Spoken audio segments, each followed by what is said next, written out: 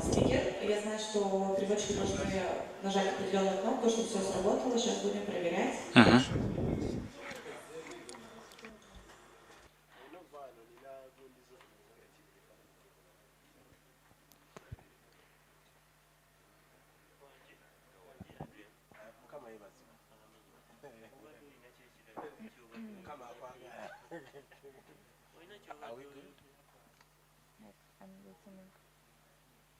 So, the interpreters who speak in Russian, please speak something Russian in microphones.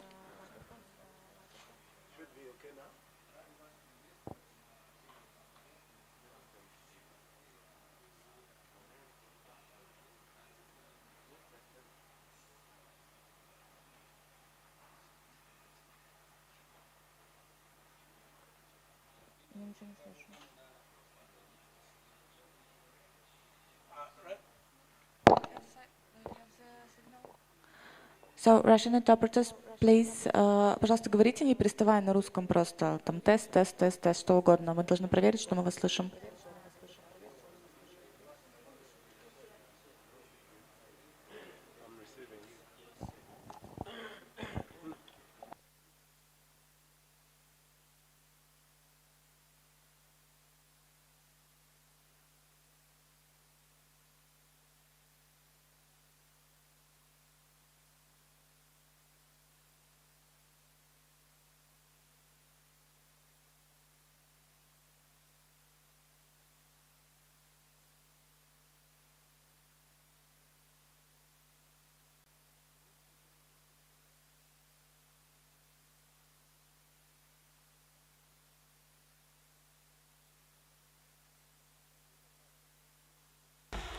Check 1, 2.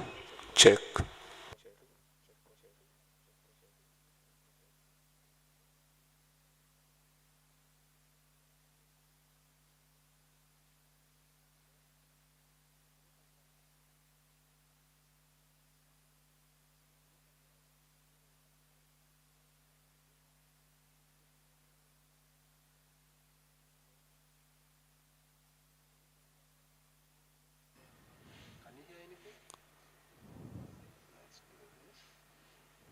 I hear.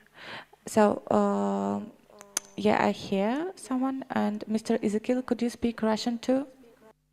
Здравствуйте, я рад приветствовать вас на конференцию, российско-африканскую конференцию по борьбе с инфекционными заболеваниями. Меня зовут Бунжо, и мы будем ваши переводчиками. Тут резюме эпидемиологическое благополучие и биологическая безопасность каждой из стран Африки является необходимым условием устойчивого социально-экономического развития региона. Пандемия COVID-19. Тест. Раз, два, три. Тест. Hello. Oh.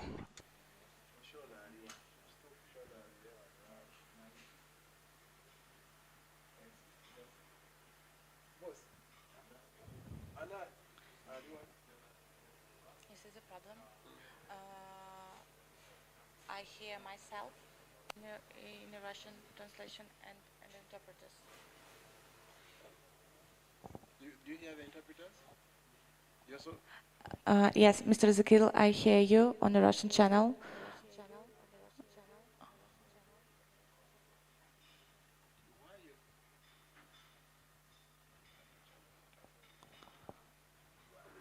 Супер.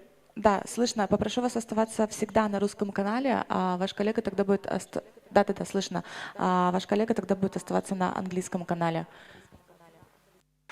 Whenever she speaks, you must give them English. Okay. What did she say to So now we're doing a relay. And she was speaking actually English. And she was saying that my colleague should keep on one channel as I also stay on the other channel, such that we can have the same voice on each channel. I hope that you can hear me. Okay. Perfecto, muy bien.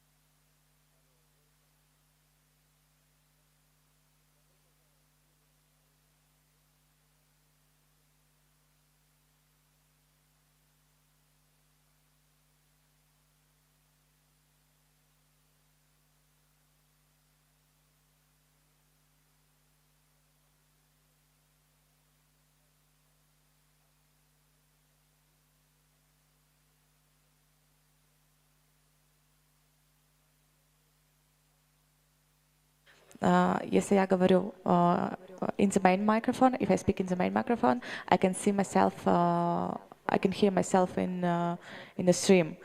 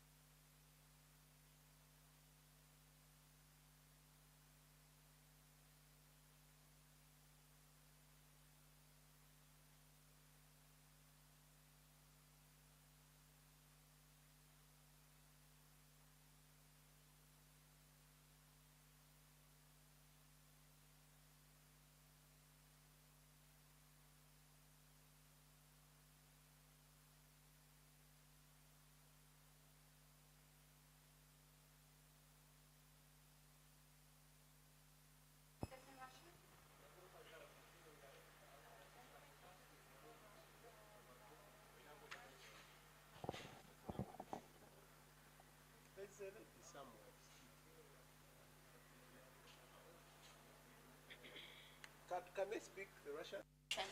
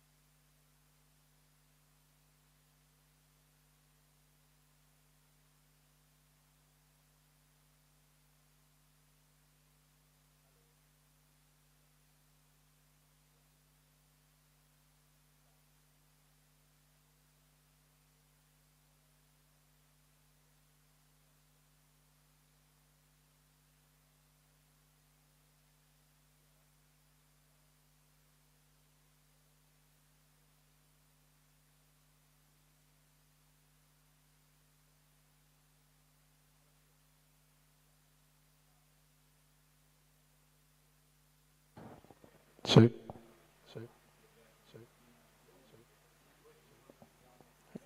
Adrian, Adrian, Adrian,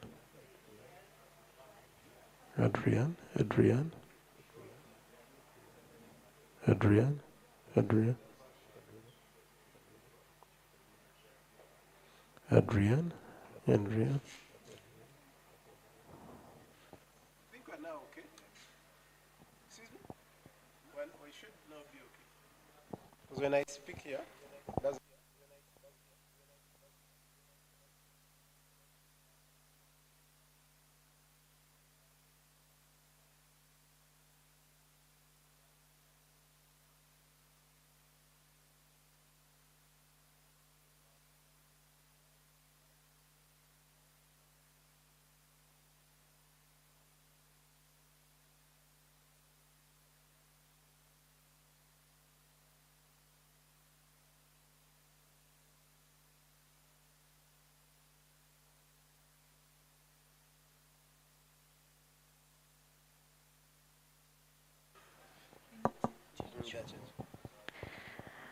Testing of Russian channel, testing of Russian channel, testing of Russian channel, testing of Russian channel, testing of Russian channel, testing of Russian channel, testing of Russian channel, testing of Russian channel, testing of Russian channel, testing of Russian channel, testing of Russian channel.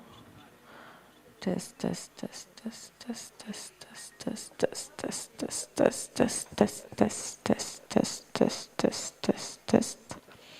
Test, test, test, test, test, test, test.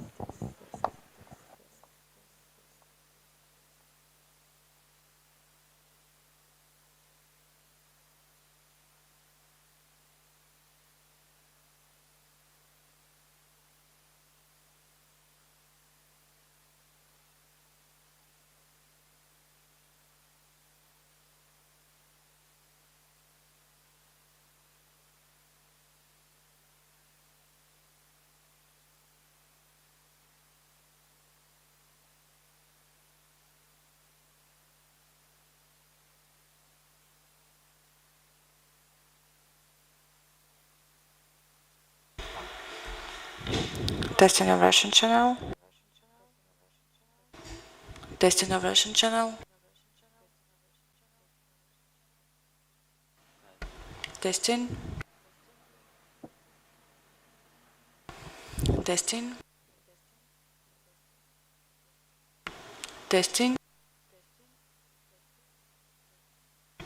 Testing. Testing.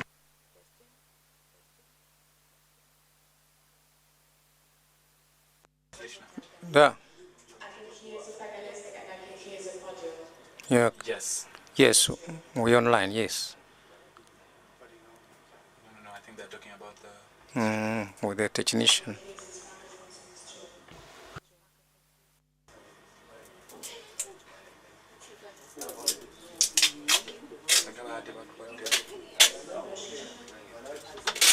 Yes.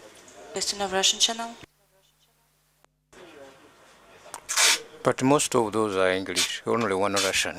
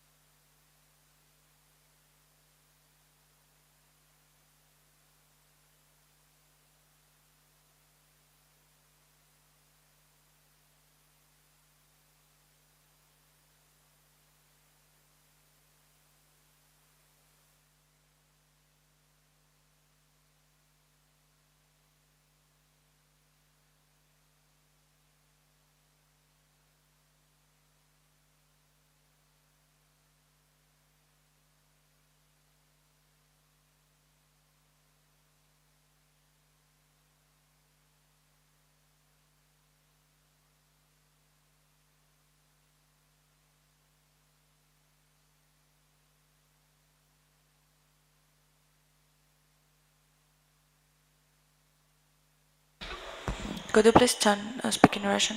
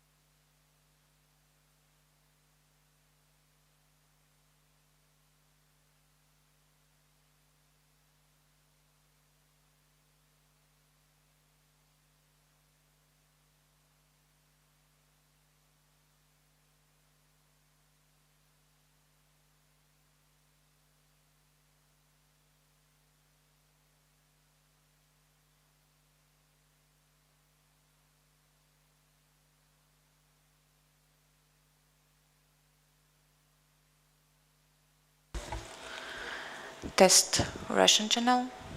So, So, Mr. Ezekiel, please keep speaking.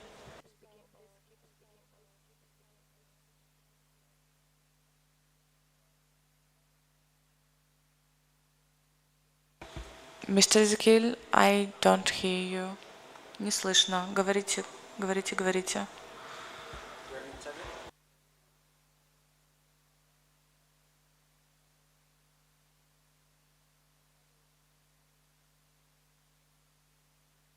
Yeah, I hear you well. Thank you.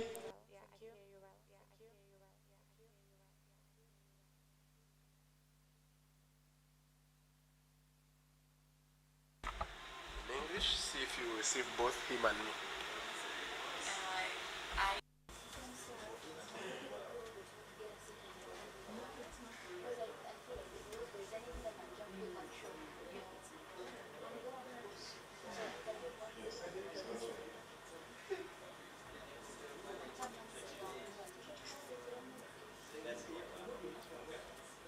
Sawa Mekai.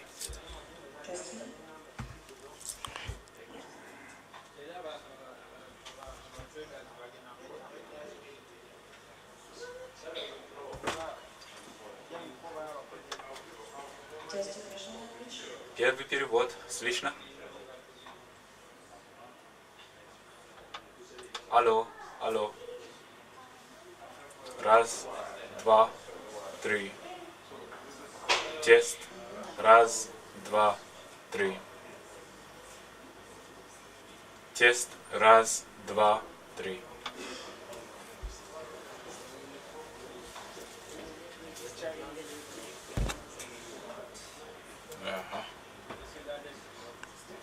Njete ku mazzi.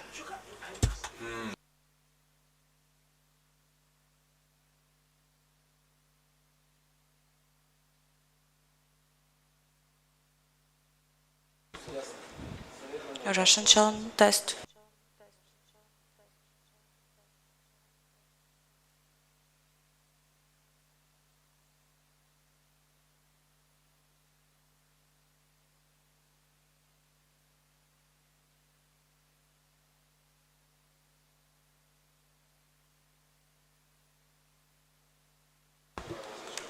This one I can hear in the stream.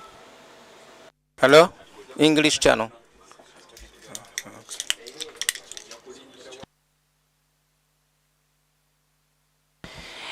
Could you please change the things on the teleprompter to be it as screen?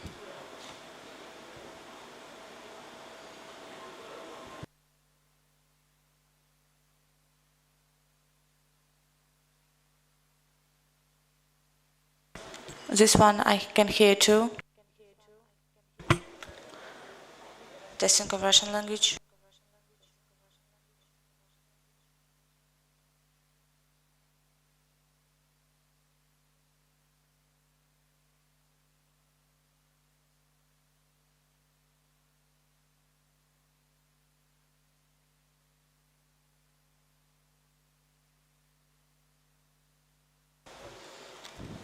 Test.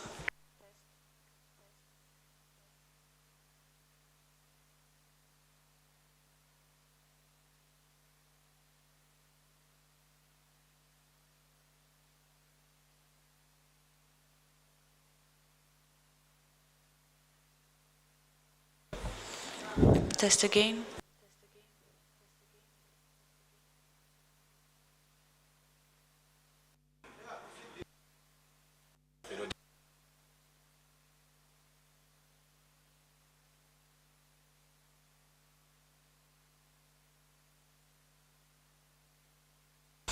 One more test.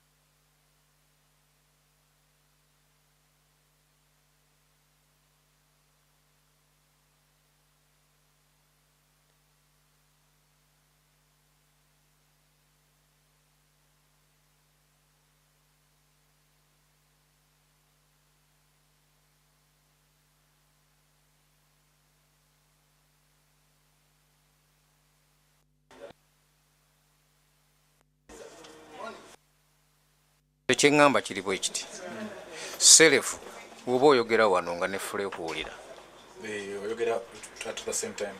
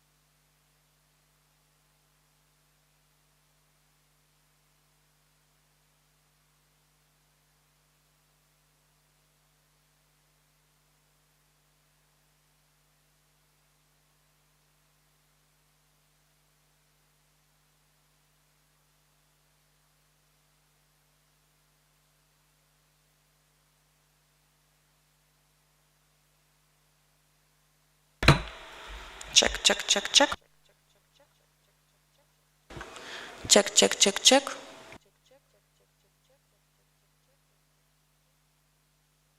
Check, check, check, check.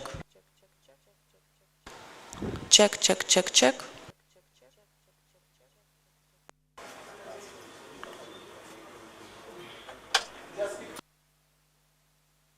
Nothing changed, I can hear.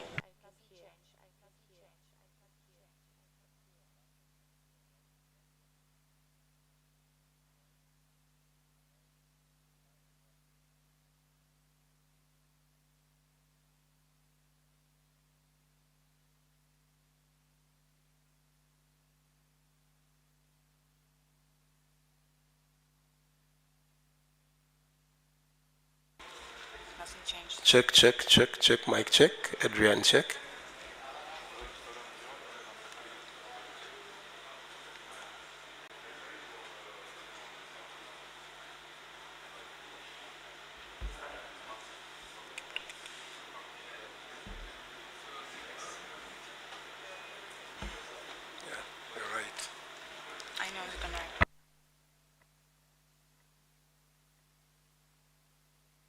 Tya n'emunfu.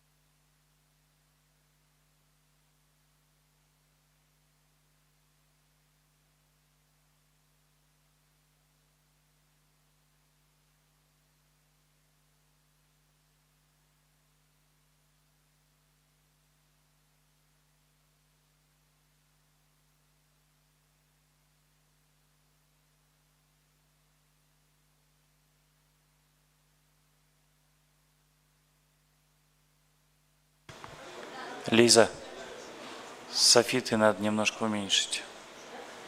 Софиты немножко уменьшить.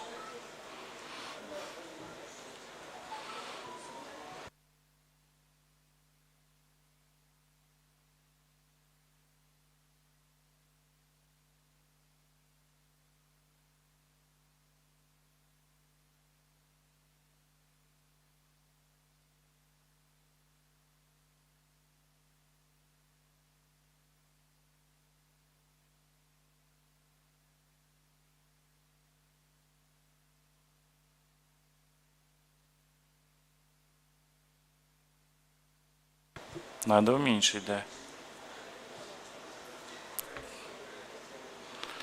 Уменьшайте, оно сильно ярко.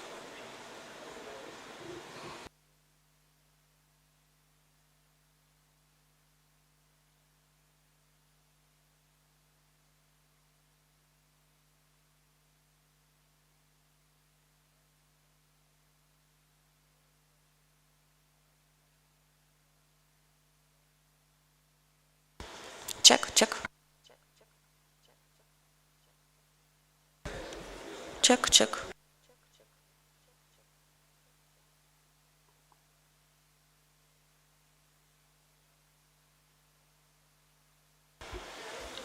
Adrian check. Adrian mic check. House floor check.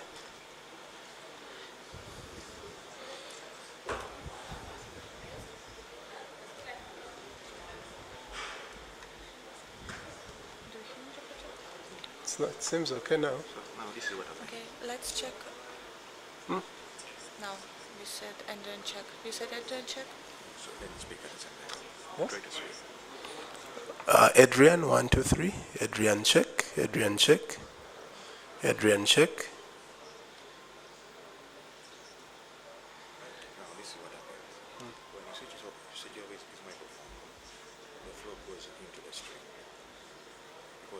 Now, if someone's speaking Russian, he doesn't have to speak in that same channel. So Russia will go in that channel. You get what I'm saying? Adrian. So maybe let's check another one. Adrian. Seems okay now here. Yes, can you check another one? Check.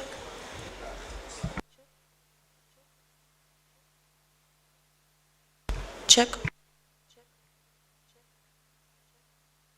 Check. Check. Check. Check. Check.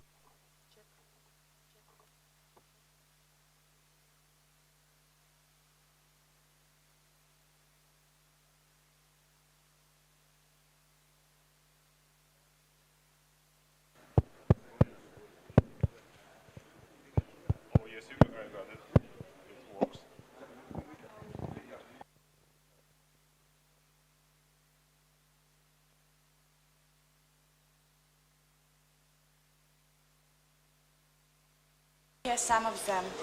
Even this one. Testing the Russian channel.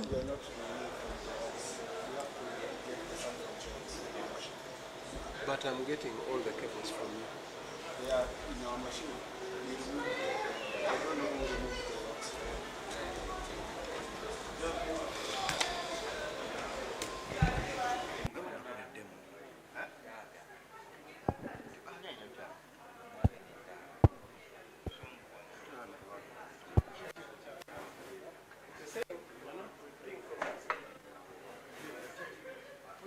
What do I say?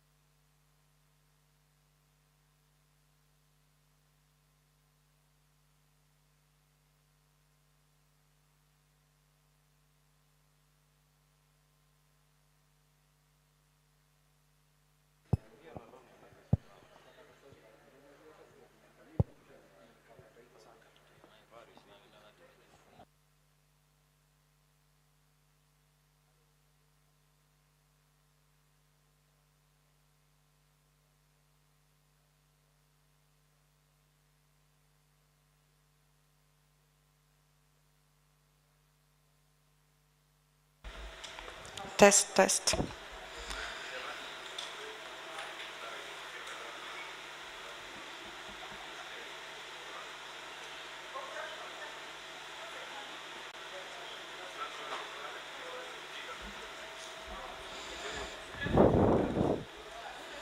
Check, check, check, check, check, check, check, check, check, check.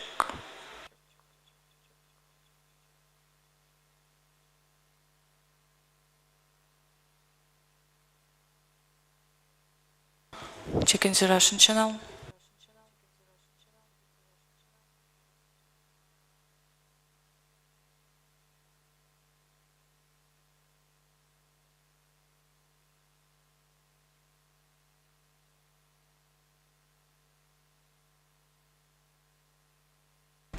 I could hear it in the street.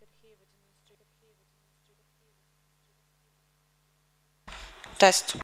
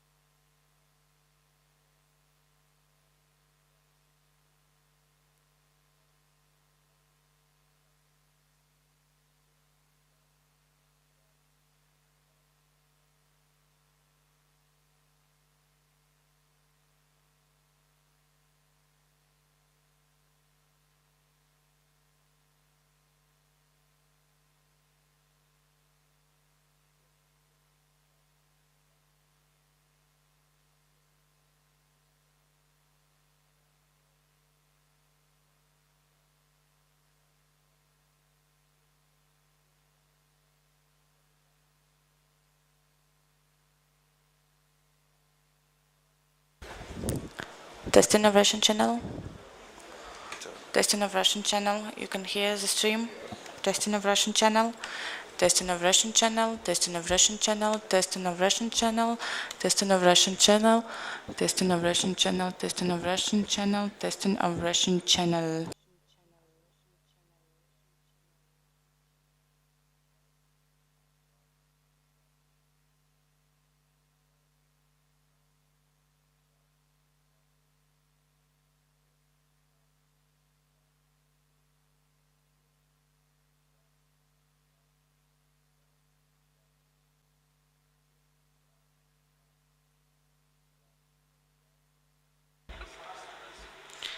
Test of the podium, test of the podium, test of the podium, test of the podium, test of the podium.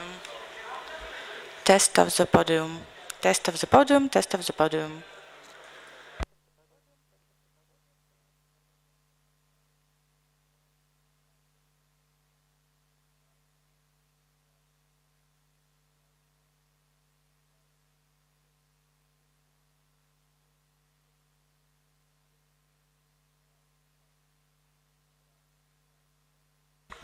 Mr. Ezekiel, do you speak?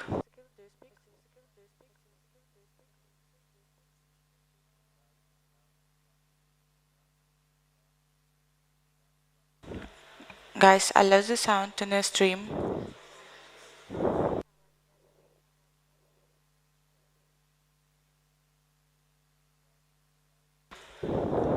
Test of Russian channel.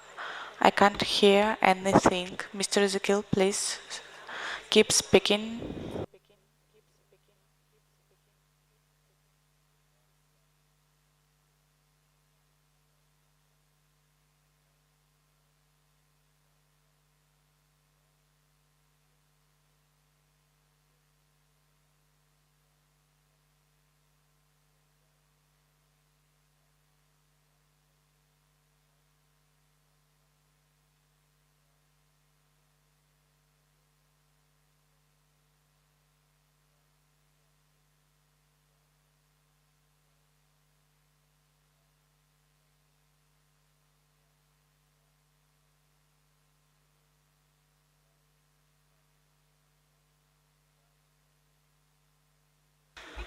Check, check, check, check, check.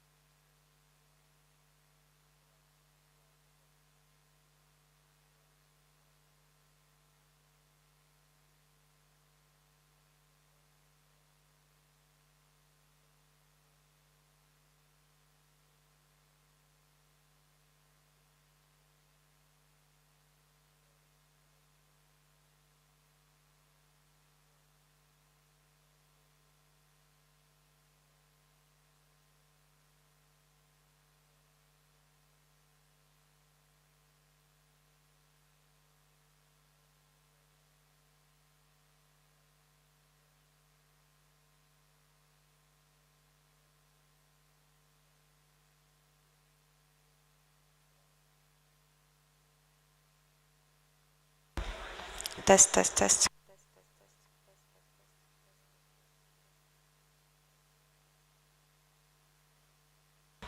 Test, test, test, test, test.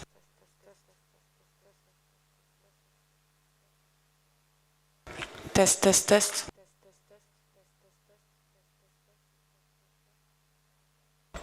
Russian test. Russian channel test.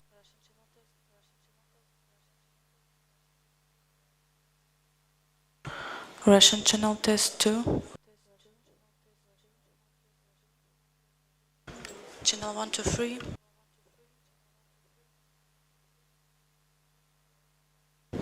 Channel 1 to 3. Channel 1 to 3.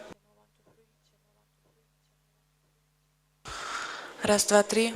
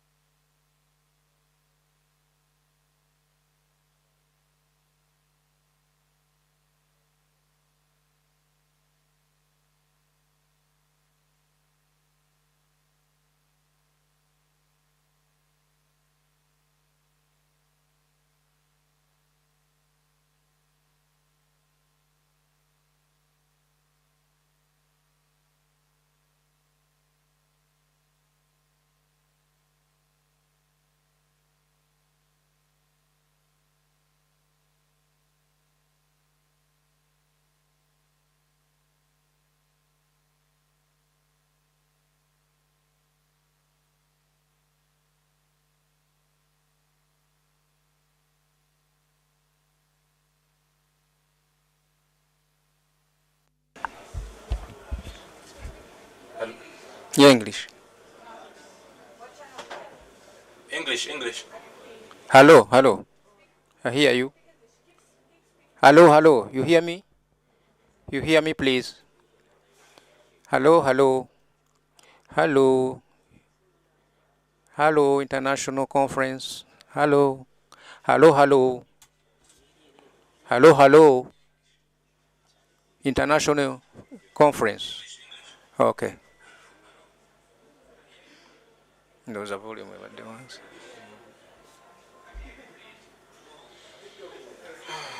Hello, hello. Hello, hello.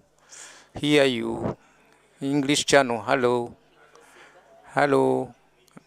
Hello, English. English channel. English channel. English channel. English channel. English channel. English channel. Yes, hear you well. English channel. English channel. Hear you well. English channel. Hear you well. English channel. Hear you well. English channel. Hear you well. English channel. Hear you well. Yes.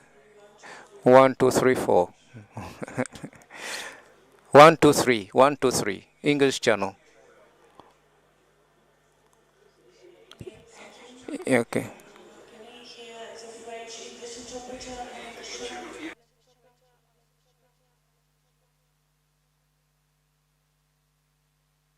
So Russian English, please stop. I want to hear French English. Sorry. Okay, thank you. Can we try again?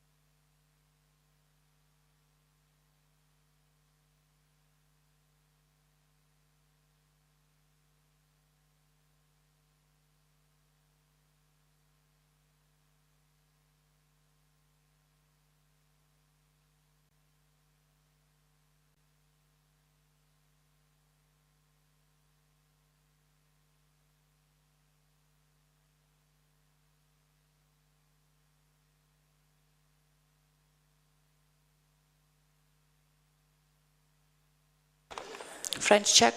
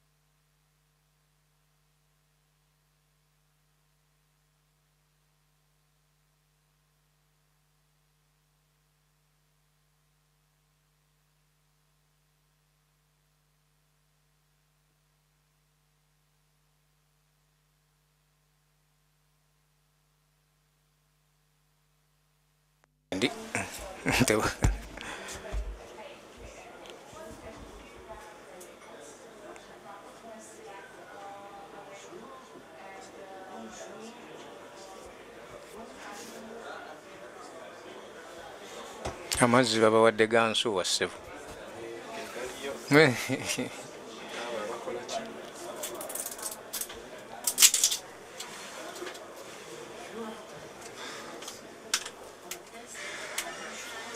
njagala okulaba bannaye besirabangako nnyo the minister of general Kachenge nembanja simulabangako. nenabanja naye Achenge namulaba e Moscow egindi e Sochi. Sochi. A'udhu billahi minash shaitani rajim.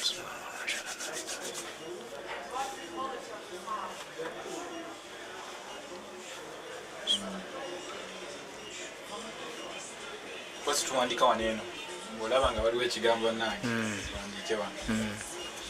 So I'll leave it here. Kirabika kinnakenya ekyo. Kati for you, you are able to even differentiate. The nations. Nation, it's good.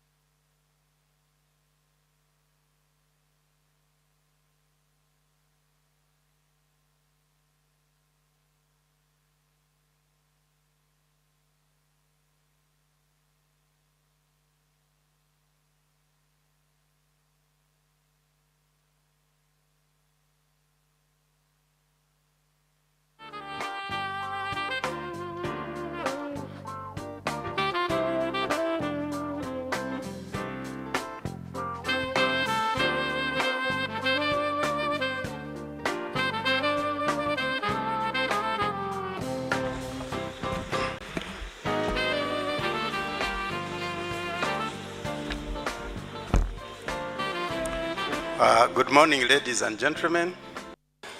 Здравствуйте всем. Рада приветствовать вас на конференции сегодня. Мы готовы начинать сейчас. Мы еще ждем наш министр здравоохранения, но скоро она подойдет. Мы начнем с гимнами. И сейчас гимн Уганды. Да, сейчас будем.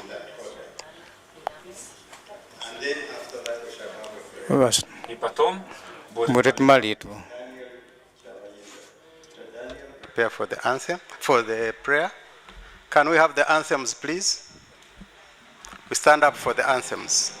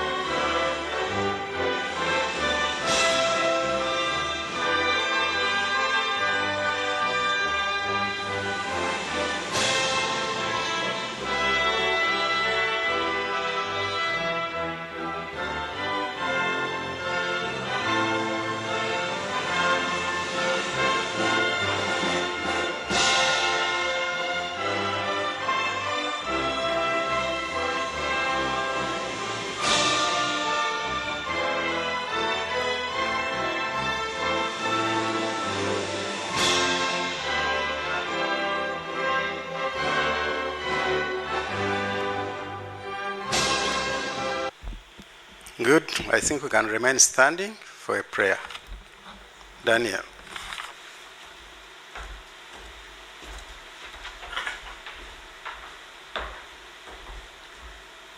Let us pray. Almighty God, we want to thank you for this wonderful day that you've given us. We want to thank you for the leadership and the people and friends that you've added to our nation. We want to thank you for the people who've traveled to join us in this meeting. Lord, as we beseech you this morning, be among us. We pray for the people for whom our service, talents, and skills benefit to make their lives better and improve their quality of care. So we pray that as we convene today, your presence will be with us.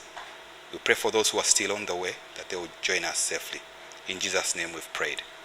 Amen.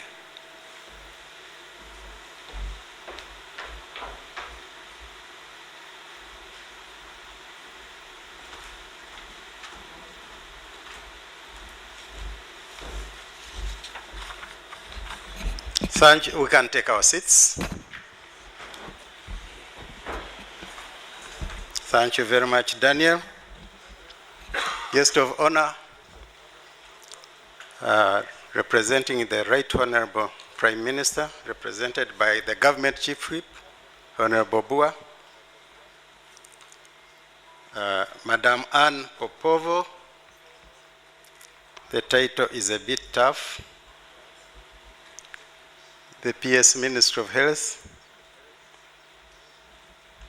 the Principal Makerere College of Health Sciences, the WHO country representative, Your Excellencies, ladies and gentlemen, I'm Dr. Henry Mwevesa, Director General Health Services, and I'll be the moderator for this opening ceremony, which is supposed to be brief. Our guest of honor is going to Parliament by 10 o'clock, so he requests us to keep this brief so that he can be able to catch up with the next session of Parliament. So at this juncture, I want to welcome all of you to the first Joint Africa-Russia International Conference on Combating Infectious Diseases in collaboration with the Federation of Russia. My role really is not to make a speech, but to invite people who are here to make remarks, and I'll do just that. So at this juncture, allow me to invite Dr. Professor Damali Nakanjako, who is the Professor of Medicine and also Principal College of Health Sciences, to come and give welcome remarks. She's been the chair of the scientific conference for this meeting, for this conference. Madam Damali, you have the floor. Please join me to welcome Professor Damali.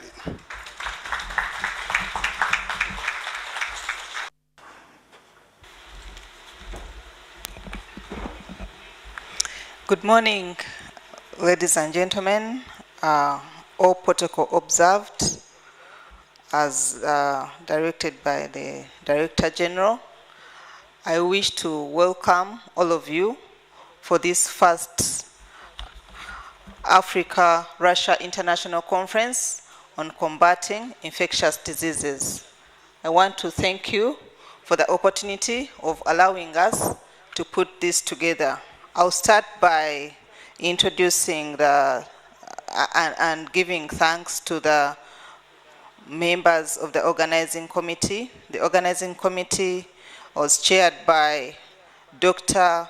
Olaro Charles, who is our Director for Curative Services at the Ministry of Health, Uganda. This was co-chaired by our Russian team, by Madame Anne Popova, who is here. Thank you. And on the scientific committee, I was the co-chair from Uganda, and co-chaired by the director of the Russian Research Anti-Plague Institute microbe of Rosparada. That is Kuti, he's also here.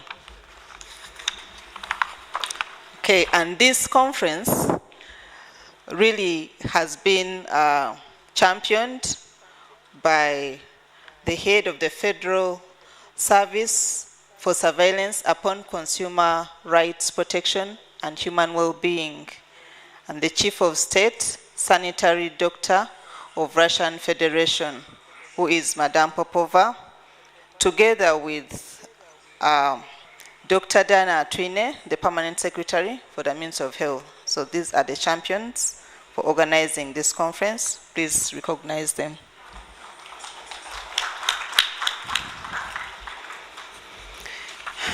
Thank you. So I'll briefly then give you a brief background of this conference. First of all, we know that epidemiological well-being and biological security of each African country is a prerequisite for sustainable socio-economic development of the region, which is our goal. The new coronavirus pandemic that happened and the way it swept the globe once again demonstrated that preventing and responding to biological security threats requires multilateral cooperation.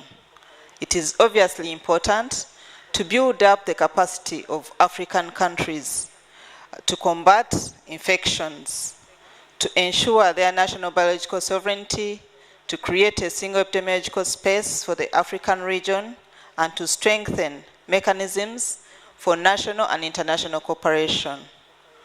In this regard, jointly, both Uganda and Russian governments have organized this first Africa-Russia International Conference on combating infectious diseases. This is going to be a 3-day conference right here at the Sheraton Hotel. And the aim is to share skills and competences in the early recognition, surveillance, control, and prevention of emerging and re-emerging infections in Africa and in the whole world.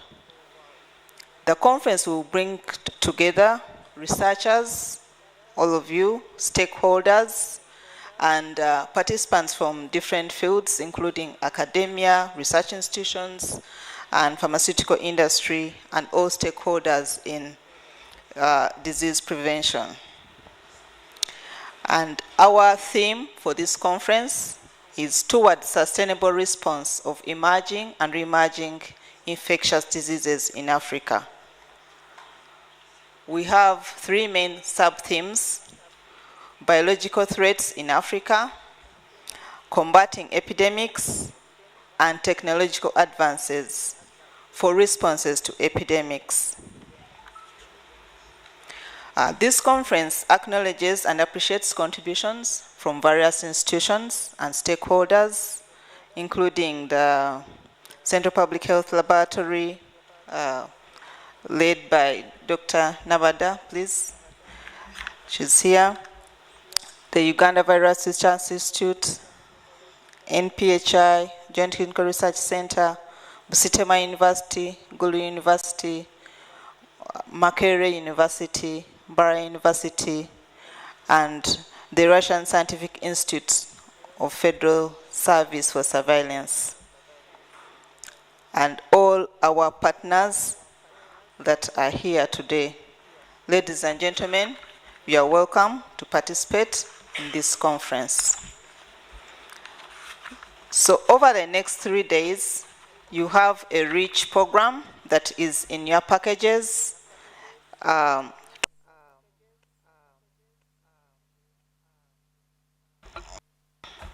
You have a rich program in your packages to cover the conference sub-themes. The presentations and keynote addresses and panel discussions have been carefully selected for us to discuss, and the program highlights are having an overview of our disease prevention strategies and cooperation in Africa, and to drive a way forward, how we want to work together to combat emerging and re-emerging diseases. And just to make sure that you stay up to the end of the conference, we have a demonstration of a new laboratory facility that is going to be demonstrated at the end of this meeting. Ladies and gentlemen, I welcome you for active participation in this meeting. Thank you.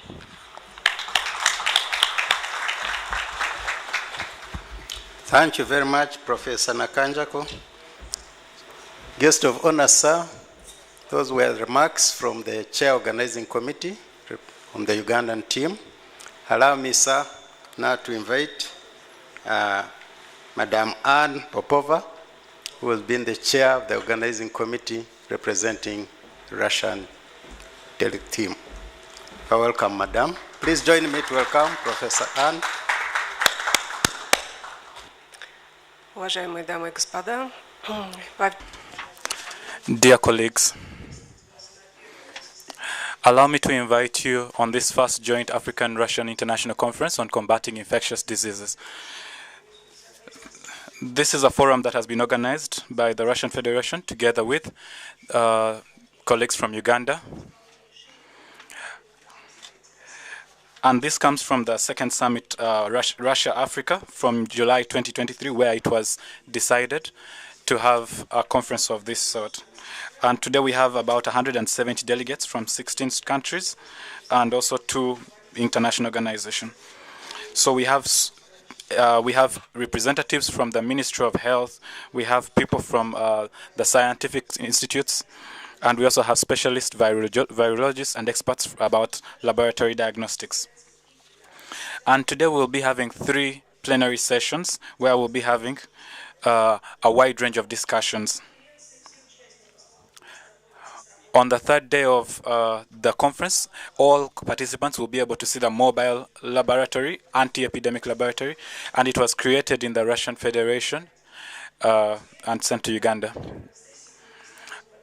After that, we will have roundtable discussions with different colleagues, and we'll discuss further about. And we also formed about 60 works between us and our African counterparts. And so these are all geared towards providing sanitary epidemiologic welfare and also a priority for humanitarian work together with Russia. So we are working together as Russia with different African countries such that we can be able to work and improve the potential for African countries to react towards epidemics and also to prevent them as prophylaxis. Allow me to now call, allow me to also read the words of the President of the Russian Federation, Putin, Vladimir Vladimirovich Putin, on this conference. Dear colleagues, let's stand please as we... I greet all of you, dear colleagues, on this first joint African-Russian International Conference on Combating Infectious Diseases. And this has been taken up by the Ugandan country. And this initiative was also taken right from the second summit, Russia-Africa, which was last year. And this is going to be something that we are going to do in order to improve our reaction towards epidemics and also prophylaxis towards them. And we want to improve the ability of African countries to be able to fight infectious diseases. And most of the African countries are ready to increase their potential in fighting epidemics and infectious diseases together with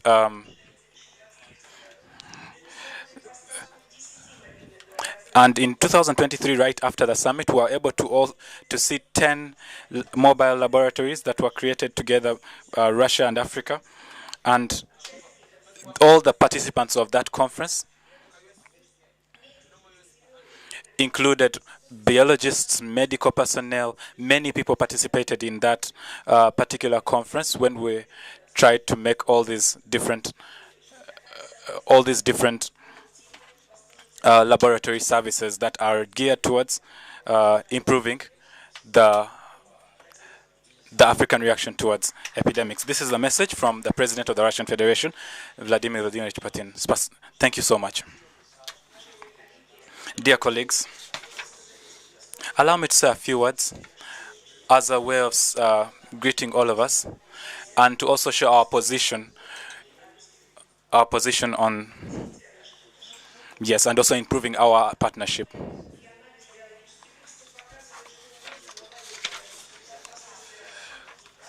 So monitoring and analysis of biological risks is showing that there are threats to the global biosecurity, and it is increasing every single day. So the epidemiologic situation in the world is not stable.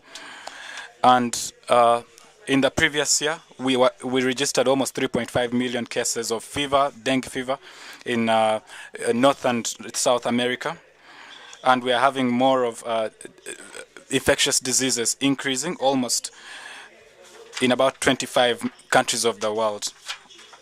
And in 2022, we also registered about 110,000 cases in 23 countries. So we're also having cases of anthrax, we are having cases of fever and different kinds of influenza that are in America, in Mongolia, in China, and in Africa.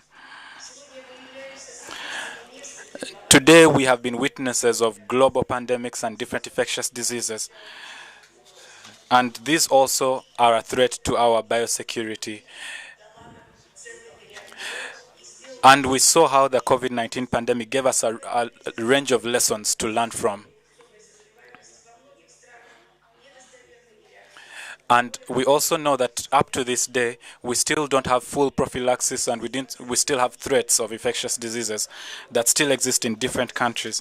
So modern technology is allowing us to receive full artificial viruses just after a few weeks, and this is a threat to us.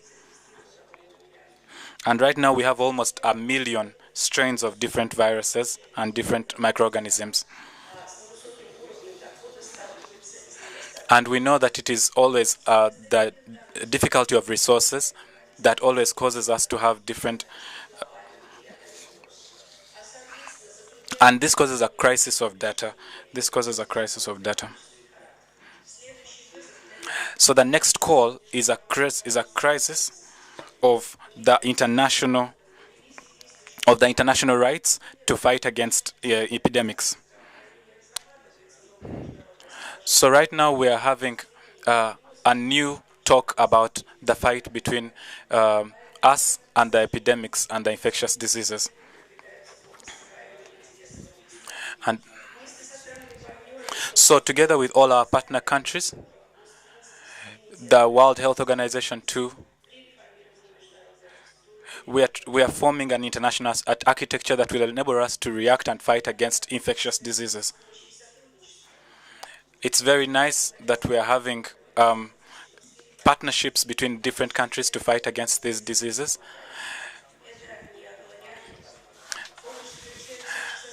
And the help that we are offering to each other is helping us to form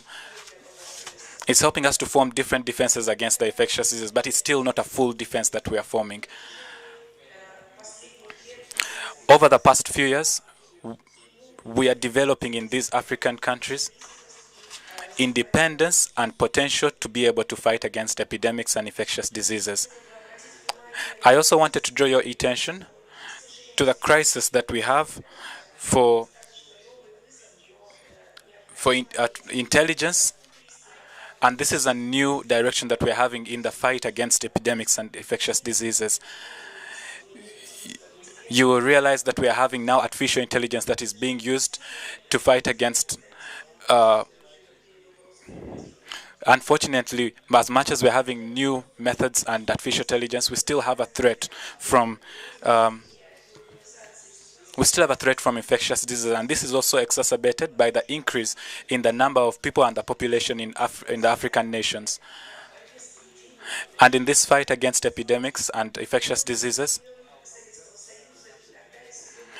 we remember that this fight started right from the Soviet Union, and right now it's still continuing. And as you can see that in the past we had Africa and the Soviet Union partnership, and many of the scientists in the Soviet Union really moved to African countries, as for example Mozambique. And in 1965, under the Soviet Union,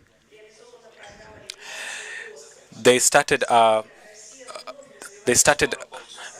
fight against smallpox. And right now we have the Republic of Guinea, Republic of Madagascar, Republic of Uganda, which are working all together to fight against these diseases. Our services are also geared towards our partners, and in 2014, there was an outbreak of Ebola. And even in 2019, we had a fight against Ebola in Democratic Republic of Congo. And again, we had an outbreak of Ebola right in the previous year. So on the territory of the African continent, Russia has two partnerships in terms of fighting against these diseases.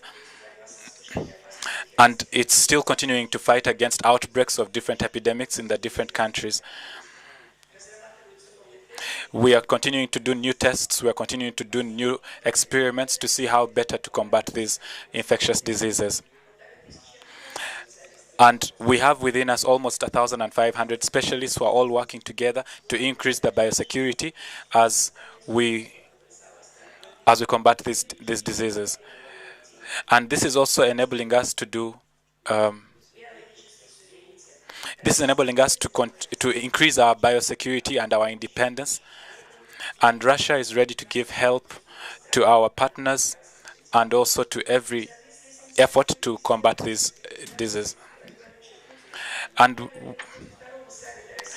in the previous second Russia-Africa summit, the president of the Russian Federation showed his willingness and to work with the different countries to combat these epidemics.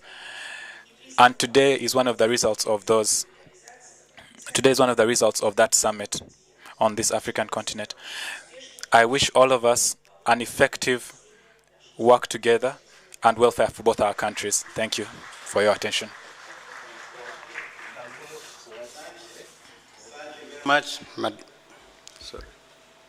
Thank you very much, Madam Anne, for those very important remarks. And in a special way, we thank you for the statement from... Спасибо большое. И спасибо за слово от президента Российской Федерации. Спасибо. While Madam Anne was giving her statement, we were joined by the Minister of State for General Duties, who is also holding the portfolio for Minister of Health. You are welcome, Madam Anifa Kahoya.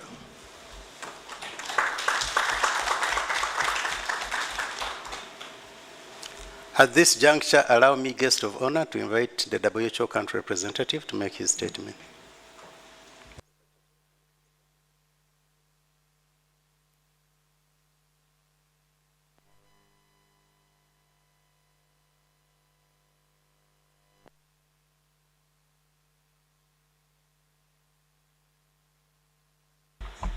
Good morning. Let me try to. The Right Honorable Prime Minister, represented by the Honorary Chief Whip, Honorable Oboa,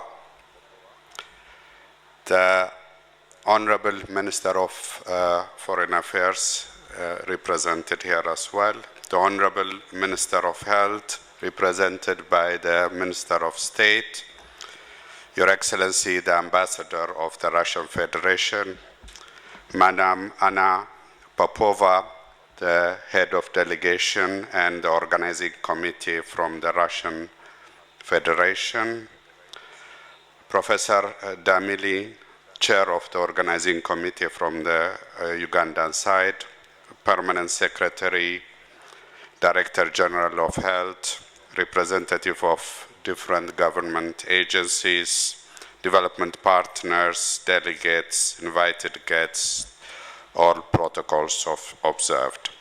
It's an honor for me to speak on behalf of the World Health Organization at this first joint Africa-Russia International Conference on combating infectious disease. I take this opportunity to appreciate the government of Uganda for hosting this important conference, whose outcomes shall contribute to strengthening health system resilience, to prepare and respond to public health risks and threats, not only for Uganda, for the whole continent as well as globally.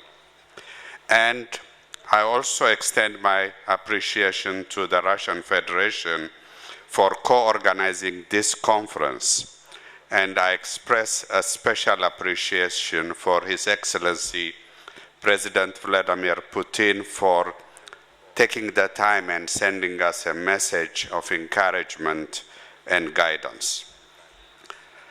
Thanks also to scientists from the various WHO member countries in Africa who has joined us. Welcome to Uganda. I would like to thank the government of Uganda for its commitment to building up national capacity tailored to the needs of its population, ensuring that all of us are protected from health emergencies, particularly those potentially marginalized and vulnerable populations. I appreciate the Ministry of Health and the government of Uganda for its unique approach of transparency towards epidemic and outbreaks that I believe to be one of its remarkable contribution to global health and international global health security. Uganda's situation, as you know, is situated in the Lake Victoria Basin with an equatorial climate which gives Uganda a rich diversity of ecological systems. Despite this desirable rich biodiversity, historically there is significant risk to the country for public health threats with back-to-back disease outbreaks of zoonotic and vector-borne nature and other emergencies that impact on the socio-economical and livelihood of its population. This makes its health system to be continuously challenged by multiple public health emergencies. However, continuous efforts are taken to maintain and enhance the capacity needed to prepare and respond to all types of public health threats. And that is a great appreciation and an opportunity to Uganda in these areas. The COVID-19 pandemic reveals that countries should expect the unexpected. For Uganda's context, we were able to rapidly respond by adapting and leveraging on existing pandemic preparedness plans and systems. We have gathered here for each represented countries to discuss pandemic prevention and preparedness in Africa, development of laboratory infrastructure for epidemic control, current nature of focal infections in Africa, and to share experiences in disease outbreak management and infectious disease controls. This conference is therefore a good opportunity to share experience and leverage on current momentum to strengthen the global architecture for health security, be it prevention, preparedness, response, or building resilience for our health systems, and to operationalize the vision set by the World Health Assembly and its member state for a more equitable and robust response to future pandemics, saving lives and protecting livelihoods. We need to leverage the latest tools and approaches by sharing, learning, and collective action to establish during COVID-19 pandemic and other relevant public health emergencies as we plan for the next pandemic. Most importantly, as you all know, currently member states are negotiating the International Health Regulation 2005 revision and the Pandemic Accord. It is important that we take into consideration our collective health, our collective existence is more important than anything else. And how we negotiate and come up with these international regulations and agreements would determine how we deal with the next pandemic.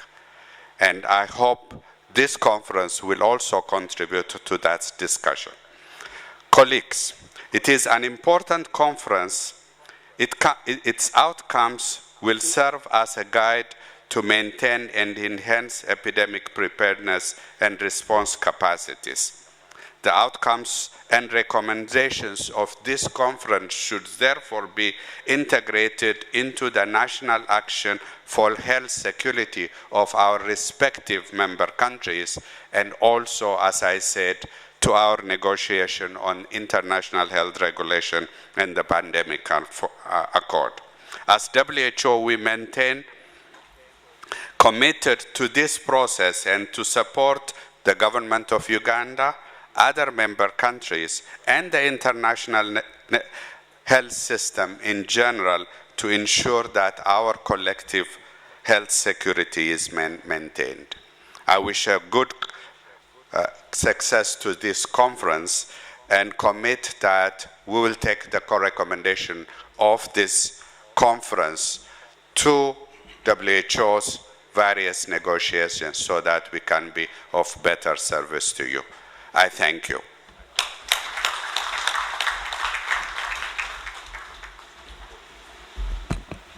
Thank you very much, Dr. Jonas. Dr. Jonas is our WHO country representative. Guest of honor, since this is my last intervention, I think, let me stand up. Allow me, guest of honor, to invite the PS to make her remarks, after which I request her to invite the minister, who will invite the guest of honor. Thank you very much. Please join me to welcome the PS.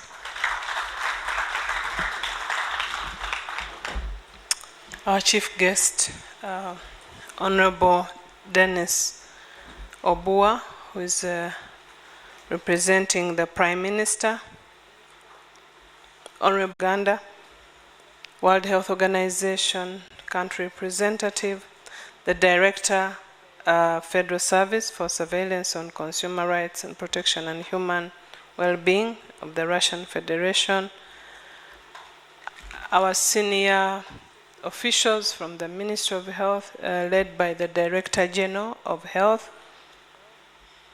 our distinguished guests, ladies and gentlemen, we are very delighted to have you here in our country. Thank you for coming. We want to welcome the team from the Federation of Russian Government and also other African countries. Thank you so much for attending this very important, very first meeting. We have had several meetings, but I think we had not, this is the first to work with the Russian Federation on epidemic response and control. This started way back in 2019 when the head of state in Uganda visited Sochi, and in that meeting the agreement was signed between Uganda and Russia to have the cooperation to support Uganda, but also to work in the area of epidemic control, because we know that globalization is a reality. No one is safe until everyone is safe. The epidemics that we have had previously showed us that we cannot be isolated, and the disease does not know the borders. It will cut across the borders and it will affect every person. So every human being matters, and it is high time that Africa developed capacity, because when you look at the devastation and the frequency of epidemics, they are more frequent on the continent of Africa. And here in Uganda specifically, we have had quite a number of epidemics. We look forward to discussing and hearing the scientific papers that are going to be presented today and in the next 2 days on the experience from African countries and also a Russian country to tell us, and we shall share that experience. But also Uganda, we have a lot of experience in epidemic control. We want to thank the partners that have been working with this for so many years and where we have got. And we want to thank the Russian government for the mobile laboratory that you gave us and the training, because I know that this will also add a lot of value to our capacity to respond to epidemics wherever the epidemic will happen. We will not have to transport the samples from wherever to bring it to Kampala or to Entebbe, where we have been testing from. And so this, for us, it is another milestone to getting better in our response to the epidemics. Want to thank the academia.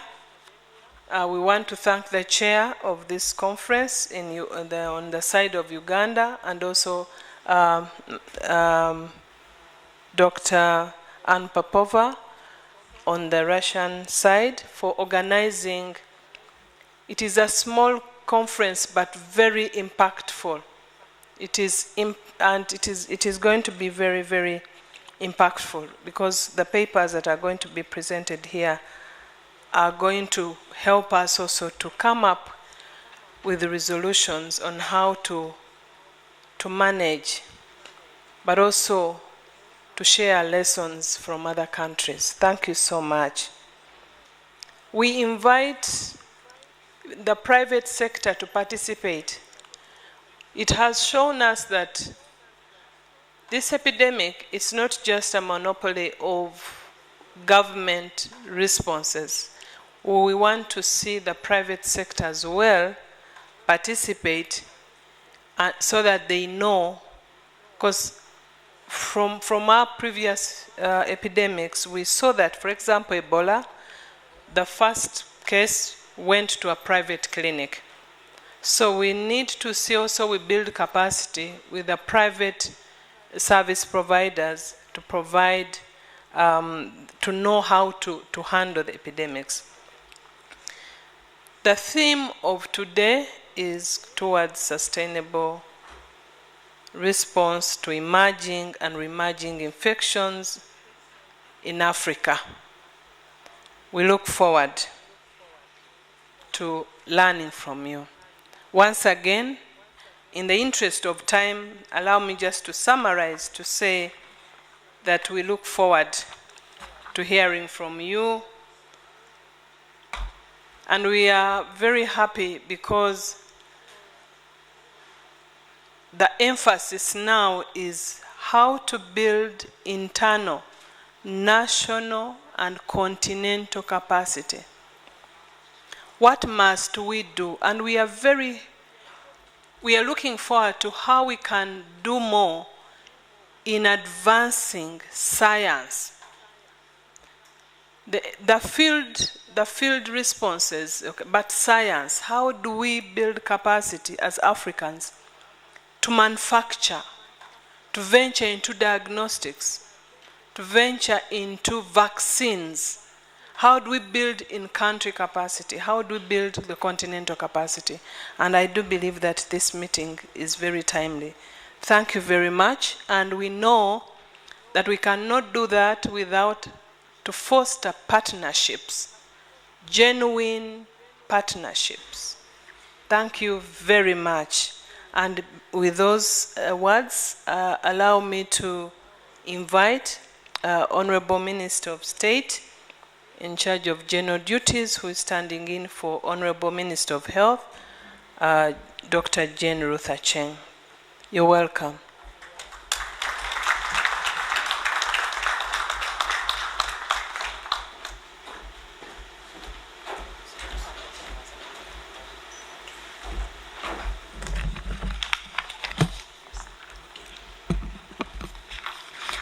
Thank you so much, Madam PS.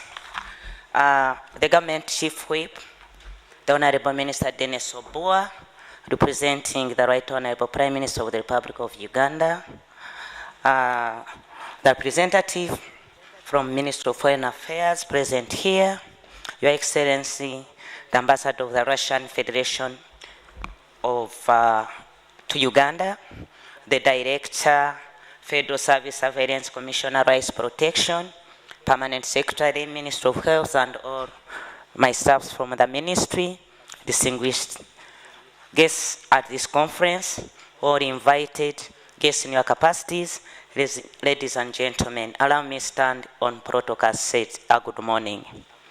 I welcome you to this momentous occasion of scientific conference between Russia and Africa, a gathering between of people from different continents separated by a distance of about 10,000 kilometers.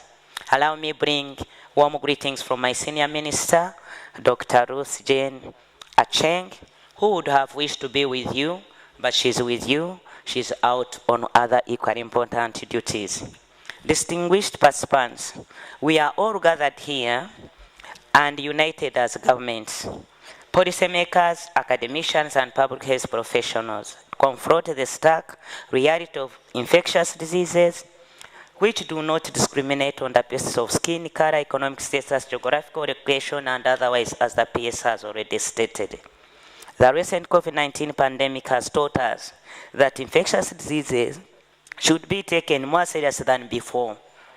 The lives lost, the social disruption, and the negative impact that it had all of us, it taught us that we must come together and we must be united together. The reason we are here together. And I want to thank everybody that has made it here so that we can put our heads together for the good cause. Ladies and gentlemen, in Uganda, for example, we have seen firsthand and devastating toll that the disease like HIV, AIDS, malaria, Ebola can take on our communities, and I'm sure you are all aware that what we have gone through. The COVID-19 pandemic did not spare us either. We were already prepared, and that's how we managed to respond to it remarkably. To give you the perspective, Uganda is only the country that has the highest number of Ebola virus outbreaks in the whole world, with 8 outbreaks registered span within 20 years. The first outbreak was in the year 2000 in Iguru, which is situated in the northern part of Uganda. We lost about 224 lives out of a total of 425 who were infected. We did our best to control the outbreak. Again, for example, recently, we controlled Ebola outbreak that occurred in the central region, as you may have been aware, and this was in year 2022, in a record of only 3 months. This shows that we have strived to go on and to manage, to detect the pandemics early, manage them, control them, and we are happy for all. And even the deaths we occurred was that our communities reported late, and of course, they were not aware that to bring it to the attention of the management. One in which we managed the outbreak was a mobile laboratory which deployed at epidemic centers in Mubende, and through our institution of UVR, which is the research, within 6 hours, we had managed to start tracking the contacts. I want to thank the people of the Russian Federation for bolstering the diagnostic capacity further when they donated the state of art mobile laboratory that helped us. We are very grateful to the Russian government and to His Excellency, the Ambassador. We thank you so much and we remain highly indebted.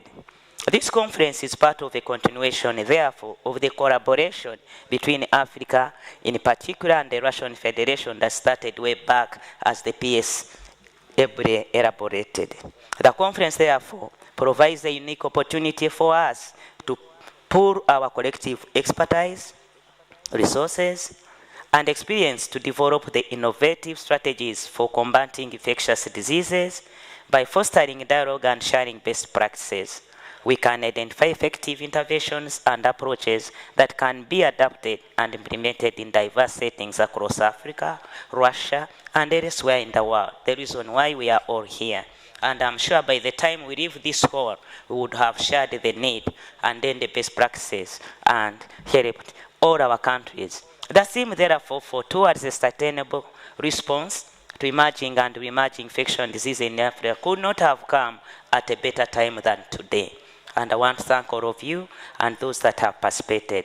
Through strategic interventions and partnerships, we have made strides in reducing the burden of infectious diseases among our population, and we shall continue to have diverse partnerships because we are committed to continuous improvements.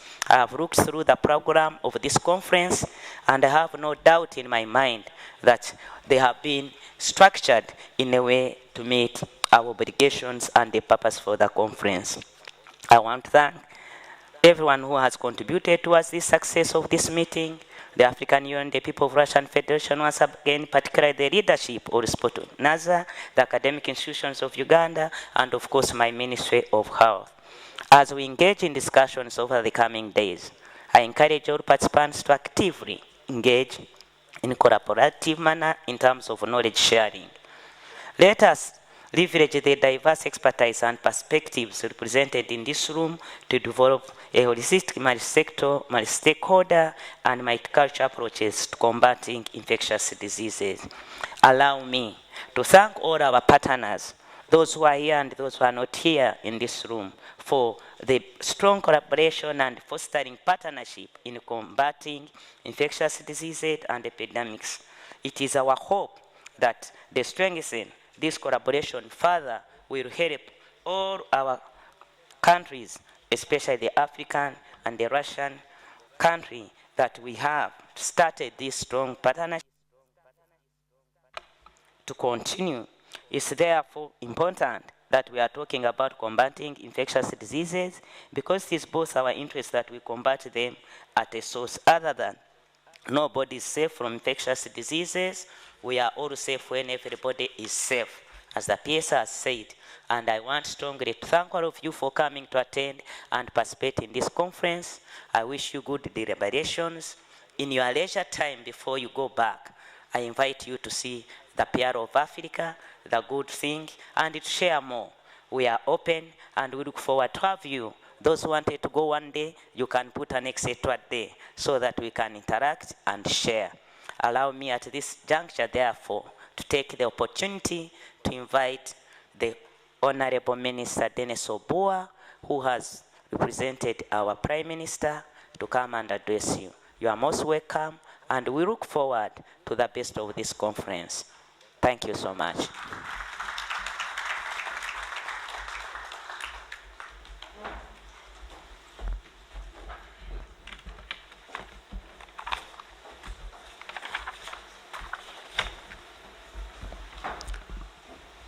Before I deliver the written speech of the Right Honorable Prime Minister of the Republic of Uganda, permit me to say the following. One, to deliver the humble apology of the Right Honorable Prime Minister, who is currently representing the country at another international conference outside Uganda. She therefore requested me to represent her at this high-powered conference. My name is Obua Dennis Amson. I serve in the government of the Republic of Uganda in the capacity of the government chief whip. Let me therefore proceed to the speech. The Honorable Minister of Health of the Republic of Uganda, Your Excellency, the Ambassador of the Russian Federation to Uganda, the World Health Organization representative, here representing all our development partners, the Permanent Secretary, Ministry of Health of the Republic of Uganda, the Director, Federal Service for Surveillance on Consumer Rights, Protection and Human Well-being of the Russian Federation, all invited guests in your different capacities, ladies and gentlemen. I am humbled to officiate at this first Africa-Russia International Conference on combating infectious diseases. I am personally pleased to be part of this initiative geared towards sustainable response to emerging and re-emerging infectious diseases in Africa. But first, permit me to deliver to you, distinguished delegates, warm and fraternal greetings from His Excellency General Yoweri Kaguta Museveni, President of the Republic of Uganda, the Commander-in-Chief of the Armed Forces of the Republic of Uganda and the Fountain of Honor of the Republic of Uganda.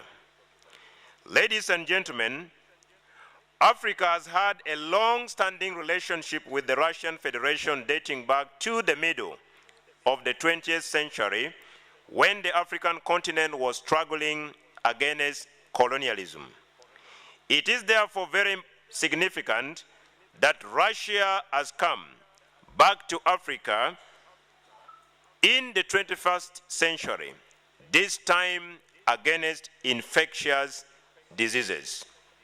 As you may be aware, most of Africa lies in the tropics, and that means we are very prone to disease outbreaks of epidemic nature.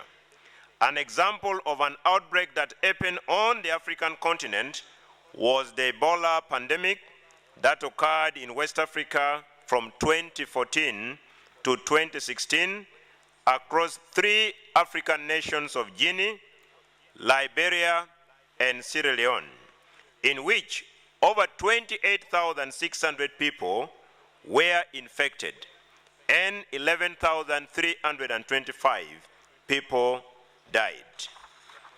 For the avoidance of any doubt, in Uganda, we have been lucky to have a president who is bold and scientifically well informed.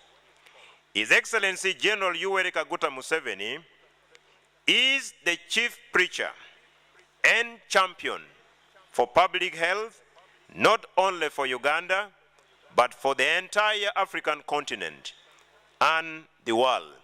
And this was demonstrated recently when the whole world was attacked by the COVID pandemic. He played a leading role in the control of many outbreaks of Ebola, Marburg, and COVID-19 pandemic in the country. Every year, ladies and gentlemen, Uganda gets between 7 to 10 outbreaks of dangerous diseases.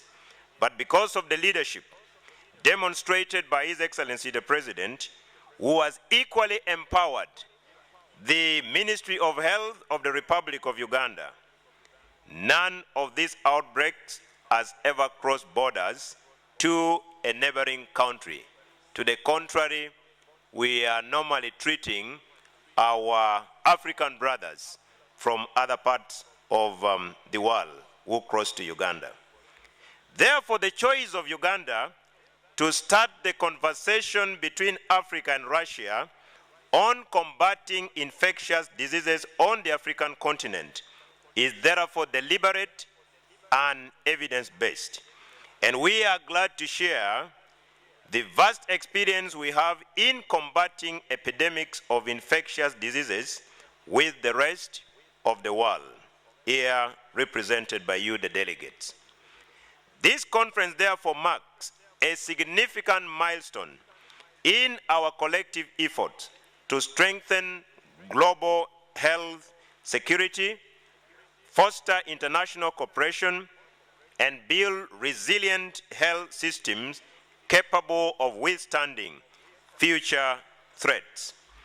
In this regard, I commend the efforts of the World Health Organization, African Union, the Russian Federation, and the whole international community in advancing the global health agenda. Together, we have made a significant stride in recent years, but much more remains to be done. We must therefore commit ourselves to concrete actions that will deliver tangible difference in the lives of millions of people in Africa and around the world. I wish therefore to invite the people of the Russian Federation, in line with the theme of this conference, which peruses towards sustainable response to emerging and re-emerging infectious diseases in Africa, to partner with the people of Uganda and invest in this country, particularly in the production of laboratory diagnostic equipment and reagents, vaccines and pharmaceuticals products, among others, but also cascade this approach regionally. You may recall, or you may be aware, that Uganda is a land-linked country and one of the 8 member states of the East African Community, which has a combined population of over 302 million people and a GDP of 313 billion United States dollars. This is a huge market for the products that you will be producing here. And of course, for us, we shall have access to affordable and sustainable supply of the inputs we need to control the infectious diseases. Ladies and gentlemen, in your respective capacities, our response to infectious diseases cannot stop only on the scientific and political front. We must also address the root causes of infectious diseases, including poverty, inequality, sanitation, and access to health care. That is why the National Resistance Movement government has put in place the Paris Development Model and the Myoga Fund to empower our local communities economically and to eradicate poverty among the population.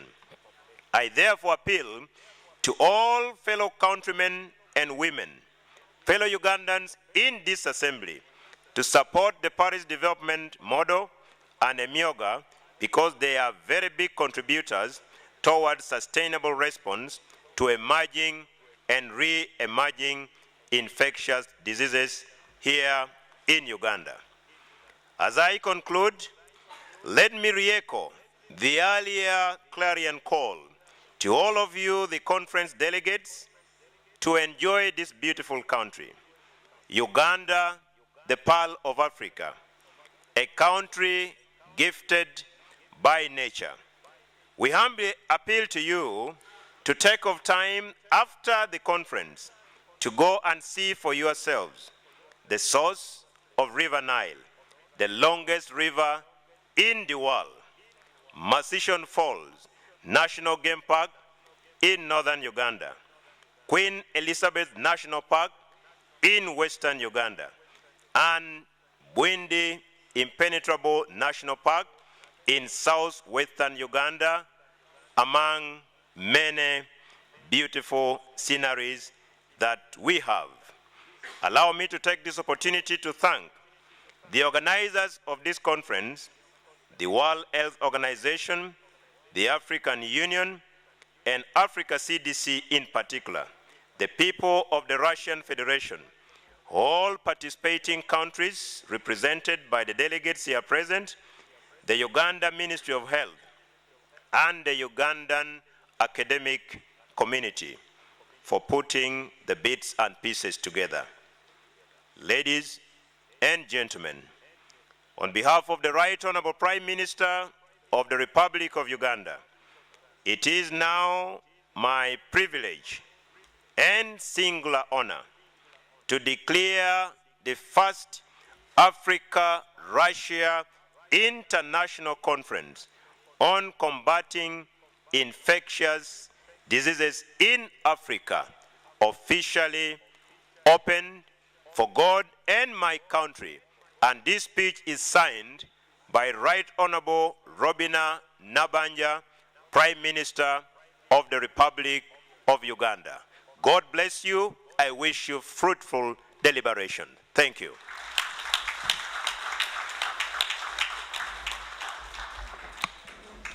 Thank you very much, Honorable Minister. Another very big clap for the message from the Prime Minister. Guest of honor, I request that at this juncture, allow us to have the anthems in a reverse order. Thereafter, we shall have a photo moment, and I think the photographers will guide us how we shall have that part. Then we'll go for a break and be back by 11 o'clock for the scientific presentations. Can we have the anthems, please? We stand up for the anthems in a reverse order.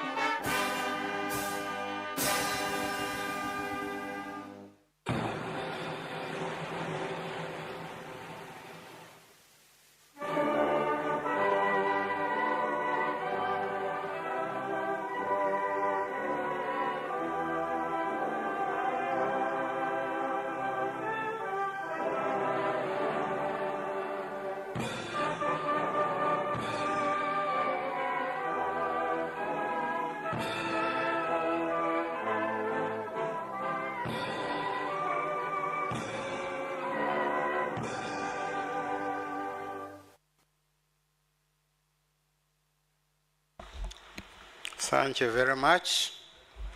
So you need to guide us how we take the photo.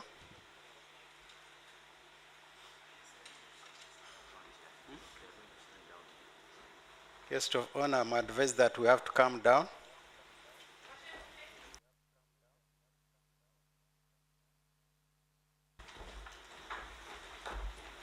The organizing committee, you need also to advise us how many photos we are taking and with which constituencies and which teams.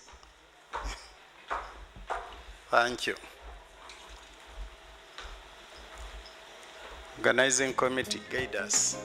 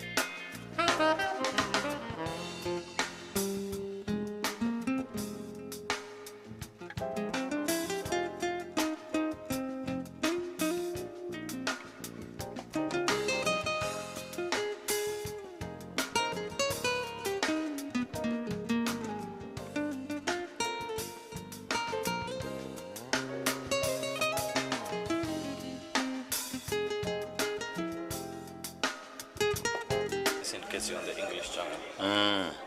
Sensible as that.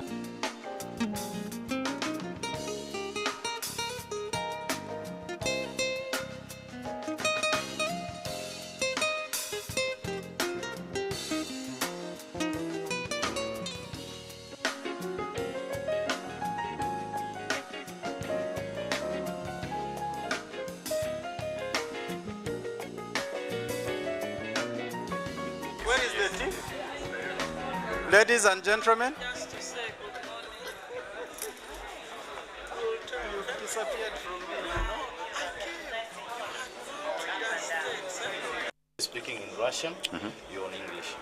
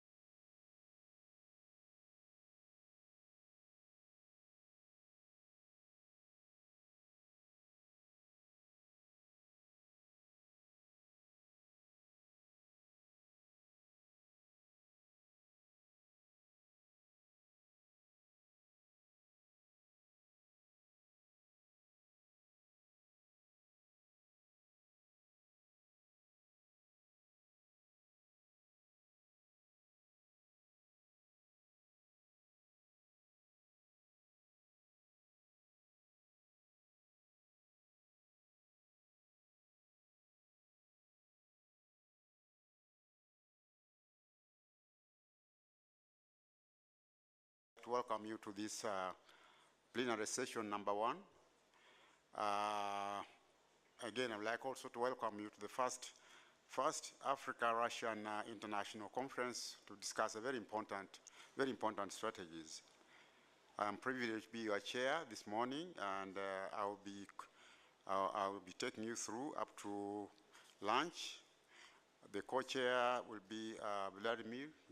He's in the corner. He should be joining me shortly. And we shall have six presentations on 6 very key topics, sharing experiences and also sharing knowledge. Each topic will be about, each speaker will be allowed about 15 to 20 minutes. And at the end of it, I think we shall be having a short question and answer session. With those few remarks, ladies and gentlemen, I would like to introduce the first speaker. And the first speaker is Andrew. Andrew will be talking about Andrew Nazayo. He's the manager of the Central Public Health Laboratory, Epidemic Response. And he'll be talking about, his topic will be laboratory response to pandemic threats, the Ugandan context. You have the floor. And I'm giving you 15 to 20 minutes. I'm flexible, but maximum period is 20 minutes. Over. And please, translation, I think, please be familiar with this. Number 1 is English, and then you can just scroll through and be able to accommodate yourself. Your time starts now. Yes, thank you so much, Dr. Kware, and I kindly request the team to display the laboratory response to pandemic threat presentation. Yes, maybe I can use this time to introduce myself. Andrew Sauteba is my name. I manage the CPHL Epidemic Response Lab, and it's beyond an honor and pleasure on behalf of the Commissioner Lab Services to share with us the laboratory response to pandemic threats. We all will know that in the past 2 decades, we've been having, I want to request to flip to the next page. We all will know that in the past 2 decades, we've had emerging public health emergencies, and WHO thinks since 2021, since 2001, has been able to declare 7 of them, from the H1N1 influenza outbreak in 2009 to the recent monkeypox of 2022. You realize that all these threats have strained the laboratory systems globally, including us here in Uganda. And obviously the scope of these public health threats has gone on to expand over the years, and this is exacerbated by the floods, the encroachment to the hosts of these zoonotic pathogens and other hazards, just as we shall see as we move on. And something very key to note is that you cannot fight a fire while blindfolded. You need to know where the enemy is hiding, and that makes the public health labs be at the forefront to confront these public health emergencies. Something key to note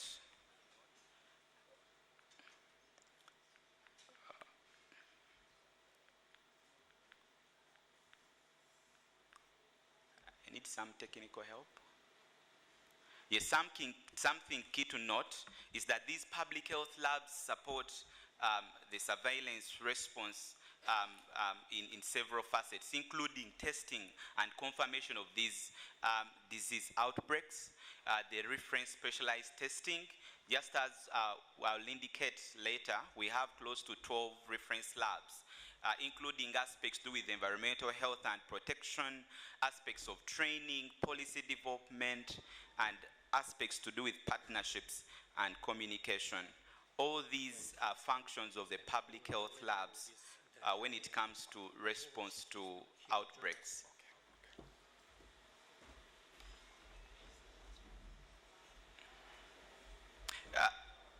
Yes, why Uganda is vulnerable to these public health emergencies.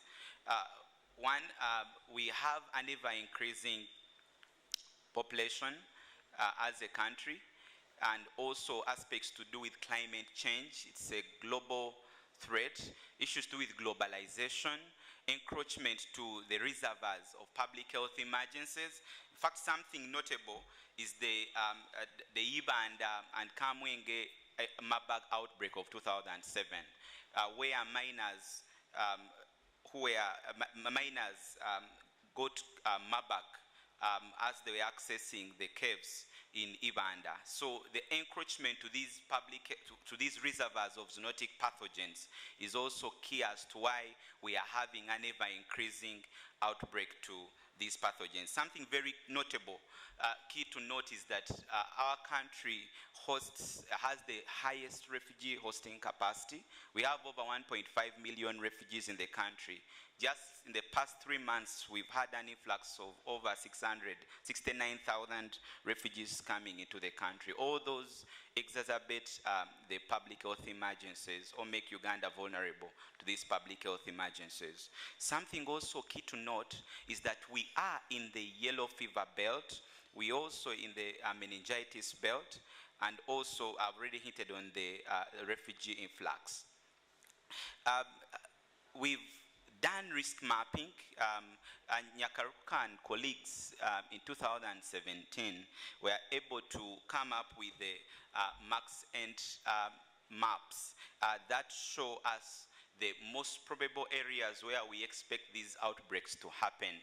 And this was based on, one, the reservoirs, mainly the presence where we have mostly bats, and also their mapping, we currently using it to heighten surveillance, and most of those areas we have sentinel sites where we have routine samples being collected from those areas and tested at the reference laboratories.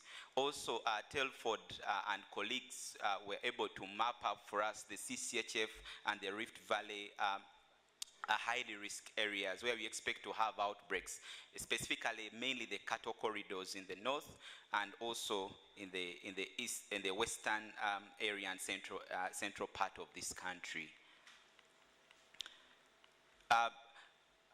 Obviously, just as I indicated in the beginning slide, Uganda has registered one of the most occurrence of these infectious diseases. In fact, in 2018, WHO AFRO indicated that the country had reported the highest outbreaks on the continent. Therefore, we have a reason to tighten our mitigation measures when it comes to these outbreaks. This is just some few details to indicate that in the past 20 years, we've had over 30 filovirus outbreaks. And in the past 5 years, we've successfully been able to contain these outbreaks, specifically to COVID-19, Ebola, Rift Valley, and Crimean Congo. And the lab has been at the forefront with regards to detecting, confirming, and reporting of these emerging and re-emerging infectious diseases. We can't forget the COVID-19 pandemic that swept across the entire globe, and Uganda wasn't spared. And something key to note is that the lab was able to ensure that it confirms over those 170,000 cases. Just as I indicated as I started the presentation, you cannot fight a fire while blindfolded. So it's very important for us to know where the enemy is and isolate all those cases and ensure that the pandemics are stopped.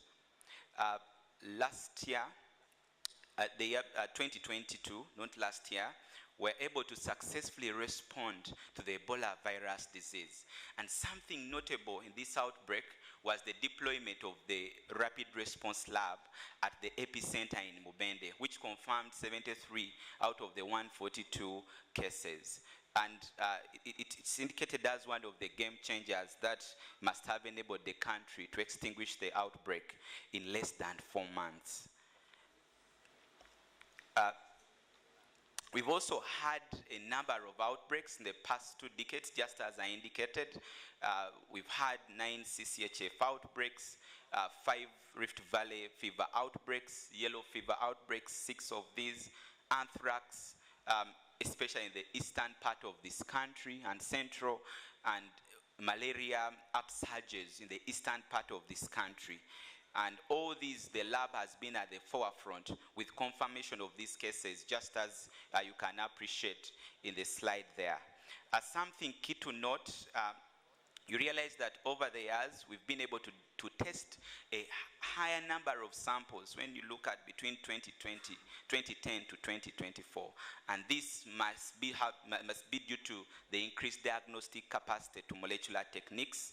And also this has enabled us to detect these cases early and enable a response that's appropriate. We've had a number of outbreaks over the years, especially to the Ebola filovirus in Gulu, Luero, Kabale, Mubende, over those different years. Something key to note is that we've also developed capacity to detection of bacterial outbreaks and antimicrobial resistance through the network of the National Microbiology Reference Lab. And notable key of these cases include outbreaks, include cholera outbreaks over the different years, the black water fever, typhoid, and etc. And we've been able to build capacity for detection, confirmation, and even follow-up of the different cases over the years. Also, natural disasters such as in the Elgon and Teso regions also exacerbate the impact of these outbreaks. Allow me to just resound the role of the laboratory in these outbreaks.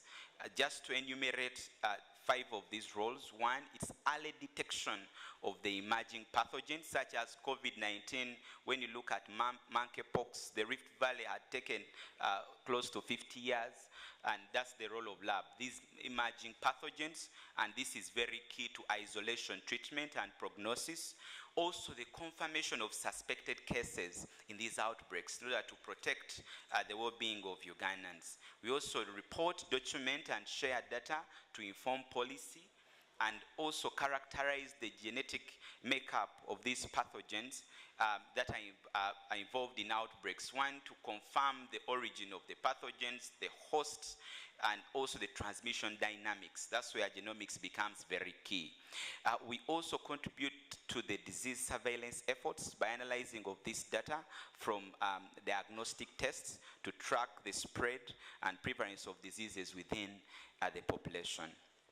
Something key to note is that we have the Public Health Emergency Operations Center, which was established in 2013.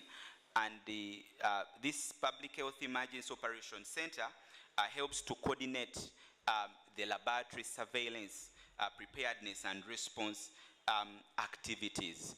And it does so by constituting technical working groups, or what are known as pillars, and we have a total of 12 pillars that are normally constituted, and these constitute the incident management team.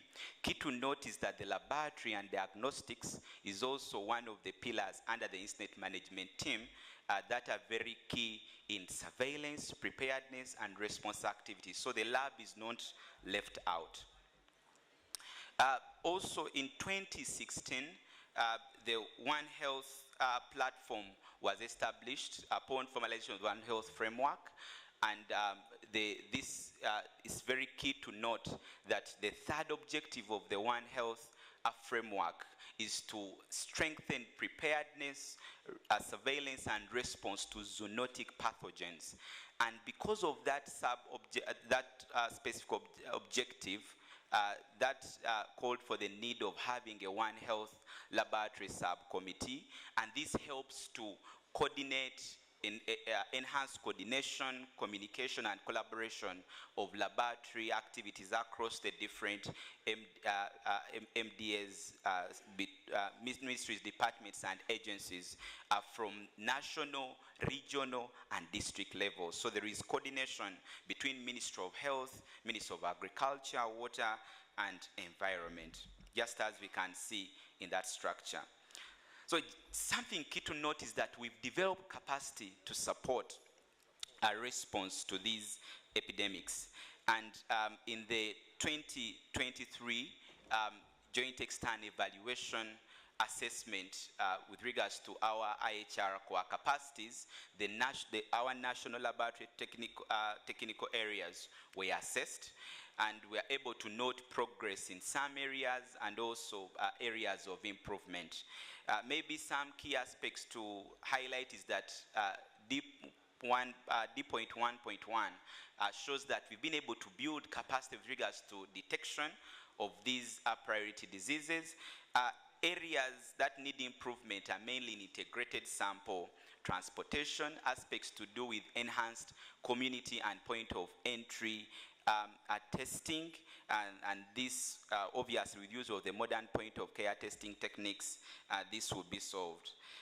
The main reason as to why we still observe some poor performance, it's because of some inadequate funding in some areas and some lack coordination issues. The lower part of the JE scores shows the biosafety, biosecurity scores, and this is due to a lack of a national legal framework to biosafety, biosecurity, and also training and capacity building aspects with regards to biosafety, biosecurity. 5 more minutes. Yes, thank you. Yes, key to note is that we have total of 12 reference laboratories, including Uganda Virus Research Institute, that confirms a number of viruses, a reference and research lab for arboviruses and the rest, just as you can observe. Also the Central Public Health Labs, including the Central Emergency Response and Surveillance Lab, and the genomics, malaria, and etc. Also the National Microbiology Reference Lab that I hinted on, it's a CAPA-accredited lab that supports in confirmation of a number of pathogens. Key to note is that we have other specialized laboratories for such capacity, and these are mainly research and academia labs, just as you can appreciate. A total of 7 of these, and we rely on them in instances of such capacity. Just as I indicated earlier, the more rapid response labs have been very key to response to these outbreaks, just as you can appreciate in that slide. And currently we are utilizing type 2 rapid response labs. And obviously these are box-based, just as you can appreciate. Tomorrow we'll have a presentation on on the lessons that we've learned with deployment of these rapid response labs since 2022.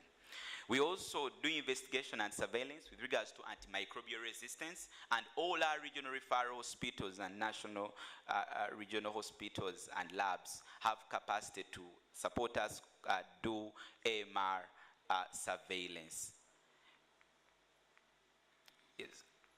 Yes, something key to note is that we've also developed capacity with regards to genomic surveillance, and just as I indicated, mainly to understand the transmission dynamics and also the origin of these pathogens and also the reservoirs. That's the molecular phylogeny of Ebola virus in Uganda, both for Sudan and also Ebola Zaire. Also, the lab has been able to build capacity with regards to wastewater-based surveillance, where samples are collected from currently 4 sites and tested to confirm pathogens in wastewater.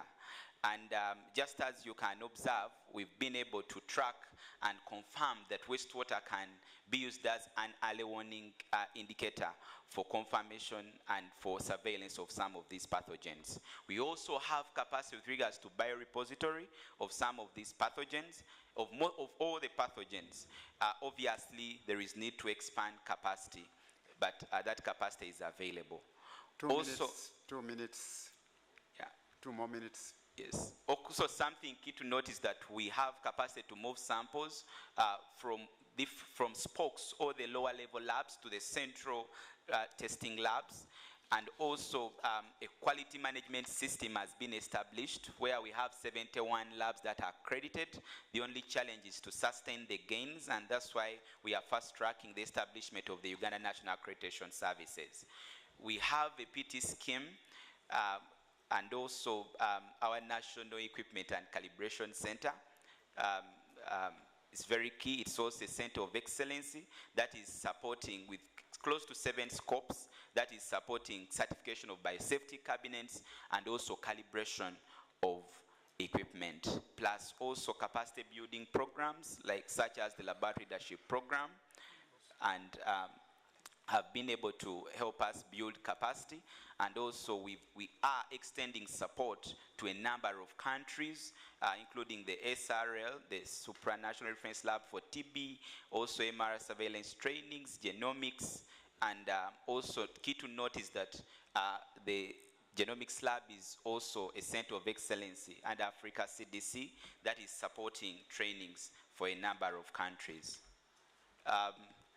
Chair, allow me end here, but mainly those are the challenges. I've enumerated most of them, including limited funding, the pandemic takes toll on the health workforce, and also the HR that are competent in these outbreaks. Just as we've indicated, we keep having many of these outbreaks.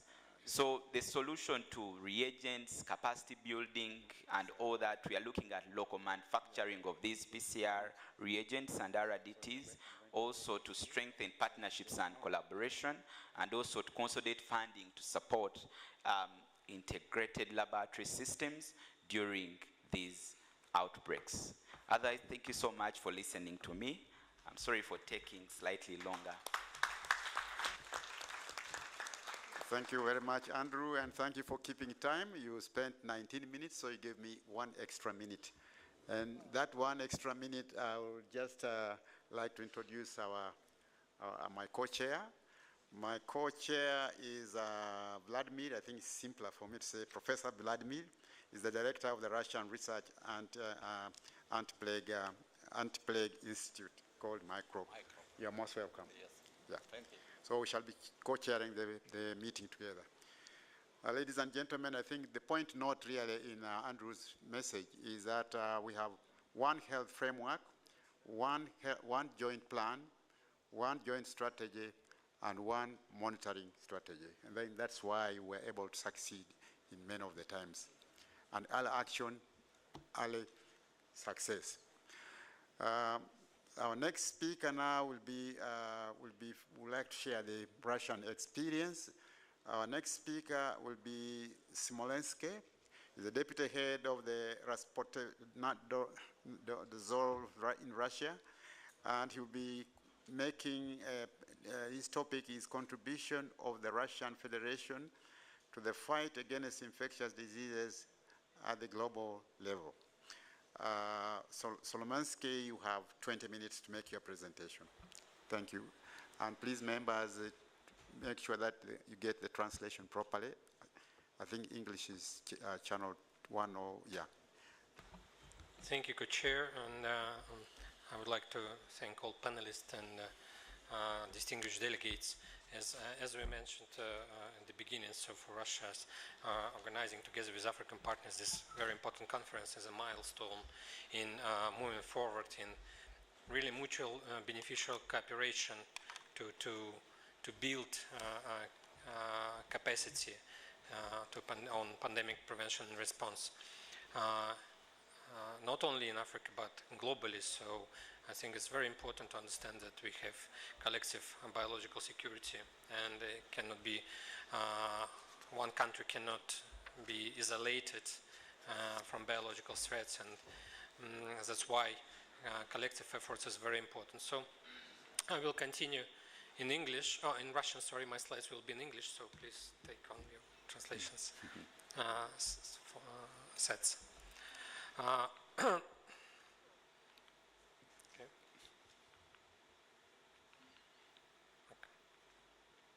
So мы все знаем, какие сейчас So we all know all the different biological risks that exist in the world and the actual problems. And unfortunately, we see that they are increasing, and we are better to actually determine these different outbreaks.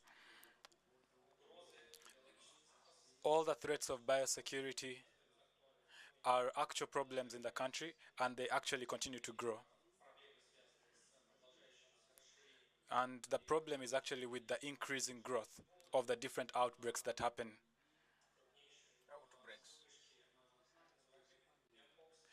There's some of the outbreaks, for example, it's called Mpox, which we saw in 2023. We also registered the outbreak of Marburg and anthrax. And we see that there was also increase in the spread of cholera.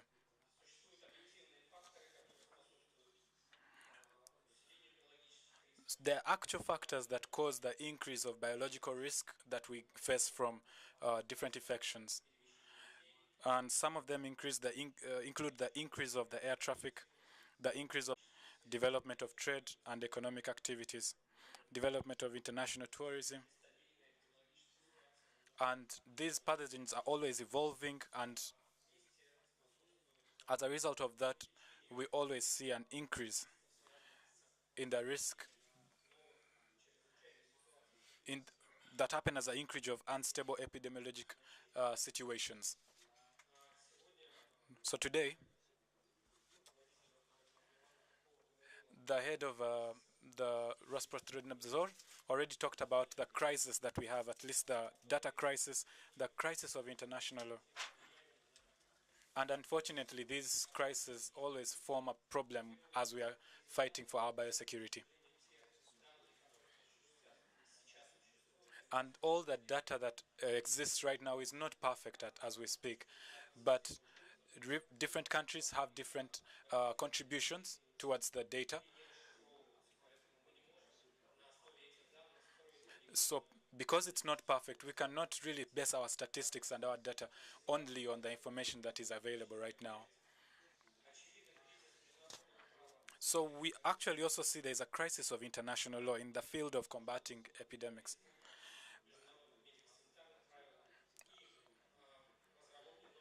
And so we are forced to create new international agreements.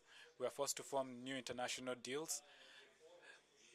And as a result of this, we need a reform of some of the laws and some of the existing regulations and the principles that rule the sovereignty of different countries, such that we can protect ourselves from the threats of biosecurity.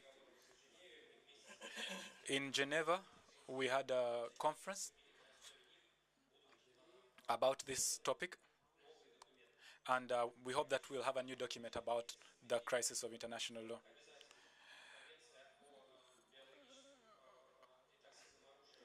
We also see a crisis of credibility in compliance with conventional obligations. And unfortunately, as much as these instruments are blocked that help us to increase our independence, we continue to work around it. We also have one more crisis, which is the crisis of introduction of biotechnological achievements and achievements in the field of artificial intelligence. These crises have different fields and different forms. And today, you know that you can literally do certain things that we never used to be able to do at a cheaper cost.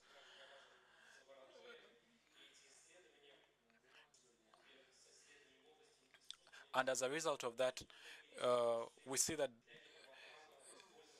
we are increasing in understanding the diseases at a cheaper rate, but it's still a crisis that we face, especially concerning the biotechnological advancements. So the international law challenges in the field of combating epidemics. I want to add on today that our task is to keep these instruments that we have, that we are using to fight against these epidemics. And we need to create also internal methods of controlling some of these epidemics. The Russian Federation has a very great experience in the fight against these communicable and infectious epidemics. Russia, 2 years ago, had certain breakthroughs and certain milestones that it reached. And in our country, we were able to be able to reach certain milestones in this fight through the scientific research and scientific basis in the removal of measles or the eradication of measles or the reduction. And as you can see on the graph, there was a real decrease in morbidity and mortality of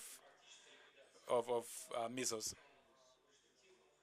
We also see smallpox as an example. We also see polio. And even in Russia, we have anthrax, which is seen sometimes, cholera, plague.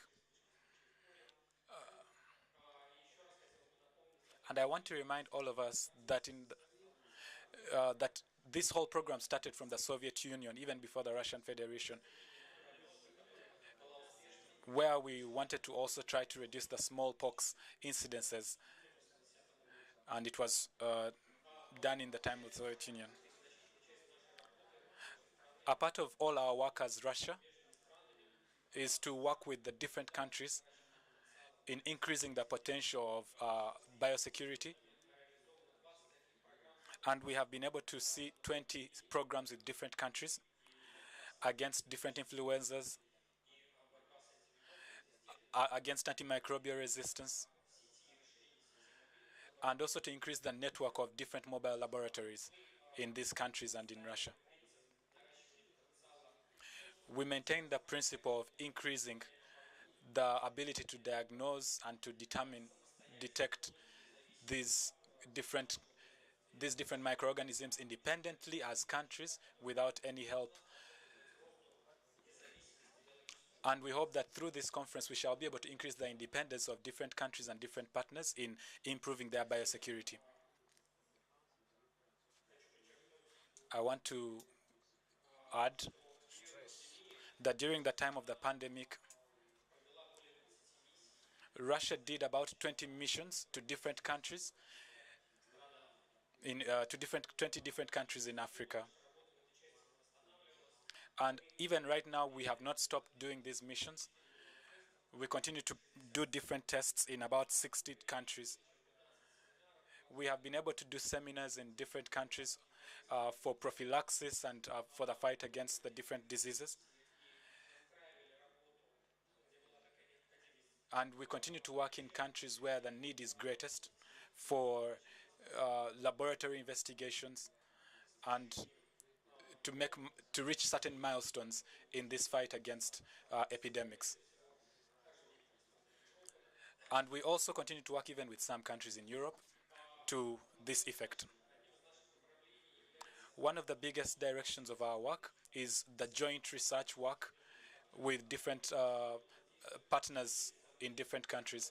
And as at now, we have 4 different joint research centers. That is the Russian-Venezuelan Center, which was the Russia-Guinea Center, which was started in 2017. And it started even before then, but the center was only done in 2017.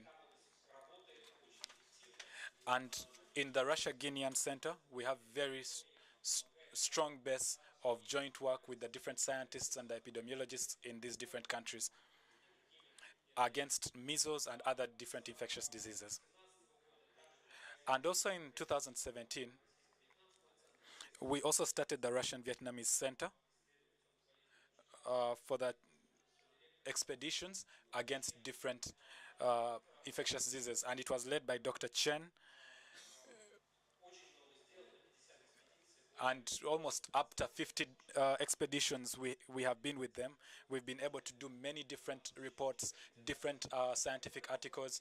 We are actually opening new tests, and we're opening new centers there for laboratory tests. And also not long ago, in 2022, we also opened the Russian-Burundian Center, joint research. And it's a very promising center that has been opened as we continue to work together with the people in Burundi. And we hope that it will be effective as we continue to make new strides towards the fight against epidemics. And also we have the Russian-Venezuelan Center. It's against different influenzas also. One part of our work together is the Russian mobile technologies. And we already have one here in Uganda. This was a gift from the president of the Russian Federation to the president of Uganda, President Museveni, and this was from the summit that we had in St. Petersburg of Russia, Africa. And right now we have 37 of such mobile laboratories. They offer very strong biological protection and biosecurity, and they have been able to aid in the fight against different influenzas and different infectious diseases. So these laboratories have been working from 2014, as a matter of fact, and we have not experienced any problems or any cases of infection with the people who even worked there since 2014, and it's a good indicator of how good they work. And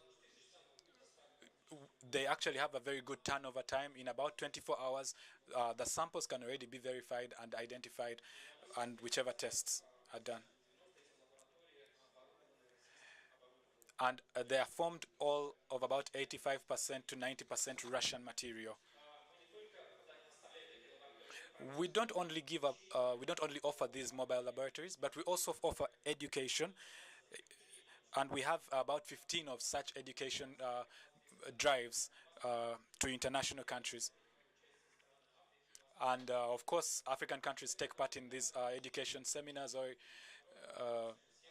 and we always invite everyone who can to participate in these international exercises for rapid responses and for various formats. We invite different international teams with different agendas, such that we can be able to react very fast to different outbreaks of different infectious diseases. Whether it's an accident, the work that we do together allows us to be able to have a good reaction and a fast reaction. And this helps us to also form a global network of cooperation in working together with African countries to combat this. Yes, Tolkapiat. I also want to point out that the Russian approach is a little bit different from the neo-colonial approach, because we want beneficial cooperation for all people involved. We want to strengthen the laboratory infrastructure of our partner countries, and of course it's to strengthen the methodological and technological human resources, and to increase the potential of individual countries to be able to fight the threats against their biosecurity. Because the COVID-19 pandemic showed us that even though we had been cooperating for a long time, when it came to reacting to some of these epidemics, the African countries did not do as well. And so this requires us to work together, and this needs to be done as soon as possible. And of course, another thing about the Russian approach is the scientific cooperation between us, because we know that there's a lot of scientific potential that exists when we come together, and we have to develop and improve even the support to each other in this approach.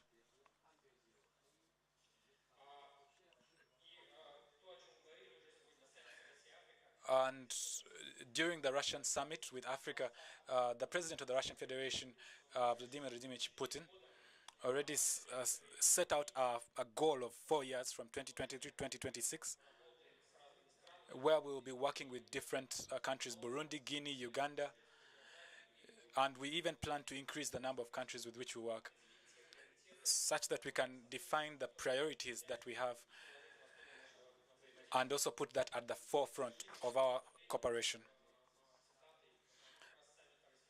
I want to quote the president of the Russian Federation and his words which he gave on the second Russia-Africa summit. We are planning to help African partners to strengthen national health systems, improve their reliability, technical equipment, efficiency and resilience in the fight against epidemics. The large-scale program of African countries, Assistance to Combat Infections, is being launched to make it, and it's about to start with a good result. And Russia sincerely strives to build truly strategic, multifaceted relations and partnership with Africa, and we see the same spirit of acting together, hand in hand, on the part of our African friends. Thank you so much for your attention. Спасибо большое.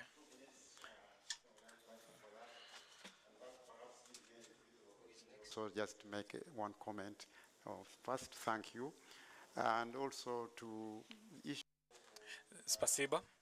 Но я хочу еще подчеркнуть, что там было сказано, что наши данные недостоверны. У нас есть вот обследование и я хочу тоже подчеркнуть, что новые технологии тоже играют большую роль. Искусственный интеллект и синтетическая биология, где создают новые штаммы патогенов. Поэтому эти аспекты очень актуальны сейчас. It's my view that this meeting is important in that we joint research, developing centers of excellence in the region and internationally will offer opportunities for technical cooperation and technical transfer. Thank you so much. Maybe we can just give him a clap. I think this was important. It's important information. The next speaker, yes, I have finished your 2 minutes. You gave me 2 extra minutes to make a comment. The next speaker we'll talk on the new public health order, Africa CDC vision for safeguarding Africa's health security agenda. We shall get a presentation from Dr. Lul Rayak from Africa CDC. Dr. Lul is an MD, medical doctor with a public health specialization, currently serving as the regional director for Africa CDC for Southern and Eastern African region. He is also a public health expert for many years and has proven records of accomplishments in supporting countries around Africa to implement health programs that save lives of people in needs, particularly children and women in some of the world's most challenging areas and situations. It's my pleasure to introduce Dr. Lal. Please take the podium and make your presentation on the new public health order, Africa CDC vision for safeguarding Africa's health security agenda. You are starting now. Well, thank you, Sherry. You're very generous. I thought you were going to borrow me those 2 minutes. But nevertheless, let me see this opportunity to say a very good afternoon. And in particular, I stand here before all of you full of pleasure, honor, to represent the Africa CDC, your Africa CDC, and particularly His Excellency Director General of the Africa CDC, which is a very, very friend to the government of Uganda. But first, permit me to share also to thank the government, the people of Uganda, for accepting to host this important meeting. I think it's very historic that this meeting is taking place in Uganda, in Africa. It means so much and it resonated well with the presentation that I'm going to present. To the government of Russia, also thank you for choosing to host these meetings in Africa, because it's resonated with the title that the new public health order, which is the vision of the African Union for safeguarding Africa's health security agenda for 1.4 billion people in our continent. So thank you so much. So the presentation has 4 parts, and the first part is giving you very, very briefly about the Africa CDC, your Africa CDC. Number 2, I will deep dive in terms of why so this title, New Public Health Order, why we do need it. Number three, I will speak very specifically on some of the priorities that the Africa CDC put in place with the consultation of all the health partners from WHO, UNICEF, and beyond our continent to come up with a specific priority that we truly need, either at the country level or regional level or global level, to be able to prepare for the next pandemics. Last, I will conclude with some of takeaway messages. The first slide is what is the Africa Center for Disease Control and Prevention? As you have seen it in this picture, there's all head of the state in our continent. Africa CDC is an autonomous health institution of the African Union, established to support public health initiative of the member states and also to strengthen the capacity of their public health institution to do what? To detect, to prevent, to control, and respond as quickly as possible and effectively to any disease threat. The mandate, and I may come back to this mandate because it's very, very unique. It's the only CDC perhaps in the whole world that has a very, very specific mandate. It has a structure where the Director General of the Africa CDC at any given time can report to the 10 head of the state in our continent. And that is very, very significant and important. I may come back to it. But our aspiration as an Africa CDC is very, very clear. To become a world-class, self-sustaining, agile institution that championing Africa health security. Not only that, just to also to set the African public health agenda and also lead and coordinate the continental effort driven by One Health approach. And this slide briefly tell you about the history where the Africa CDC started. It's already been spoken that it started in 2014 following 3 small West Africa countries experiencing the outbreak of Ebola. And that outbreak of Ebola paralyzed the whole world and also prompted that to put a travel ban in some of the countries. So the head of the state of the African Union felt that they have to call a special summit to see what Africa can do to protect itself. And what they can do, the ideas of the African CDC to be established was born. In 2017, the Africa CDC was launched on the 31st of January 2017. So this year, Africa CDC is 7 years old. But it's 7 years old that being well nourished by the head of the state, by the member state, and also by partners. So it's growing and it's growing bigger and also supporting all our member states' expectations.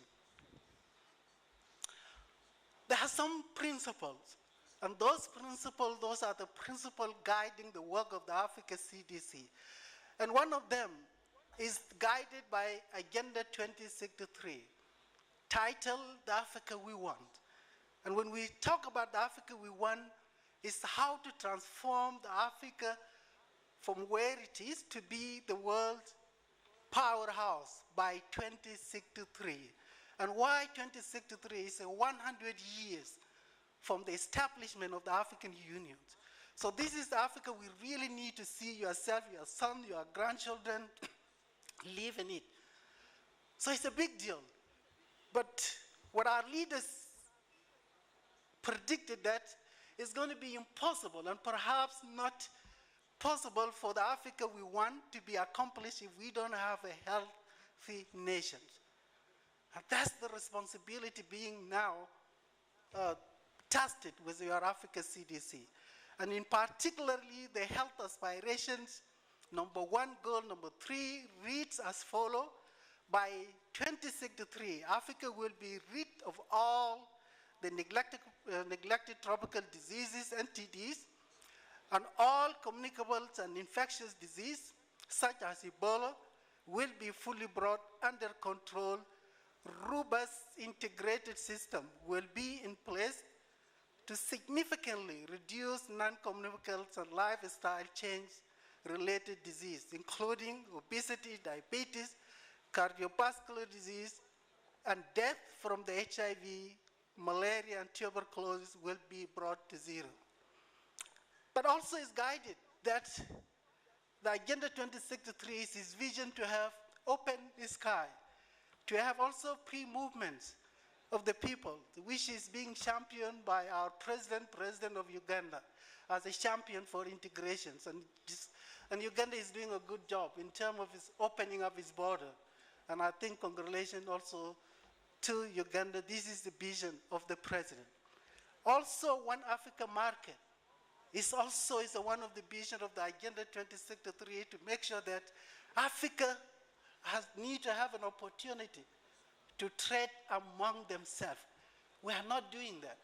We're trading with India, with China, with other world, but we are not trading in ourselves. This is the vision of the Agenda 2063.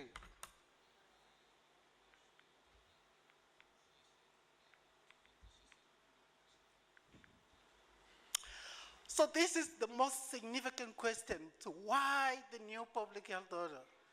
And why the new public health order is because the existing global pre-colonial mechanism policies, interventions have consistently failed in addressing the Africa health security priorities. As recently highlighted by the COVID-19 pandemics, Mpox, Ebola in West African countries outbreaks. Also, Africa needs a fundamental paradigm shift toward an equitable and just public health landscape through the new public health order of the continent. Africa needs to take control of its health security through a strong local leadership, innovation, investment in public health infrastructure and systems. New public health order aims to ensure adequate health systems exist before a crisis and remain resilient during and post-crisis. Africa plan to realize this approach and the emphasis on the 5 C's. One of the first C's is community health.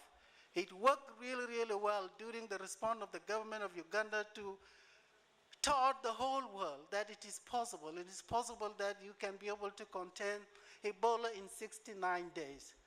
That was historical. And it was possible because of the leadership. It was possible because Uganda has chosen to work in partnership. And Uganda, most importantly, to invest on its community. All outbreaks start in the community, and they will never end unless the community took that approach. So these are the 5 pillars of what we call new public health order. The first one, that's African countries need to have a strengthening public health institution, including the Africa CDC, including all the national public health institute in the countries. And this is very important. It's important that we need to have the Emergency Operations Center. If all of you must have heard the famous and historical Lusaka call to action to strengthening the national public health institution. It's working. It's working in such a way, if you have a national public health emergency operations center, you can be able to figure out any unusual occurrence of disease before it becomes a continental issue, before it becomes a country issue, and can be addressed.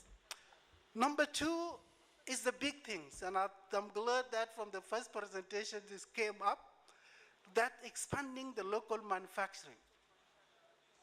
Colleagues, as of now, 99% of our diagnostics, our therapeutics, our vaccines are being imported outside our continent.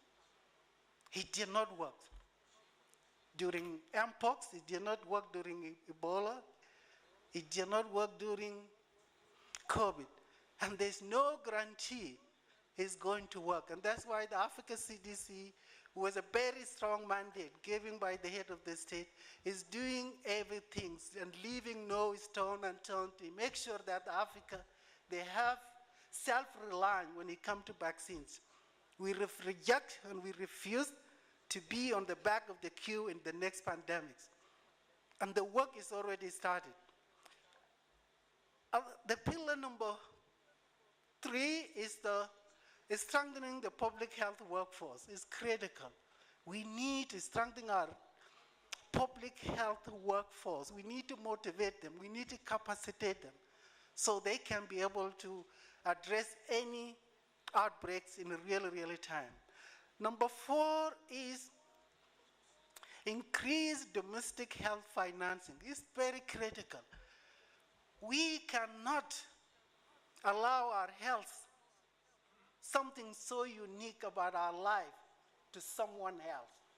So Abuja Declaration is required very clearly. The African Union is advocating for all the member states to ensure that at least 15% of your annual budget has to be to the health.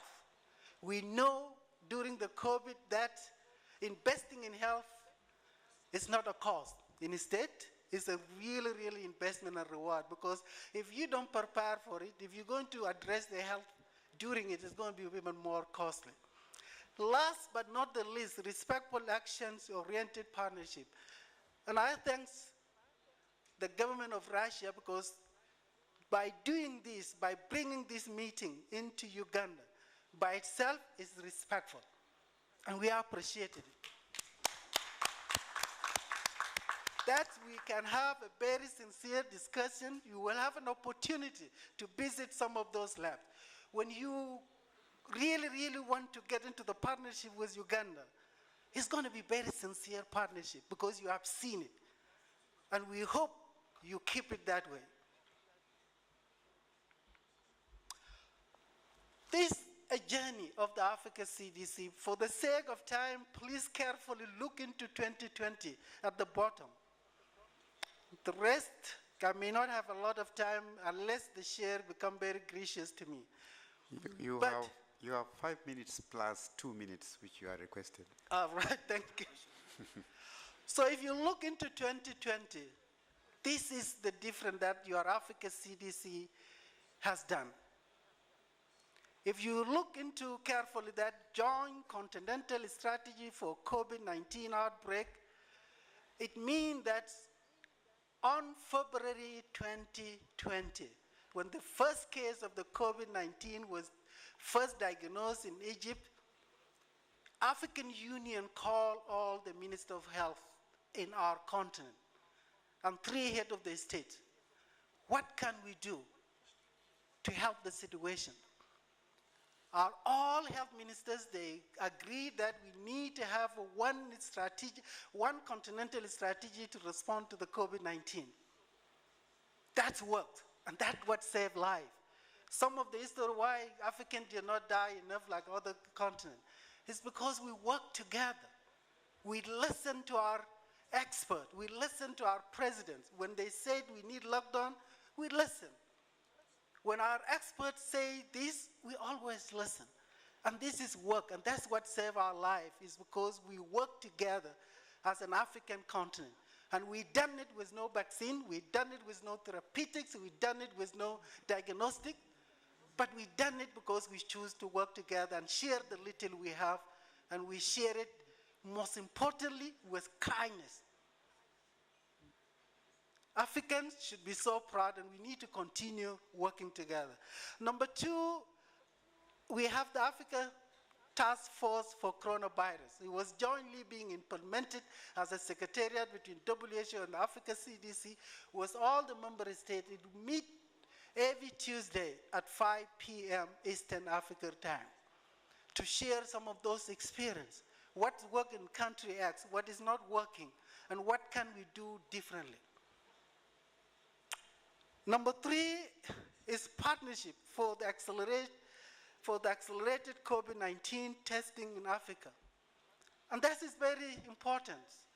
When the COVID was declared in February 2020, there was only 2 countries on our continent that have capacity to diagnose the COVID. It was Senegal on the west, and it was South Africa in the southern Africa. But it took your Africa CDC in collaboration with World Health Organization and others to come up with mechanism. And it took us only 2 weeks. 47 countries, after 2 weeks, they had that ability to diagnose the COVID testing. And that's a progress that we choose to work and share the little we have. Last but not the least, the Africa Genomic Initiative. We need to put our hand together for this, because if there's one thing that Africa has taught the whole world, it's because of the advantage we had in terms of Africa Genomic Initiative. Sequencing. All of you in this hall, you know the beta variants of the COVID and Omicrons were all isolated in Africa. And it was possible because Africa CDC created a coordinating body that brought the best mind, people like you, into one platform. They share their work in real time, and they help each other, and they do a further explanation. And one of those is the Omicrons. In 2021, in November, when the first labs from Botswana reported that they have seen unusual variant with multiple branches, even before the World Health Organization had given it the name Omicron. The whole world, they reacted, they locked down the Southern Africa region, but 3 days later, they relieve it and they release it quietly. Why? Because when they went retrospectively, they find indeed Omicron was 3 months, not 1 month, not 2, 3 months was circulating in US, in Europe, and all those places. But our scientists, they figured it out as quickly as possible from their first case. That gives us hope that we can do it. We can do it if we put our minds and our resources to work together for the better health security of our continent. So let me move to the next. I know the share will not be so kind. But this is what Africa CDC put together based on against that background, that we need to have a strategy 2023-2027 that's highlighted some of the programmatic priorities. That what do we need?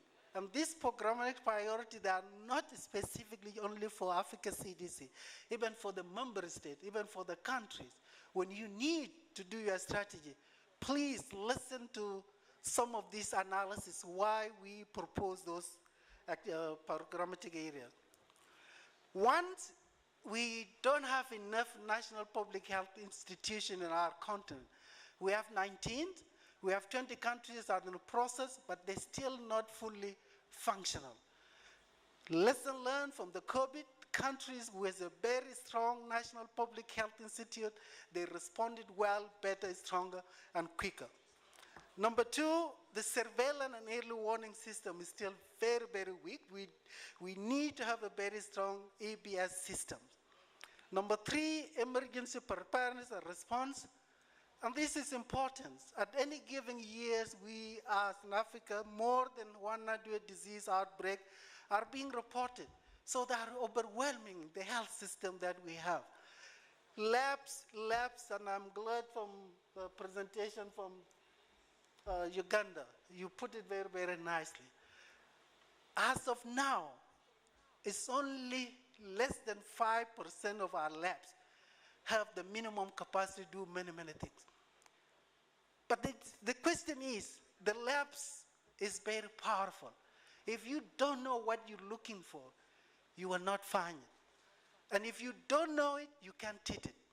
And that's why we really, really need to invest on our laboratory capacity to ensure that our surveillance will work.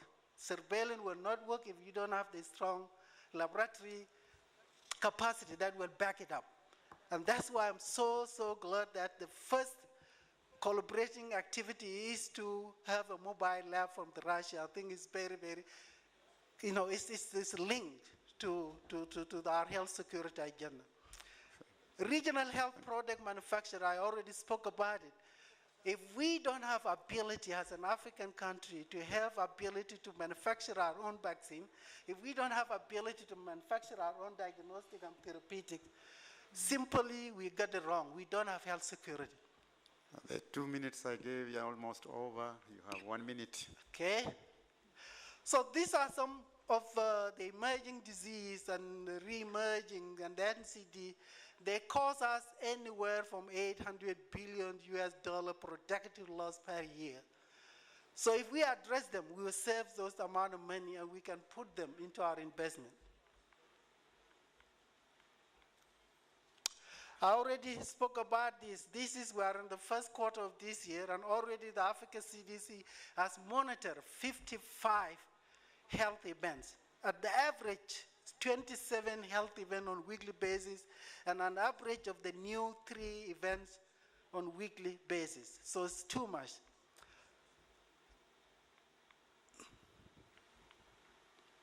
So these are the areas of programmatic areas. One, we need to strengthen our health systems.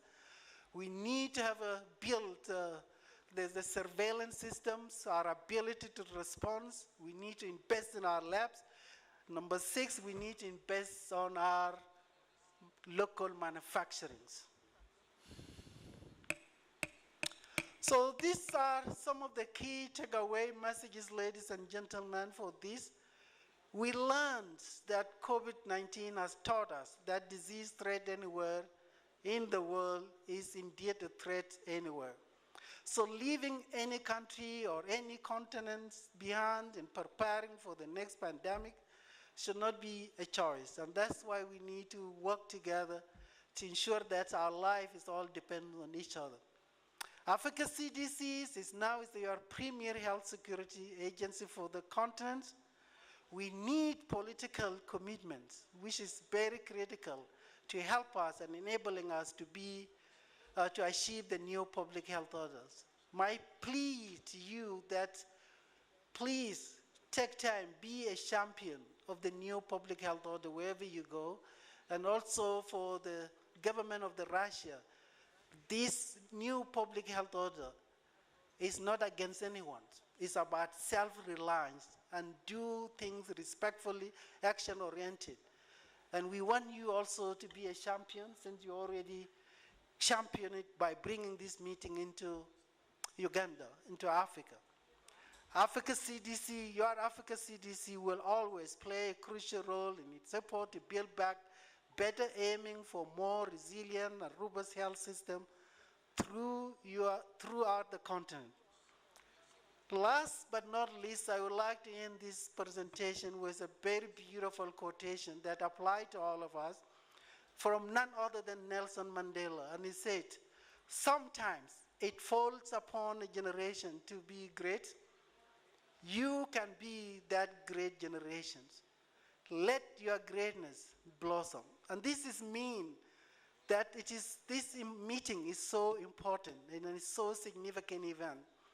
It's historical milestones and also it's timely for this generation. And when I mean generation, our generation of public health, that we have an opportunity to build a very resilient health security agenda for the next generation. We have so much opportunity. If we don't do it in our time, in this generation, the history will not be kind to all of us because we have an opportunity. But if we're going to do it, the next generation will be so proud. Like all of us, we are so proud of Nelson Mandela. We're so proud of those who brought us out of the colonialism. We remember them every single day. What do you want us to be, our next generation remembering us with? If we can do this, we will be doing good services to our next generation, and the history will be kind to all of us. And thank you so much for making time to be here. My last message, be a champion in implementing the new public health order for Africa. Thank you. Thank you so much. Thank you, Dr. Lul. Thank you so much. We congratulate you on the Young African CDC. It brings in a lot of so much opportunities opportunities for discovery, opportunities for action, opportunities for manufacturing, and most importantly, opportunities for health security for Africa and the world. But of course, to do that, we'll need some leverage from our partners, especially Russia. We are really counting on you to help us in this leverage, since you seem to be ahead of us in many areas. And also, we need leverage from international partners in health. It's now my pleasure, I think, to introduce one of our very strong partner in health, WHO. WHO representative Jonas is going to talk about the role of development partners in epidemic disease control, a case of WHO country office in COVID-19 and Ebola response in Uganda. Jonas, you have exactly 20 minutes, and I'm starting to count on it now. Your first minute has started. I hope I'll be able to save you some time. I don't have a presentation because I thought that it's better to have a dialogue and a discussion as well. First of all, happy 7th birthday to our dear partner, Africa CDC. And thank you. You have prepared the ground for me to have a good presentation or a great discussion. I'll try to look into the general partnerships in global health and how it plays before dwelling on the specific issue of Ebola, COVID, and other emergencies, which as an office we have first-hand experienced as well. For me, the most important partnerships any global partner could have is with the representative of the people, the member state, the government. That's the most important one.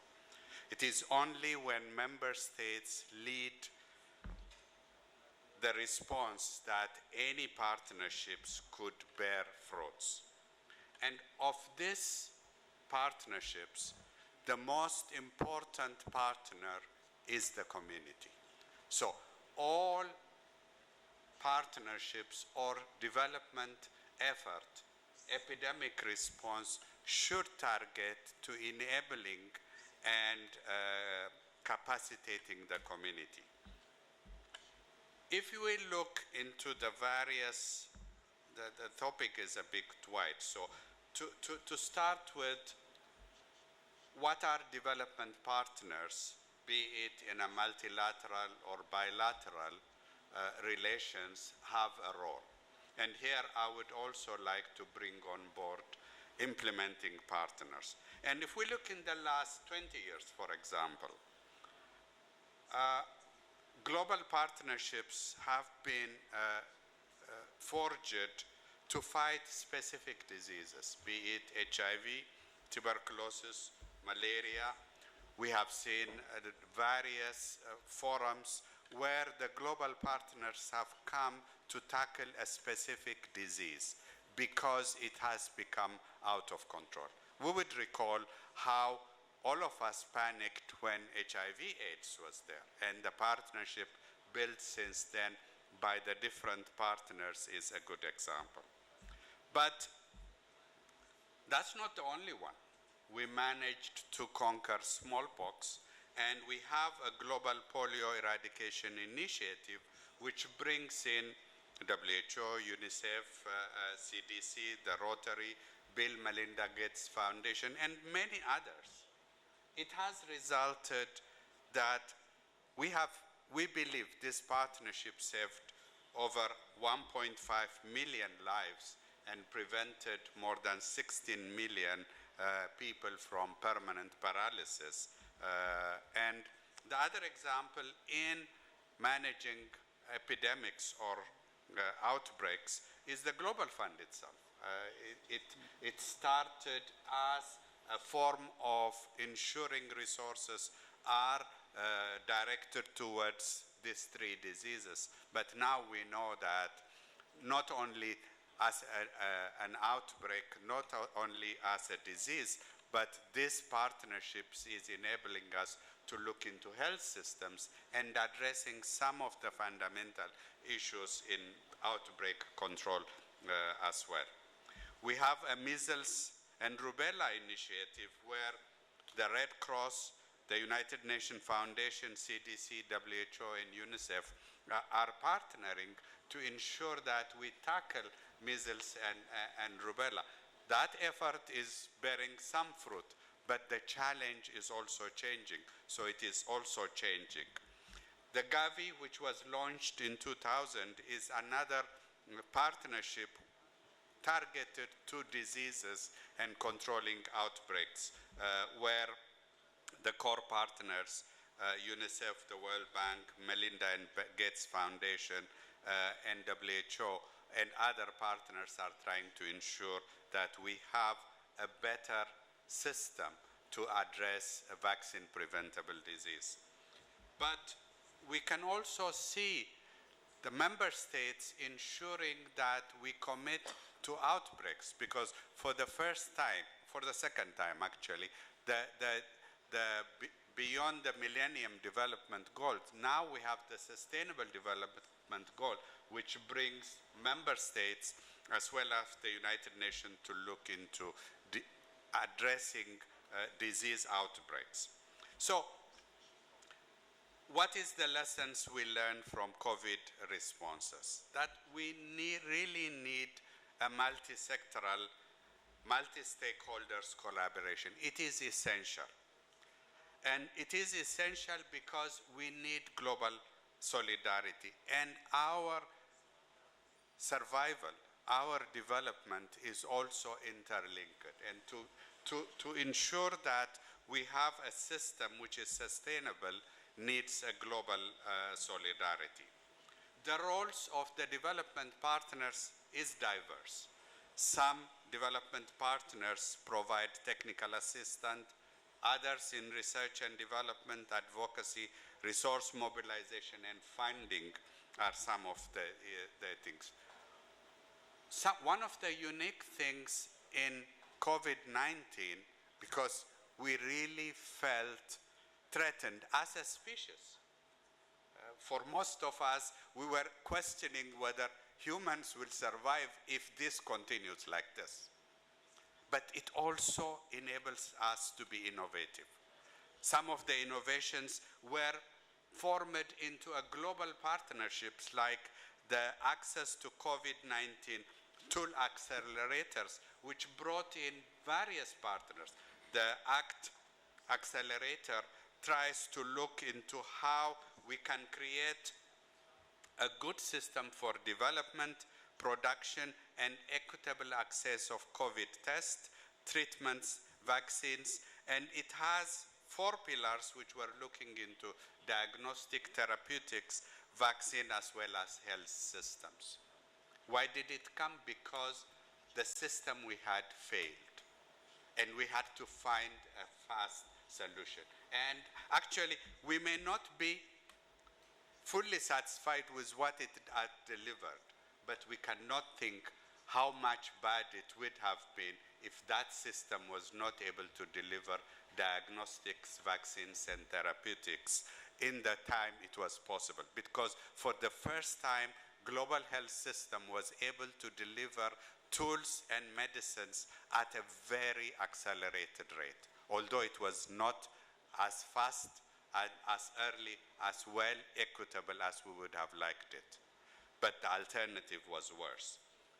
The global system also helps us to have guidelines, to have an information sharings, and also to ensure that research is also coordinated. So coming back to Uganda, some of the things we learned is that partnerships should be well coordinated. It should be multiple sectors, because if we don't do that, duplication efforts and waste and time lost would translate into human lives lost. And we have seen it. So ensuring that we avoid duplication and that we ensure that we create synergy was one of the lessons we learned from our response as development partners. And all of us have learned something which I hope will help us in responding better. As partnerships become increasingly significant, better coordination, particularly in terms of donor harmonization and to be in line with the national priority becomes even more important. Because in emergencies, resources are less. And ensuring that we allocate those resources to national priorities will ensure they bear fruit. In the case of Ebola, we also have one lessons learned. The government leads and the government decides on also how the international or national development partners should be coordinated. We were fortunate that the government asks us to coordinate the international and national development partners in the case of the Ebola response. And the objective of that coordination was that we align development partners so that we can know where the need is and that resources, be it human resources, be it financial resources, be it political support, is directed to where it is needed. That enables us to develop another tool which is known as the 4W. Nationally, as well as to the district level, we were able to identify who is there, what is that partner doing, where is that partner doing, and with what resources in what time.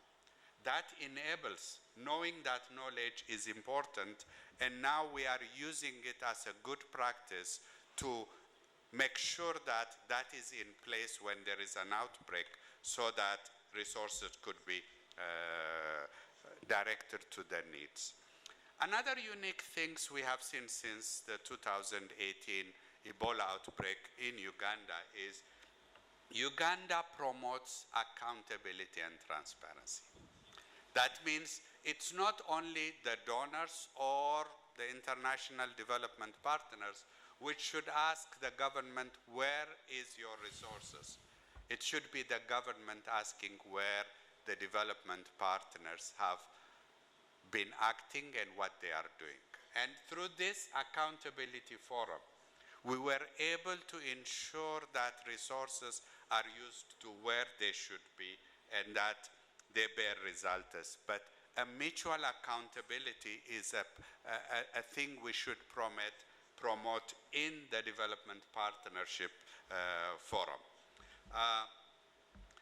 Also, development partners' role in outbreaks is to be engaged in all aspects of the response. Each one of us. 5 minutes. Yeah, I'm almost more. finishing. Each partner has certain resources, be it technical, financial, or advocacy. And to be engaged into each and every pillar of the response is important because those pillars would enable coordination. So the other thing is a unique responsibility which as a global convening organization we have. And I mentioned it earlier also. Global partners like WHO and others have also a responsibility in global convening and being an honest broker. Be it the International Health Regulation or the Pandemic Accord. We have also seen the fruit of that when we were negotiating TRIPS following the H1N1 issue. There is a lot to learn from that. The transfer of material protocol is some of the things which should be negotiated and agreed in international forums. So, in conclusion, my point is that development partners, all we have to take into consideration, or we have to follow the leadership of national governments to ensure that we engage and support national efforts. We should always advocate for communities because, as you know, outbreaks starts in the communities, and they can only end if we get engaged with the community and ensure the community response. It's not only by a relation with funder and funding. It should be a real partnerships, and the purpose should be to save lives, because in epidemics and outbreaks, saving lives is not only a charity or a thing we do for the other one, because that is what we do for ourselves. The more people die, the closer it comes to us, because diseases don't respect borders, and global security is global survival. Thank you. Thank you so much, Jonas. I think, first of all, I'd like to thank you for having given me 3 extra minutes, 3 minutes gain. So I'll put that on the side of the chairman and question and answer.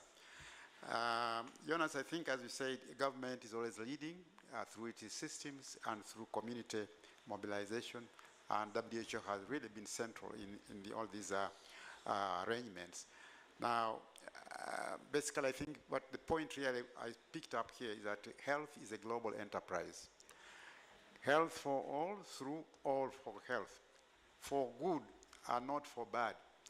And I think that for good takes us to the next item, which is weaponizing disease outbreaks and their interventions. What is the position of Africa? And it's my pleasure to invite Professor Peter Olupot. He's a professor at the University of Stema University. Very well knowledgeable in epidemiology, public health, and he has written very widely on some of these topics, especially on public health. Peter, you have 15 minutes, but I would appreciate if you gave me 1 extra minute to enable question and answer. Over. Thank you very much, Chairman. Ladies and gentlemen in your respective capacities. I would like to take you through the presentation that has just been introduced.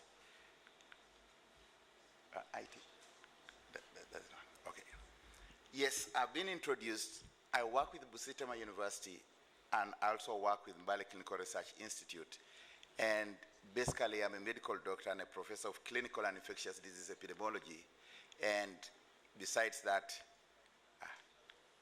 so in that capacity, I do lead as a clinical scientist, looking after patients, as well as doing research. IT. Yes, and in those efforts, I do a lot of capacity building through training, and also do a lot of translation of whatever we do as research into policies and guidelines.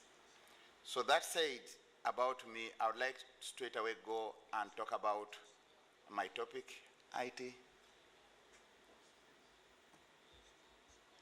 Yes, the scope of this presentation is actually talk about a few definitions, then contextualize the problem of weaponization of biological agents in Africa, and then talk about the challenges and opportunities that there are, and then make some conclusions. And I would like to beg from the chair that some of the conclusions that I'll make are not on the slide because they are from the organizing committee, where I again belong as a member of the scientific organizing committee. So looking at weaponization of biological agents, the principle is biological weapons are designed. So it is not a mistake. They are designed to intentionally disseminate disease-causing organisms or toxins with the intent to harm or kill humans, animals, and plants. And if you see the three of them, humans, animals, and plants, the end result is actually to damage humans. So there are two aspects to weaponization of pathogens and toxins. The first aspect is that the weaponized agent refers to a biological agent that can be a virus, bacteria, fungus, or a prion that has been changed or intentionally being used in its natural form to maim, kill, disable, or displace humans. And so are toxins. The second aspect is that these agents are often selected because of their ability to cause widespread illness, death, and incapacitation.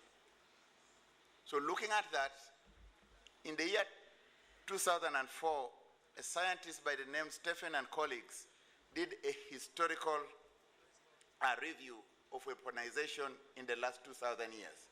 And this is what is well documented, but there are many other instances that have been left out in this historical account that are actually responsible for use of biological agents to maim, damage, or incapacitate humans. In all of that history, you can see some of the common germs that we are dealing with are actually those that are easily weaponized, including anthrax that was once used by Japan in the World War II, and then we've talked about other things earlier by other presenters, but also our counterparts, the Russians, actually catapulted human bodies with the plague into the Swedish cities. And this was seen as weaponization of plague. And the British used actually blankets that were recovered from people who had suffered from smallpox, and they gave them deliberately to Americans or Native Americans. And this is weaponization of these agents. So this is real. Whatever has happened in history has a possibility and a potential to reoccur. But I'm just presenting of the historical aspect that has been published. But then between 2004 and now, we have got other agents, including COVID, including Ebola. By neglecting to respond to a massive outbreak of Ebola in West Africa, we are actually using that as a weapon. By not helping the African communities respond to COVID and say, when governments say they should first take care of the vaccine needs of their countries before they think about Africa, that's weaponizing COVID. And this should not reoccur, particularly if we are coming together as Africa and Russia, looking at the future ahead of us. So the mechanism of delivery is a very simple thing, that the delivery mechanism depends on a number of factors, but the three of them that are common in all the publications include the targeted population, and then the desired impact, and then the resources available to the attacker or the perpetuator. And in this count, if each of those is large, then the impact is very large. If each of those is small, then the impact is small. But whichever the case, the sufferers are the human populations that go through these biological attacks. The common means or common delivery mechanisms include aerosol. These are particles that somebody can breathe and cause damage to the body. Contamination of food and water, and this is quite common. And then by use of vectors, and then direct contact, actually surfaces. Contaminating surfaces, and those now bolster the weaponized agent to the community. Work by Patrick and colleagues show that the common agents that have been used as of the year 2000 and before include anthrax, botulism, which is a toxin, plague, smallpox, tularemia, and then viral hemorrhagic fevers. Now, smallpox has not been used since its eradication. But during the process of containing that pandemic, smallpox was used as a weapon, as I had already described before. And all of these germs are in our midst and are available globally, including anthrax in 2 laboratories, one in Russia, the other in the US. So in weaponization of disease and Africa, this is a complex topic. And it's not normally talked by civilians like me. This is a military type of language. But it needs to get out of the military circles, and we talk about this as a routine thing, and we who are affected or potentially affected should participate in reaching to a solution. One of these complex things is that weaponization of biological agents can come through bioterrorism. Yes, and it's been published. But could also result because of the conflicts that are in the continent. But the risk factors for both bioterrorism and conflict are ingrained in the colonialism or the pre-colonial era and also the colonial era that has caused division and also exposes the African communities to this risk. Then I've already mentioned conflicts, and then the socioeconomic disparities that make most Africans in the begging state and not on the defensive. All of these work together to predispose to intentional or collateral damage as a result of the biological terrorism. So, in the light of emerging and re-emerging infectious diseases, conflicts are at the center of their spread in Africa. For instance, conflicts disrupt public health infrastructure, they cause displacement of populations, and they create conditions conducive for the spread of diseases. And in such environments, diseases become de facto weapons. And then outbreaks potentially being used to target or control our populations. So what is it for Africa? Africa has tried as much as possible to explore ways for biosecurity. And this has been at policy level. Little of it has come down to the practical levels. For instance, Africa and African nations participate very actively in African Union and Africa CDC, and they try to internalize those policies for prevention of outbreaks. There is also integrated disease surveillance and response strategy, which enables African nations to quickly alert the international community of an outbreak or an epidemic. And by so doing, participating in all of these policies, we hope that an agent, even if it was intentionally used, can quickly come to the limelight and be controlled. Peter, there you are have, also you other, have 5 minutes. There are also other policies that are being used.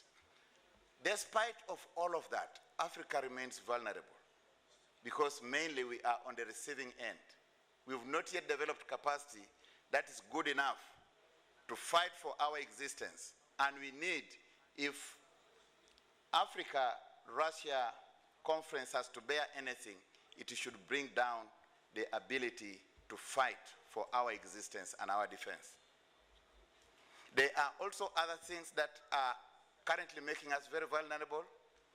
We knew that during the COVID pandemic, the COVAX facility in Nairobi was established. But as you know, as of now, the closure of that facility is very imminent. Why? And that leaves us more vulnerable than even before the COVID pandemic. So we now need, if this has to bear any good fruit, we now need to do two things. One, to have a beneficial cooperation like His Excellency Slomeleski has talked, give this conference a birthday that the WHO representative has talked about, and then have a sincere discussion that Dr. Lal has actually talked about. In all of this, Africa continues to play a very important and significant role in participating in international conventions, discussing about policies at all of these fora, but there is one thing which is not good enough. Our participation has remained insignificant. Why? Because we are not taking tangible things to the table. So if this alliance, Russia and Africa, has to come and bear fruit, we should be going to those international conferences with our own baggage. And I hope that the vision of the two leaders, the President of the Republic of Uganda and the President of Russia, their vision will not die with this conference. Instead, we should rekindle it and say we are running with a vision to make Africa independent and to make Africa survive the challenges. There are challenges and opportunities that are there. One of those challenges, we have limited resources. So if this conference and the alliance is to pull resources together, then we are going to benefit from this conference. Then we have got infrastructure gaps. You've just heard we are now relying on mobile laboratories that are donated, but we need to take this a bit further. And then we have very low representation in international decision-making processes. And we need to start advocating for our presence there. For instance, when they say they developed the COVID vaccine, how many African scientists were there? And that pains me as a scientist, respected all over the world. But I was not there to make that decision. 2 minutes. Thank you, sir. There are still opportunities that we have. One of those is that we have excelled in the control of Ebola, and the whole world needs to learn from us. We need to inform the policies that are available for this. And then we still continue to advocate even the way we are doing in this conference. IT. So in conclusion, Africa has a very big role in global security. And the discussion should be now. We shouldn't wait. We should be able to discuss frantically and be able to safeguard Africa and the populations ahead. So in closing, Mr. Chairman had requested that I present the 3 things that have transpired from both my presentation and a few things that are now palpable from what other people have presented. One, that out of this conference we should come up with a coordinating center. This coordinating center should not be a replica and should not duplicate the efforts that have happened before. But we should be looking at a coordinating center for response to emerging and re-emerging infectious diseases. We should have joint capacity building efforts. We should have centralized resource. At the moment, whenever there is an outbreak of a rare disease, we have to depend on CDC Atlanta. Why? This should just be from our resources, from a coordinating center. Then we should be able to have a strengthened communication and coordination network so that now when Africa CDC and WHO put in resources, they go to this center that is capable of responding to outbreaks. The second one is the academic alliance, and this is where I belong. We need the Africa-Russian cooperation to advance the academic alliance that will generate research with data that will influence policies in this continent. And finally, like I've just told you, that the COVAX facility is being threatened and is going to close. We now need to revive this. We need a facility that Africans and the Russians are leading and should be based in Africa so that we have access to the vaccines for the conditions that are coming ahead. With this, Mr. Chairman, sir, permit me to end here. Thank you very much. Thank you so much. You left me with half a minute. I think I just use it to thank you and to say that you have, your topic has been a very difficult one because our constituency is health. The other constituency you're talking about is promoting the other side of health, death. So it's double-edged sword, but I think, as you said, let us start the discussion now. Very, very vulnerable, I think the continent is. But when you are vulnerable, you normally ask your friends. And we are lucky today that we have one of our friends. We have Russia here. And then fortunately, the next topic now is about the program of interaction between Russia and Africa, objectives and prospects for cooperation. This will be given by academician of RAS, Professor Vladimir of the Russian Research Anti-Plague Institute, microbe. Professor, I give you 15 minutes. And I'm timing you from now. You are starting now. 15 minutes, please. And I think we may need some interpreter. Somebody should interpret. Yes. Yes, please.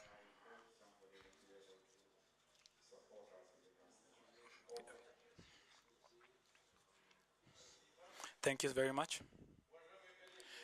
Dear colleagues, I want to first thank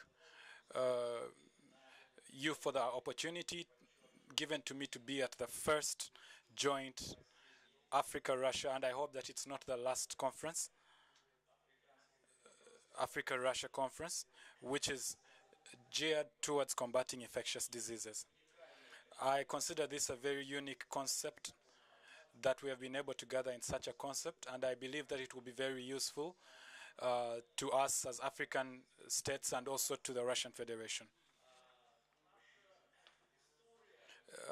The history that we have of the formation of this initiative by Russia to carry out such a conference was in 2023 when we hosted the second Russia-Africa Summit. And even before then, in the first summit, we were able to meet our colleagues from different countries, the leaders of Respiratory in Russia, and we met with the delegation from the Ministry of Health of Uganda. We met with Dr. Diana Twina, and it's actually particularly from her that this idea of this conference came. And we want to create opportunity that Russia is able to work together with different African countries, and we need new technology, we need the Russian experience, and we want to make sure that we're able to realize such opportunities in the system of healthcare against while combating infectious diseases. And this idea came from the it came right from as a directive from the President of the Russian Federation, and it was to create cooperation between Africa and Russia, the governments and the parliaments of the two countries.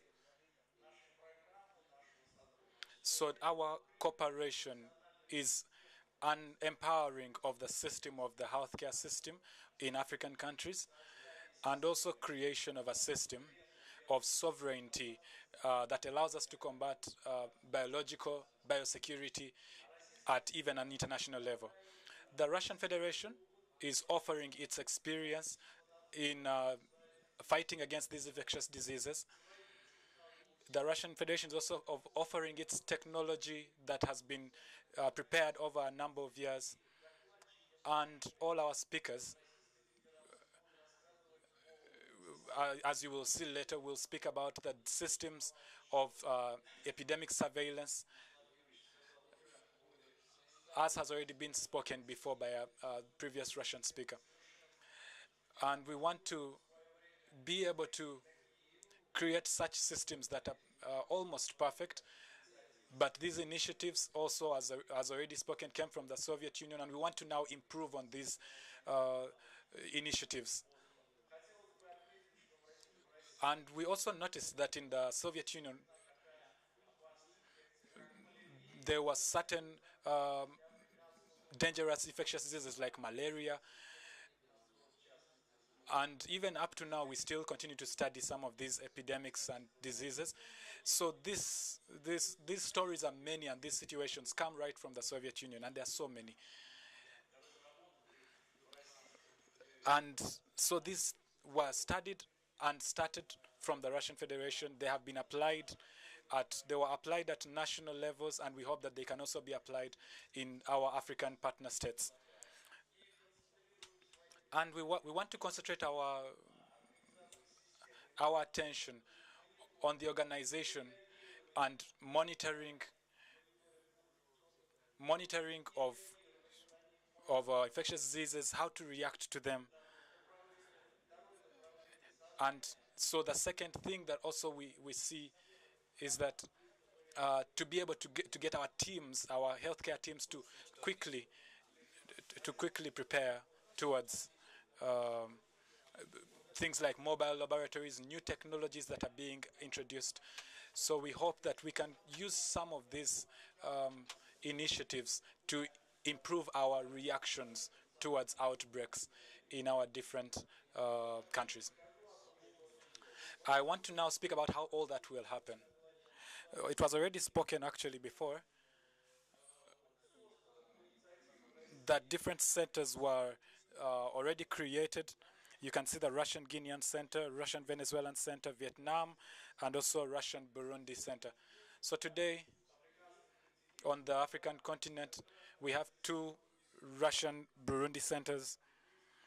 We have Guinean Russian Center, which functions in full swing. And even in other countries, we are already speaking and looking at how to introduce them. For example, in Madagascar, we are working on the fight against anthrax. In the Republic of Congo and also in other countries, we're also doing the same. I want to speak about the Russian-Guinean cooperation and show some of the results that have taken place as a result of this. But we are going to start right from the fight against Ebola. In 2014, when the Guinean state asked Russia, and Russia sent a team to Guinea in this fight, in this Russian-Guinean cooperation, we were able to build the first sanitary hospital in the west of the country. And this hospital that was built, it took in all the patients that had Ebola. And we were able to also introduce some of the new technologies into this country. And these were all important for improving the biosecurity of these 2 countries and for the fight against contagious diseases. And my colleague here actually on this podium took place actually in one of those fights. He actually knows how some of these sanitary hospitals looked like in that time.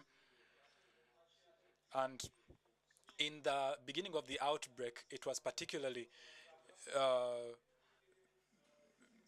we had about 40% infected people, and unfortunately the lethality of this disease took almost 60% of the people who were infected. And when we started putting in our local people to involve them in this fight against Ebola, there was no infected medical personnel, and as a result of that, this was one of the most important moments during the effective work that we did in this Russian-Guinea cooperation. And we want to also do the same even better in other countries. Now, we'll also speak about the different works that were carried out in the Russian-Burundian Scientific Center. So I want to confirm that we did not just give and provide laboratories and provide our own knowledge against these diseases, but we also prepared leaders and people that were ready to work in these conditions under these outbreaks. So on the slide you can see the cooperation also between Russia and Africa in 2019 to 2023. I already spoke about this, but I want to again speak about the technology of our specialists in the moments when we had catastrophes, natural catastrophes happening. Russia played a role in the liquidation of some of these outbreaks. Our specialists sent mobile laboratories, and this was also strengthened during the COVID-19 pandemic.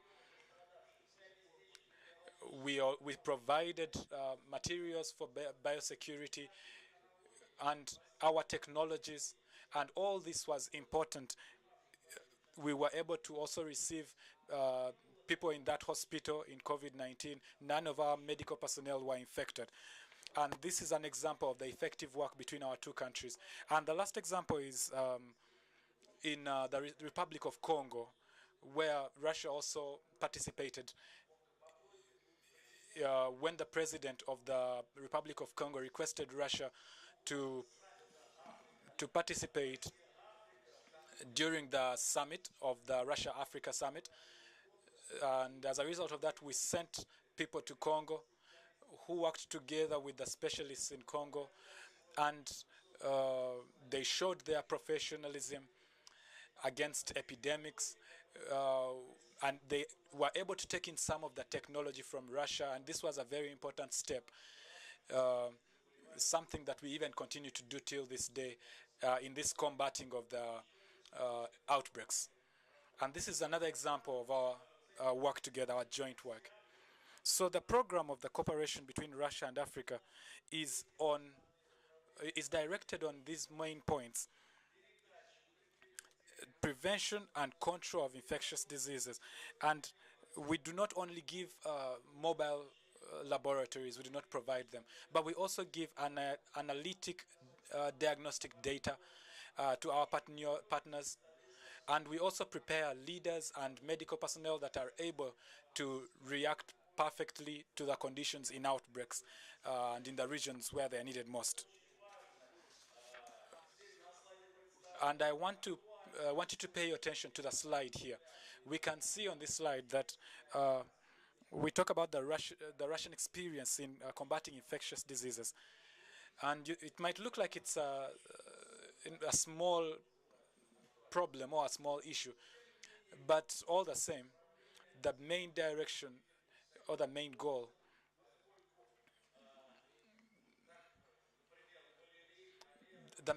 for example, against malaria, against the viral hemorrhagic fever, we do have technologies and for diagnostics, for early detection, and also for liquidation of these outbreak regions. And this is all useful in combating these outbreaks. Now, I want to also speak about the Russian mobile technologies for rapid response to biological threats. One of them is the mobile laboratories that have been prepared and worked on in Russia. They have patents, and right now we already are reaching the third generation of these mobile technologies. So in Guinea, we had the first generation, and already now we are working on the third generation of these mobile technologies that we want to even improve further and further. And we're also preparing people that are able to use these technologies. We believe that every African state has to have its own team that is able to react fast and react effectively to the different outbreaks and the different conditions that might come during outbreaks. And this is our offer in the use of the Russian experience against these biological threats. It's important to also understand that all these things that I'm saying were also recognized by the World Health Organization. They were classified, and they have been recognized by many, many international accredited institutions. And the Russian institution called Microbe, which leads this effort, is the main base for this effort against these diseases. And it's important to know that they are all recognized and accredited by the World Health Organization in their work. So we continue to encourage the introduction of these technologies into the different African states, and you will all see this. As you can see, this is a gift on the slide, the mobile laboratories, and you'll even have a chance later on to see how they work and to look at them, these mobile laboratories, at this conference. I also want to speak about the uniqueness and the abilities of the Russian technologies. In my own opinion, are effective, and they remain actual in our fight. I want to pay attention that right now we have an actual problem of biological security, biosecurity in the whole world, and right now we are very, very ready to give help and assistance in understanding technical support, technical operation. And what is the most important about this? We are also ready to prepare and train people in how to use these technologies. And we of course, we need to prepare people because otherwise we won't have the desired results that we want. So in this way, the Russian Federation is using complex approaches to offer cooperation and to work together with other partners. And we believe and hope that our technologies will be used to the improvement of healthcare sector in different countries, and that will be used in eradicating infectious diseases. Thank you so much.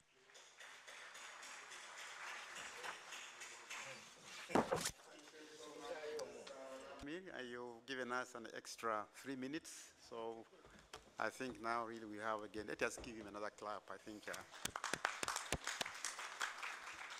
think he has answered some of the questions from the previous speaker. They were on weaponizing. So basically now I think we are on time, but we are down by 3 minutes. So you forgive us for having 3 minutes. Yeah, so now I think the floor is open, and I will take a few questions. It's my intention to make sure that we don't go beyond 5 minutes past 1. That's my target. Let us see how we proceed, but I'm flexible.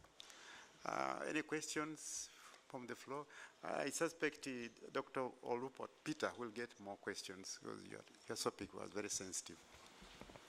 Thank you, Chair. I'm available. If you just raise your hand, anybody on this side with a question or the comment? Otherwise, my hand will immediately shift over to this side. Anybody? Yes, I see 1, 2 on this side. Anybody on this side? 3. Let us have 3 to begin with. Starting from that side, please. Your name, your affiliation, and even why you are asking the question is important.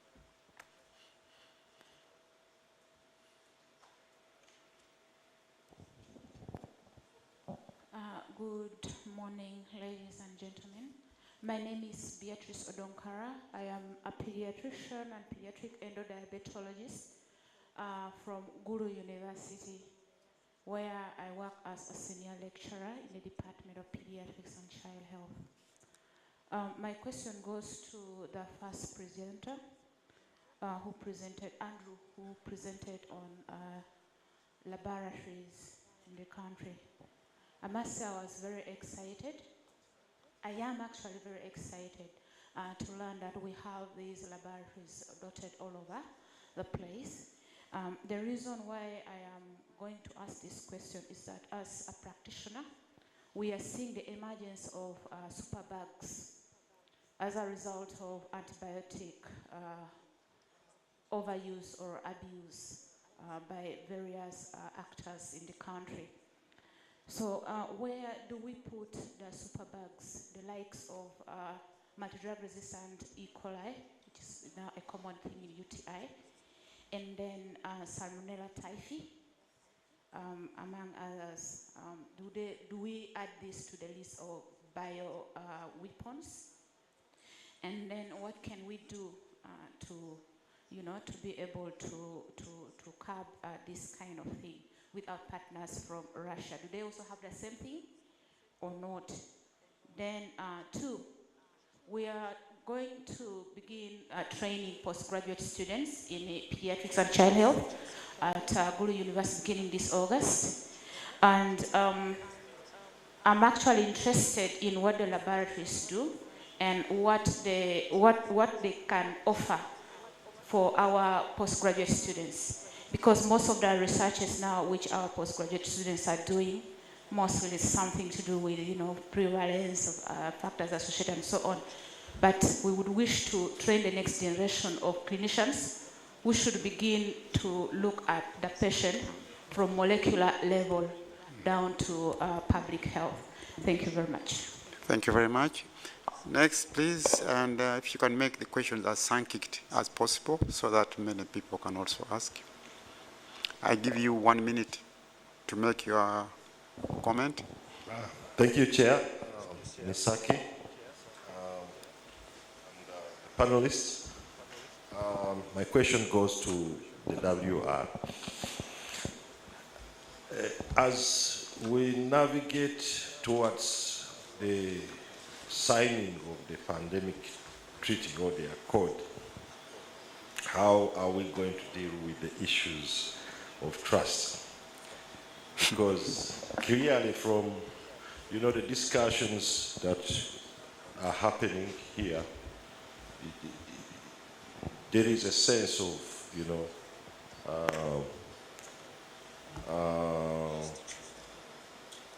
lack of trust, in the sense that we can't be sure of, the interests of the different partners. And I'll tell you that on our front, it is good in the sense that we want having a pluralized situation gives us a check in the sense that if we don't trust one partner, we have another partner to go to. But this does not enable us really move forward, especially towards the pandemic treaty and issues. How do we address this? Thank you. Thank you. There was somebody here. No, there was the third person, please. And after that, I would request Andrew and WR to make some comments against that. Merci beaucoup. Je suis Dr. Ali Boukam. Thank you very much. I'm Dr. Ali Bukamara. I come from the University of Kamala Sid in Conakry, but I'm also responsible in the area of hemorrhagic fever. But first of all, I would like to thank you very much for your presentation. Uganda and Guinea share a lot regarding Ebola. But I understood in his presentation that it is the public laboratories that are interested in epidemics. And yet there are many other people that go to private institutions. I would like to share the experience of Uganda. Are those private laboratories involved or not?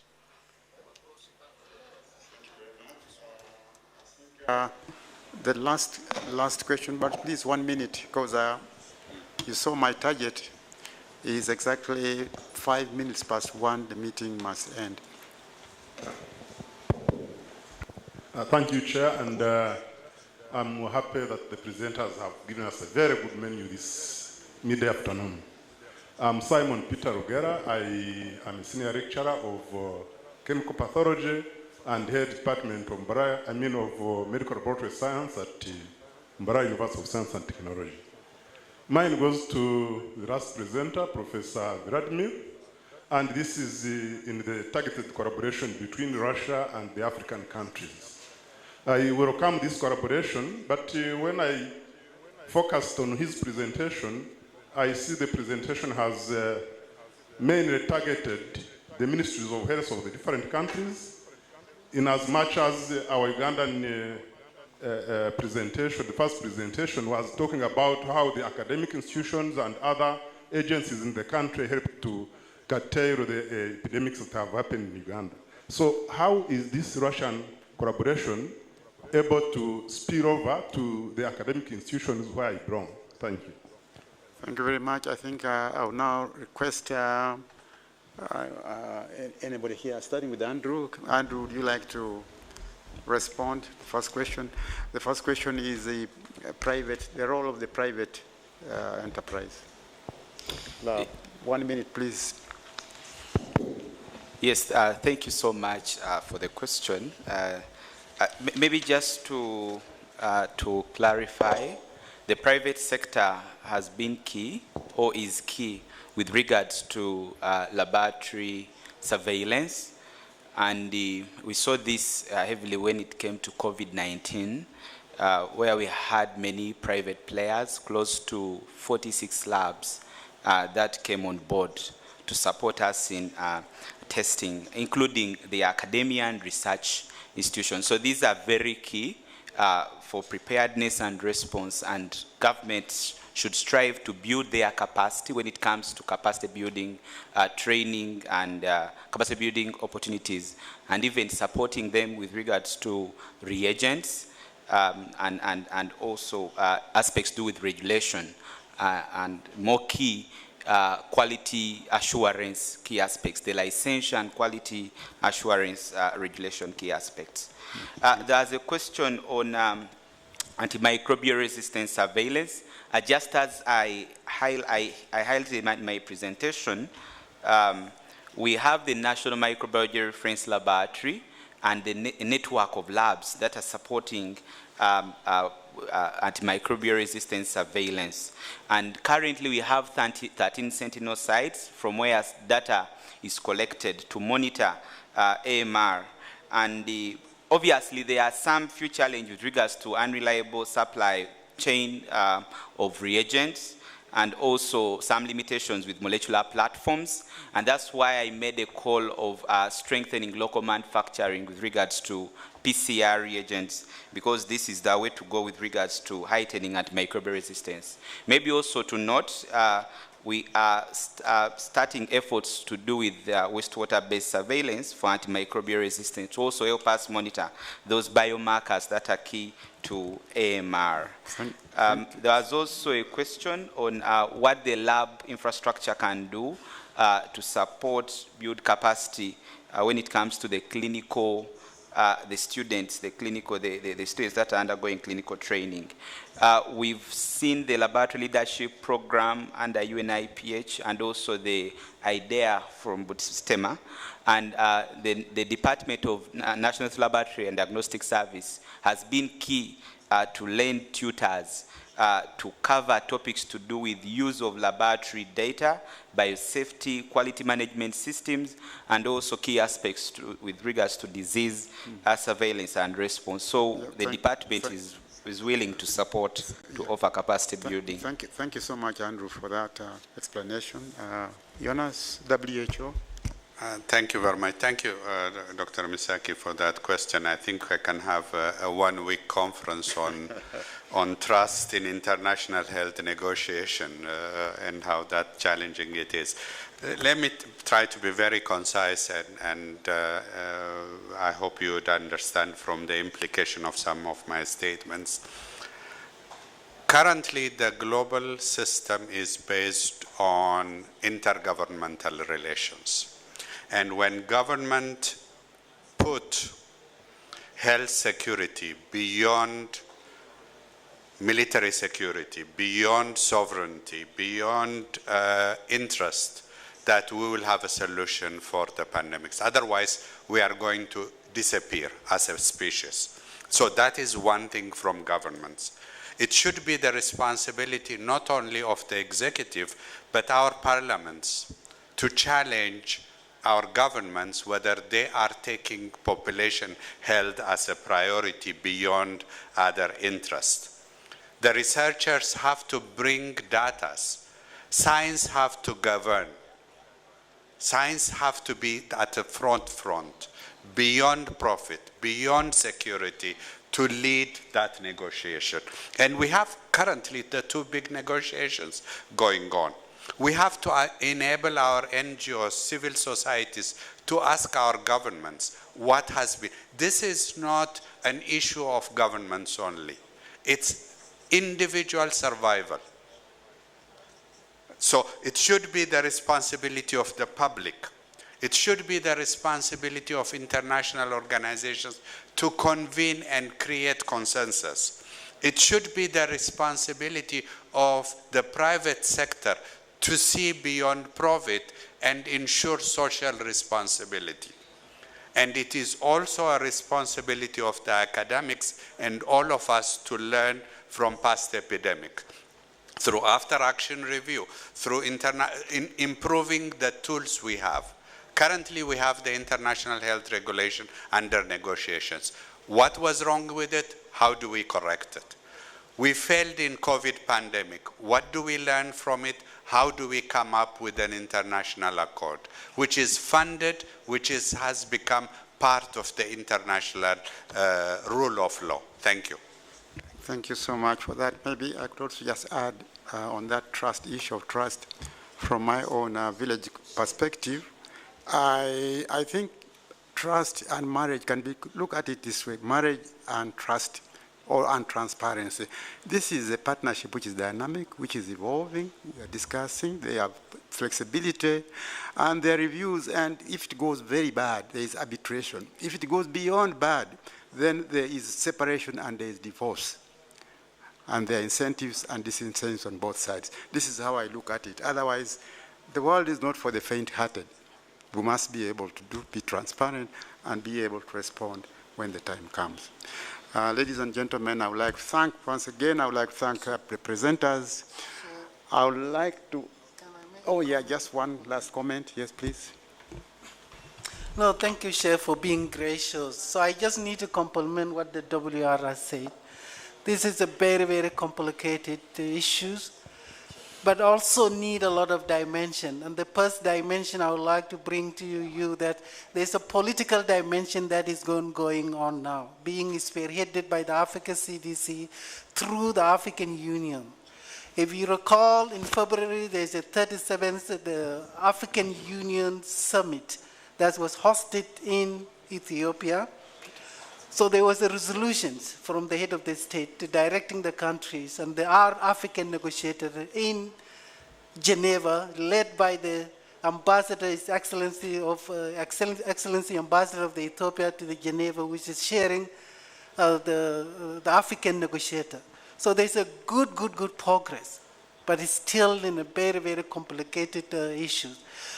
But I'm very pleased also to tell you that on 26 this month, the Africa CDC, through the African Union, is organizing a high-level meeting in Addis that will bring together all the 55 ministers of health and also all the ambassadors accredited to Ethiopia and all the ambassadors accredited to Geneva to have that discussion, because the deadline has passed, but there will be an opportunity to have a meeting on 29 in Geneva. So let's hope that the outcome of 27 meeting that will be hosted in Ethiopia maybe will give an opportunity for the African negotiator to come together and negotiate in good faith and negotiate on behalf of the African people, because all our life depend on this. There will be no single country, there will be no single individual will be protecting unless all of us are protected. So that's the good news. WRs insist that you need to do your part, civil society needs to do their part, all of us, we really need to do our part because our life depends on this. Thank you, Chair. Thank you so much for that clarity. Peter, there was a small question. Yes, thank you very much. There was a question on multi-drug resistant E. coli and whether this can easily be weaponized. I did mention that any bacteria, any virus, any prion or fungus can easily be used as a biological weapon for as long as it has characteristics of, first of all, being a target for a certain population, being able to cause wide damage, and also being able to cause disability and death. So it can easily become that, but here's the good news. Why we are here is to be able to strengthen surveillance and epidemiology so that we escalate this at the earliest possible opportunity so as to mitigate its widespread. On the pandemic code, I just have one comment. I think that issue of trust is very key. At the moment, most African nations have been moved to accept this without further discussion. Why? Because if you have a dissenting opinion, then you are misinformed, you are disinformed, and that's the language which intimidates people. I think as we go towards this pandemic code and build trust, we should accept dissenting views and accept to go on dialogue to find out why those dissenting views are there. Thank you very much. Over to the chair. Thank you, Peter. WR, would you like to respond? Do you have anything to add in view of what has just been said? I think the other big threat we have, which is weaponized, is health information. Infodemics is going to cause more death than the viruses. So ensuring there is information, accurate scientific information is disseminated is going to be a very big factor in our fight against pandemics or epidemics. Thank you.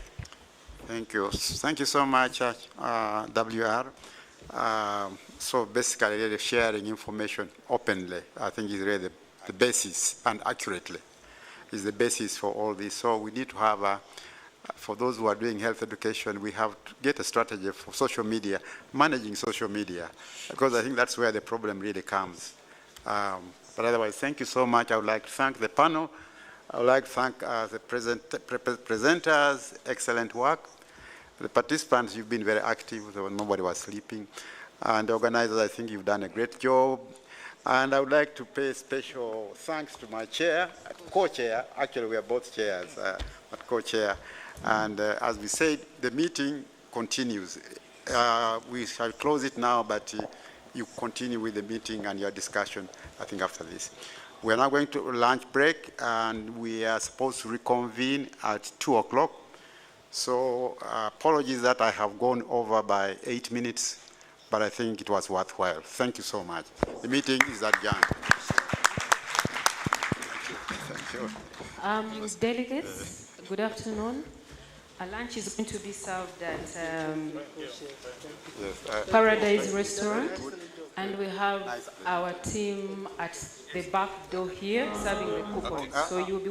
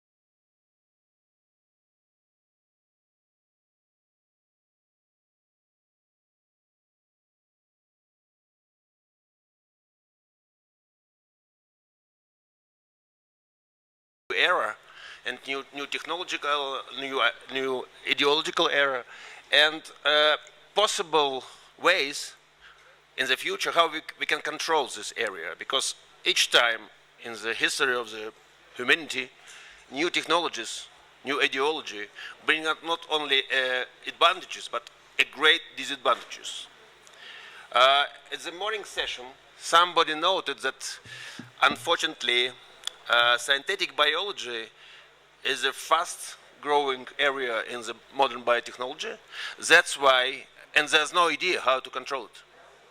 Because before, since now, for controlling, we use so-called natural bacteria or other pathogens. Some terms of genes, group of genes, sequences has been clearly defined by nature, by natural evolution. That's why the targeting, it's the keywords in the control, is specifically defined. And it was very easy just to define, to specify PCR tests or sequencing procedure or immunological tests, just to clearly define the pathogen, isolate, prove the participants of this pathogen in the pathogenesis, and so on.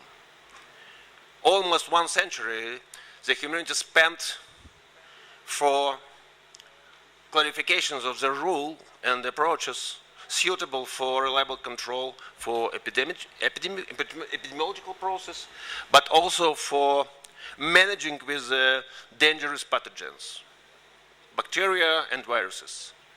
So what about my presentation? On the other hand, I have a copy in the stick.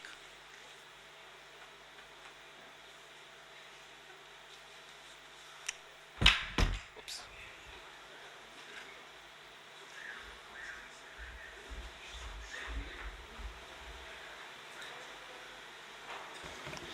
Well, perhaps as a reminder, Russian is on channel 2 and French is on channel 3 of your devices. Thanks. Okay.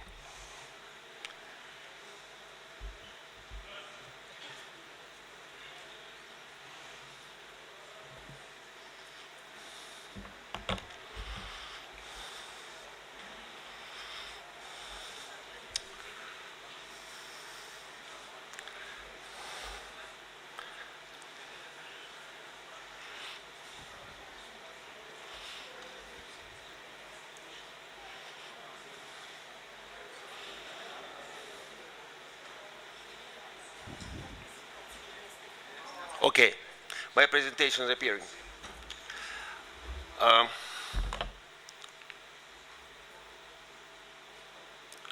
So after the short presentation, thanks, and short introduction, I have to move to the Russian, and will speak Russians. But if somebody will have other questions, I will be ready to answer on the English. Так вот, возвращаясь к теме моего короткого сообщения, я решил посвятить его на самом деле неким угрозам.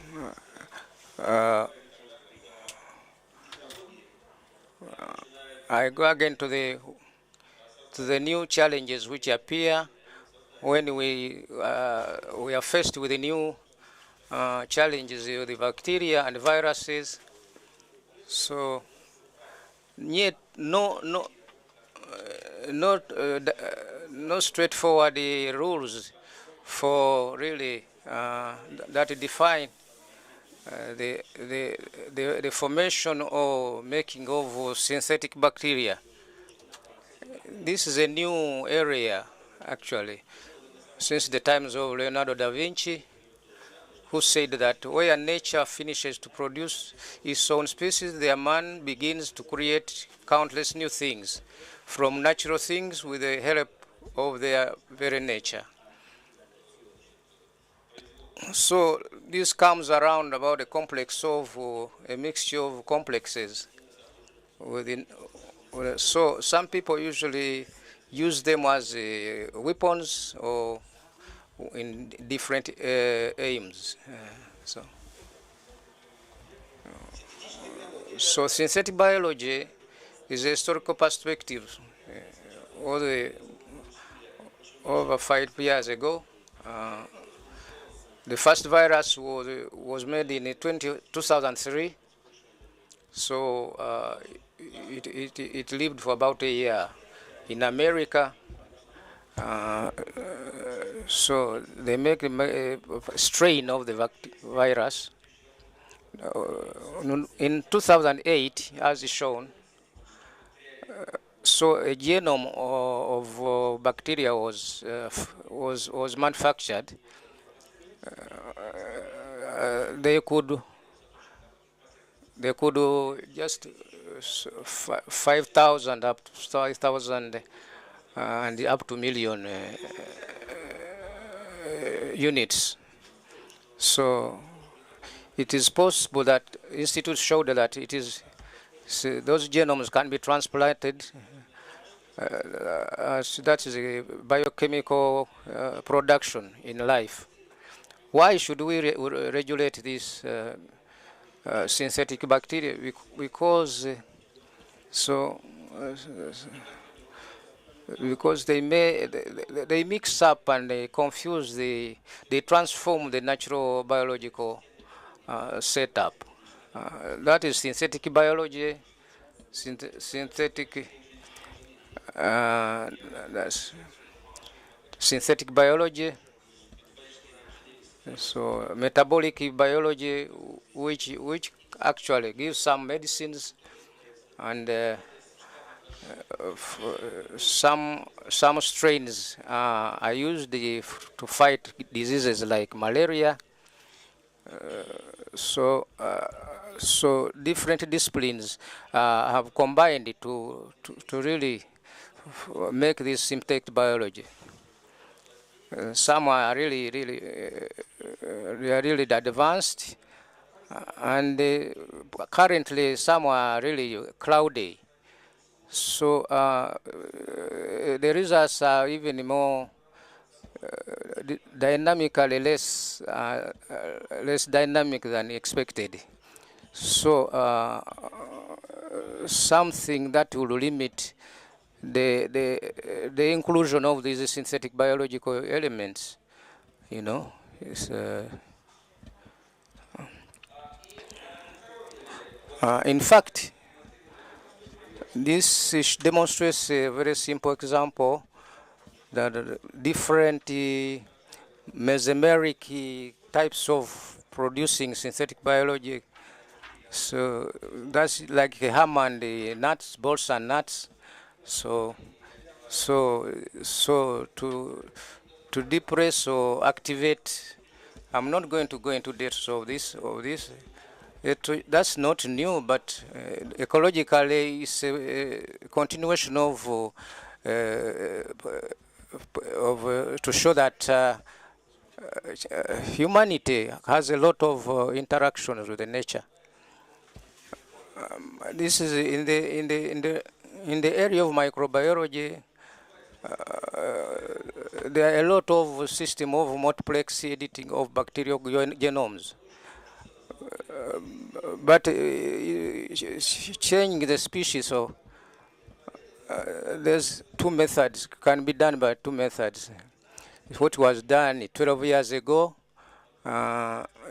Chacha was one of the engineers of this.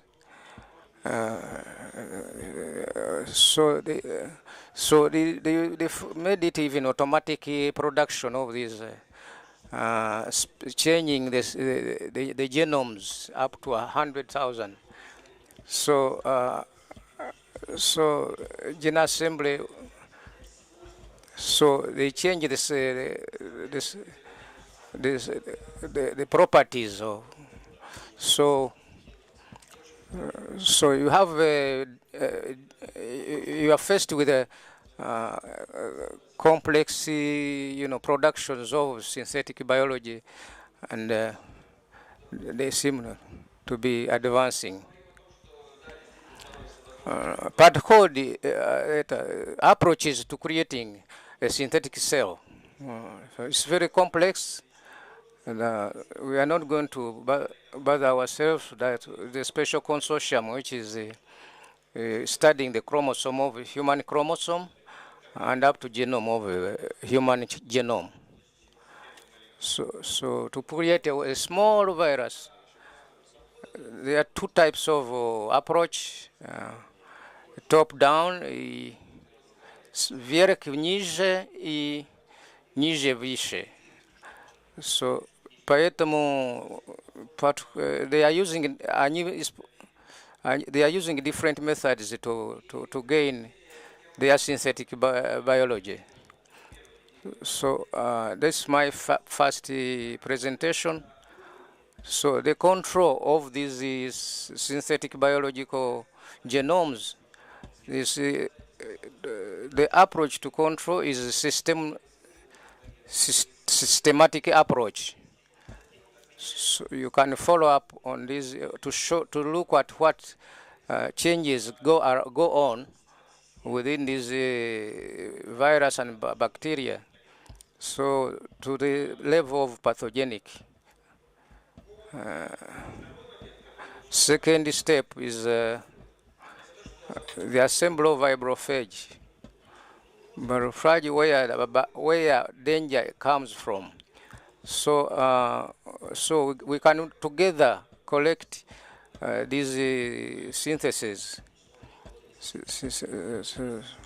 So we collect all these within different institutes of virus and bacteria. We formed a FAG, that's cholera, which was made in India. We produced all those phages, which can be used to fight the synthetic or sores, for instance, to cure sores and all that. So this is the real presentation. So that was history. So, but most important, the risks that appear,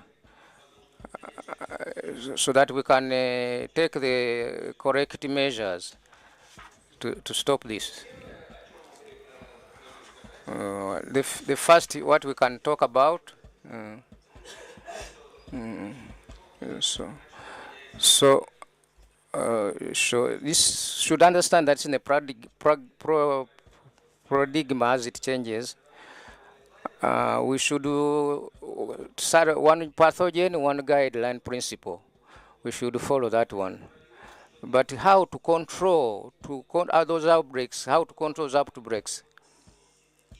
So the synthesis. The synthesis makes this process not really straightforward. So when the epidemic and there was no information, enough information, so so the change of ideology will help a lot in changing the understanding of these epidemics.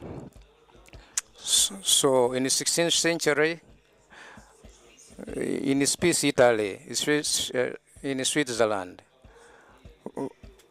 so biologists of the world presented how Dr. Smolensky could make a synthetic bacteria at $3,000 only. So in this multi-faceted scientific works, so microorganisms should have a supervision on this. So far there is no effective method. No, but you should find other methods which appear that are more effective. So I wanted to say that the first is you have to adequately follow up on the spread of these epidemics, and the first step. So different methods, method of monitoring method.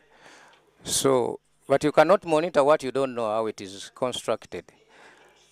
So the changes of biochemical changes, physiological behaviors, changes in physiological behavior in the natural phenomenon. So with those patients who are in the hospitals with unknown diseases, so should warn us that something funny is happening. So in our Russian Federation, so we should also be able to share that technology. And there is an example here which has been put up.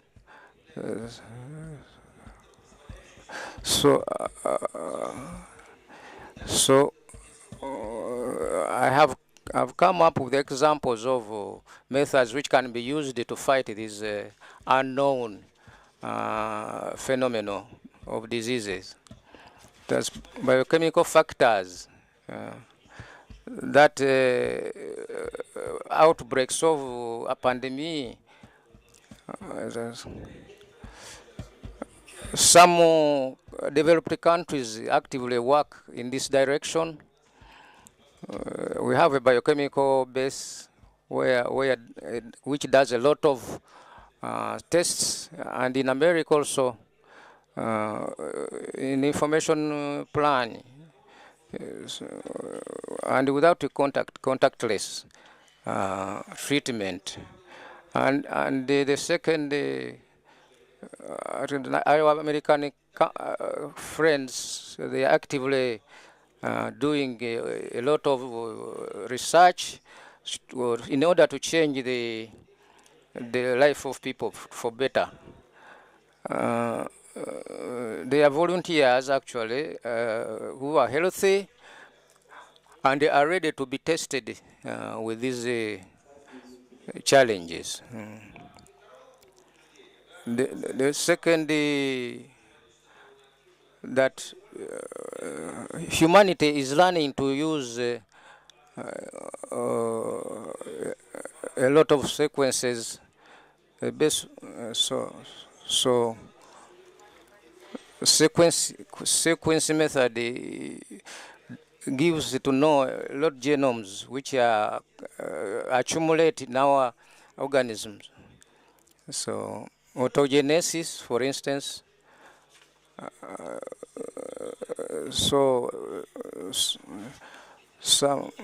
Some cannot be used actually to test a healthy human being, but some tests give us an opening into the unknown. So the collection of data, for data which is open actually, Soraka 40 terabytes of information can be accessed. In China, for instance, they have that possibility. For us, maybe we go up to 12 terabytes. So if we go into international cooperation and we share information and experience, then with those pathogens which are already studied, so then also repetitive material whereby more information is accumulated. So we are not finding something good, but we are using known data in the metagenomic sequencing. So all that can go into the database. So maybe just methods of wisdom, of natural wisdom, which can give us a clue to the solutions. So these three approaches give us the systematic knowledge of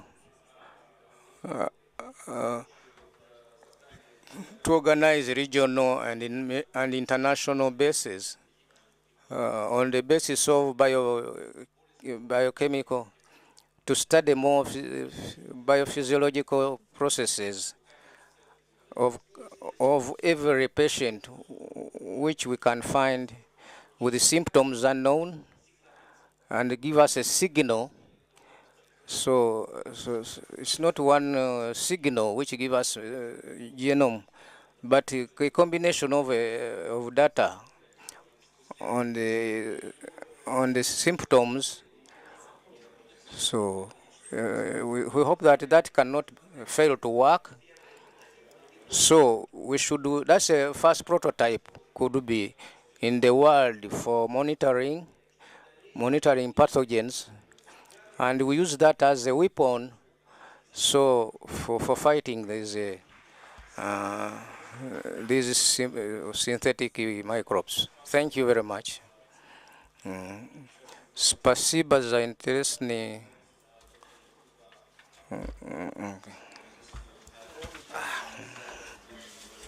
Niger. And he's going to tell us about modern threats and challenges to biological safety. Thank you, sir. Good morning, ladies and gentlemen. My name is Dr. Yaqub Abdraman.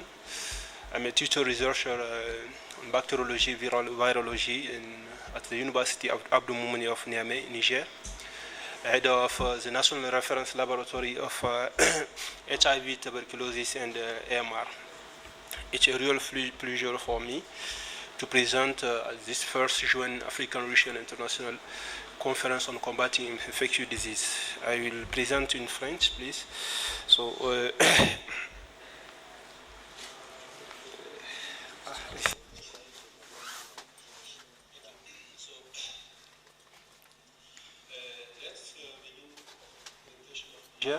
Donc, le Niger, comme vous... Niger, as you can see, it's a country which, it's a big country, is really at the center of Africa. It's a country which 80% of it is Saharan Sahel, 24 million of inhabitants and more than 260 million square kilometers. It's a country which is at the center of the international migrations. Most of the African migrants go through Niger to be able to reach the Mediterranean Sea. Another thing for Nigeria that you need to know, it's a country which in which it's really hot. The average is around 30 degrees Celsius. You can see on this graph where the lowest temperatures are around 20 degrees Celsius, and the highest goes up to 45 degrees Celsius. The climate change, it just comes to worsen situation. We even have a heightened temperatures in Nigeria. I'm saying this because this has an implication on the outbreaks. And with regard to the preparedness to the outbreaks, according to the last assessment for Niger, Niger is not ready to be able to face to the following outbreaks. We have 34%. That's what you can see around us, even among our neighbors. You can see that, for example, most of our neighbors are not ready. So the epidemiological emergence in our country can go very quickly into other countries. Now, what type of outbreaks have we gone through in the last years? We can have diphtheria, which is still so we still have that in Nigeria. There's cholera, meningitis, and you have COVID-19, and they have Rift Valley fever, and you have hepatitis E and measles. And these outbreaks, you can find them in all the regions in the country. But as you're talking about outbreaks, and this is not just a national business, it's a global business. It concerns everybody around us. The neighboring countries have also outbreaks that are threats to us. They want to come to us. There's also, we share with Nigeria 1,000 kilometers. You have dengue with the Burkina Faso, and we have other sicknesses. So, I talked about the Rift Valley fever and the monkeypox also. We can observe that in Nigeria or even in Benin.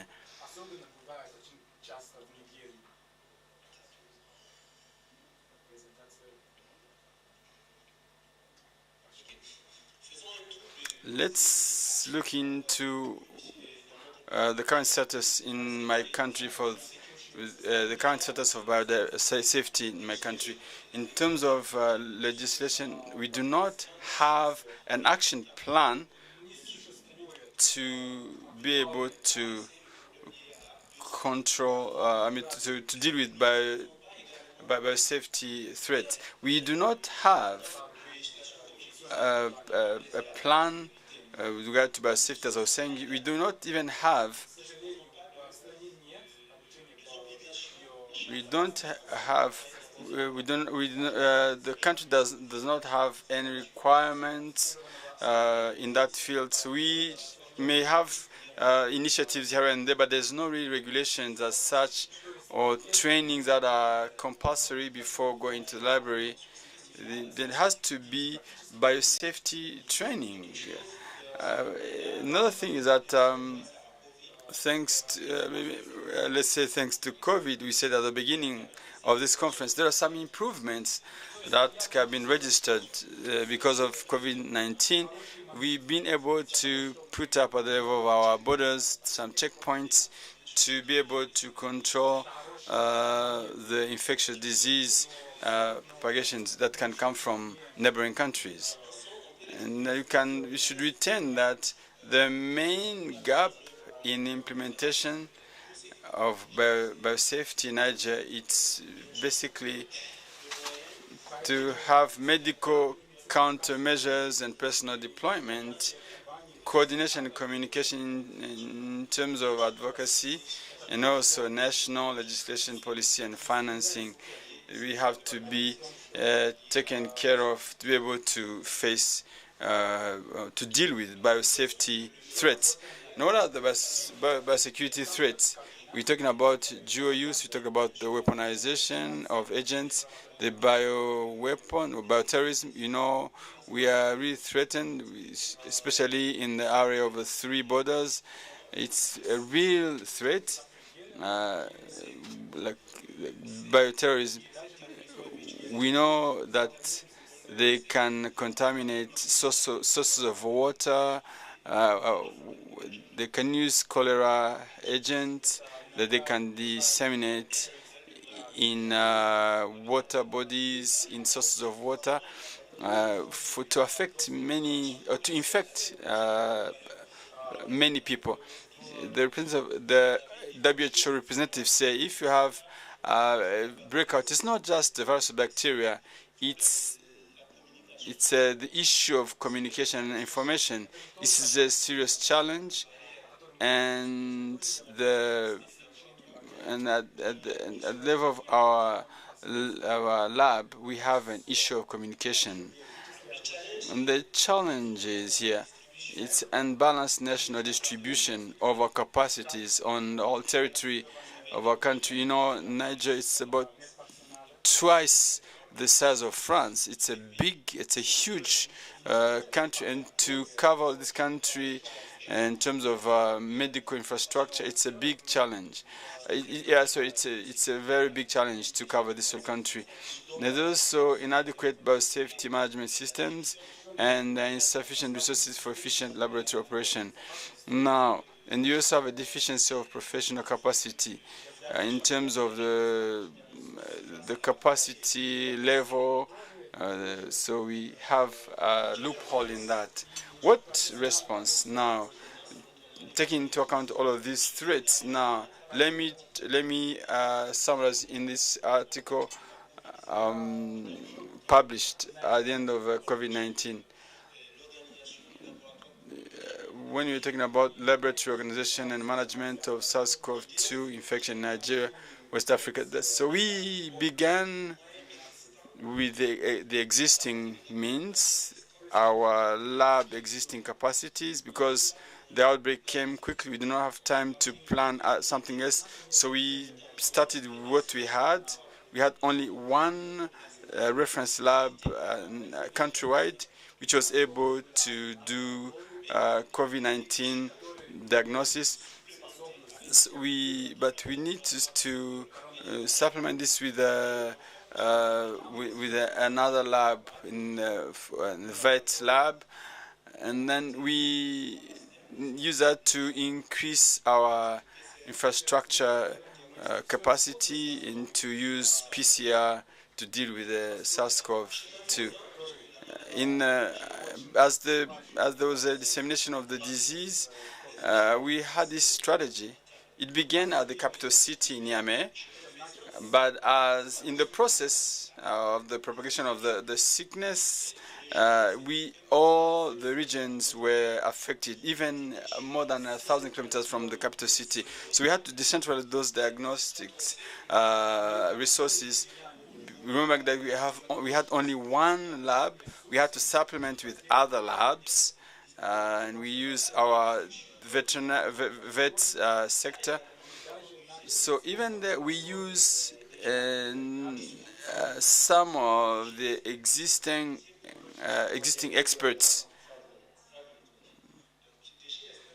So we also use the experts who are existing, and then they were used to do the diagnostics of COVID-19. Now, the response was structured around the construction of high-level biosafety laboratories, detection of pathogenic microbes detection and disinfection, legal oversight, and then training and collaboration. That we're talking about, working with other African countries and also with other countries such as Russia Federation. And the response also goes with surveillance and increase of care, including vaccines and adjuvants. And mostly, I was going to say funding. It's not a secret to anybody that really the biggest issue is the funding of activities that are there to counter outbreaks. So, and you know that for us to deal with that, most of the time we look for funding elsewhere. To conclude, there's also we talk about sustainable laboratories initiative, prior assessment tool, and the deployment of a mobile lab, and also the training in terms of biosafety. Let me continue because it's also the same in terms of response. Now, thank you for your attention. Okay, thank you very much. So, let me give the floor to the next speaker, Dr. Razina Tariko Asefa, who represents the Ministry of Health from Ethiopia. Challenges and experience in response to infectious diseases in Ethiopia. You are welcome. 15 minutes, please.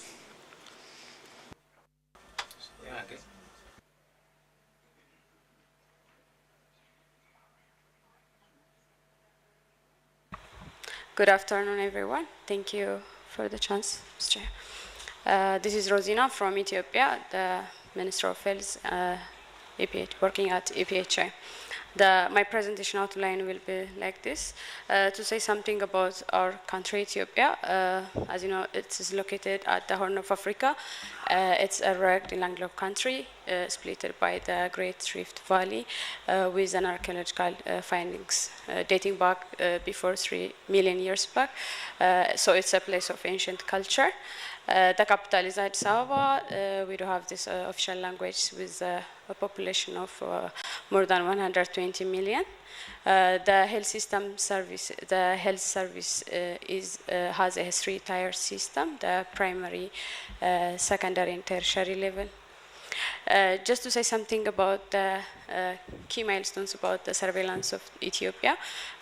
Before 1998, emergencies or these infectious disease outbreaks were handled just like the ordinary diseases, like emergencies was managed in disintegrated way.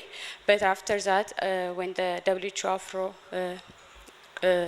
launches the IDSR principle, we have adopted as a member state country, we have adopted that the IDSR principle, and it has during the time, so it has this is focused in, but it doesn't have a preparedness and recovery strategies. So after that, we have upgraded it to the public health emergency management. Of course, it's still the IDSR reciprocal of the Afro-CD WHO, but in our country, we call it the Public Health Emergency Management System. It's a very comprehensive, and it's also focusing on risk, unlike the IDSR, and also it covers from the preparedness to the recovery. And also, we have a dedicated structure from the National to Warada for this purpose. So now we have started to implement this comprehensive FEM system in our country. So we do have a reporting for the list of these priority diseases under surveillance, around 37 diseases separated by the immediately reportable and weekly reportable. Our selection criteria for this is, as you know, just like the other countries, like diseases which have high epidemic potential, and also, of course, if they are concern of the international concern, based on the IHR 2005, and also some diseases which are targeted for eradication and elimination, and of course, if they have a public health importance according to the country, and of course, if they have an effective prevention control measures, they will be included in the in this priority disease under surveillance. Of course, we follow all diseases.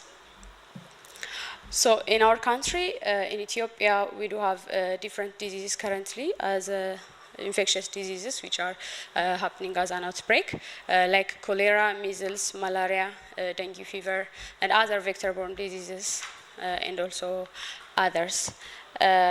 We do have a FIOC system which we activate for the response of these infectious disease outbreaks.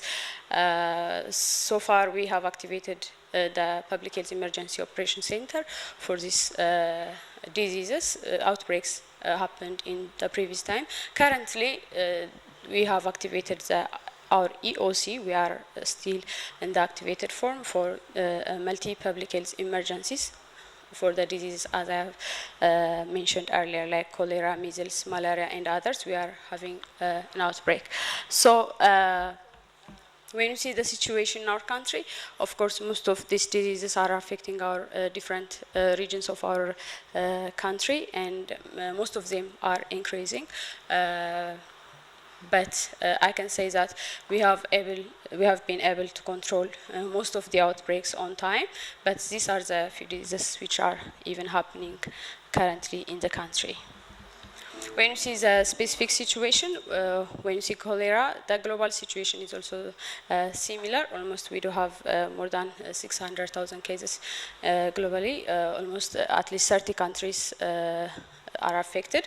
17 are from the African region. Ethiopia is ranking the fourth by cholera next to the mentioned countries. When you see the situation of the cholera disease in our country, almost more than 38,000 cases have been recorded until now, and also 528 cases with a CFR of 1.36. Of course, as you can see on the map, we have been able to control most of the outbreaks in the country. The ones shaded in the green are the outbreaks happened that we control currently, and the active waradas have been clearly shown in the map, shaded in red. So currently, we do have the cholera outbreak in 64 waradas, almost from 2 regions. As you know, regarding cholera, for the response, we do need to have a multi-sectoral collaboration. The health sector cannot alone control cholera outbreak. That was the reason for not controlling the disease timely. I mean, as you can see, the time it was started in August 2022, but still we are having the outbreak. So that multi-sectoral collaboration is very mandatory. We can see that gap in the on other challenge. When you see the measles situation, of course, almost all of the weredas in the country were affected due to measles. This was because of the routine vaccination was interrupted for some time due to the conflict and other situations in the country. Because of that, we have seen many outbreaks of measles cases in different parts of the country. We have tried to provide reactive campaigns, vaccinations, but due to the shortage, still we are having so many weredas, active weredas happening on the ground. So we do have lots of cases of measles. The other disease that we are having in our country currently as an outbreak is malaria. Malaria is increasing dramatically since 2022. Of course, there is a very high increment of the cases compared to the previous years. So it's known that 75% of the land mass is Ethiopia is malarious, and 69% of the population are at risk. But currently, what we are seeing is that more than this figure of the population is affected by malaria, and we are having so many days due to malaria. And there are, of course, reasons for this one. The first can be the climate change, the global climate change, the El Nino and the La Nina case. And the other is, of course, there is a large irrigation at the country level. That may be one contributing factor for the increment of the cases. The other is population movement. We do have a very a high number of populations are moving from one place to another due to the internationally displacements. That is one contributing factor. And the other is entomological factors like the vector resistance. We need to have a very good evidences regarding the vector resistance and also the drug resistance, because we are encountering those problems, and we are conducting researches for tackling these problems. When you see the malaria transmission level, almost most of the areas in the country are affected, as you can see on the map, but the high case loads are most in the western area, and some few regions are having most of the cases. Most of the cases are accumulated in almost 4 or 5 regions of the country. This is a weekly trend, so we are also having the outbreak even currently. And when we compare the 2024 data from the previous years, it's still on the top. So we are having still the outbreak, and we have been conducting so many responses for that. The other is dengue fever. Dengue fever is also globally, there have been almost more than 5 million cases has been reported. When you see the continent in Africa, almost more than 171 cases have been, suspected cases have been recorded, and more than 70,000 have been confirmed. So Ethiopia is ranking the second from the African regions. So when we see our country status, it's of course dengue is mostly seen in few regions of the country, but currently it's decreasing, as you can see it on the map. We are only having it on 2 regions, and the cases are declining. The other are just chikungunya, yellow fever, and trypanosomiasis. These are also have been encountered in our country. We have been providing responses for that.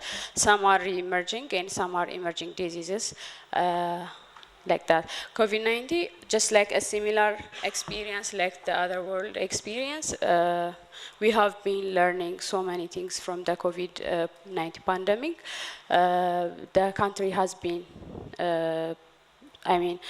strengthened our preparedness and response capacity, even the detection capacity starting from the COVID-19 era. So it has given us so many experience, and currently the cases are declining so much, but of course I can say that we have been a limitation testing capacity currently, so that may be one reason, but among the total tested cases, we do have very low number of COVID-19 positive cases, so it's decreasing in our country currently.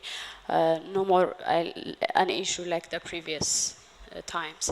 When we come to the response, we have been providing response at the Public Health Emergency Operations Center level, and also for disease-specific responses. When we activate the FIOC for disease outbreaks, of course, we will engage multi-sectors and also partners and other required sectors for this purpose. But sometimes, when the disease doesn't pass the threshold, we sometimes handle it at the APHI level, and some of the activities will be limited, different from the FIOC activation.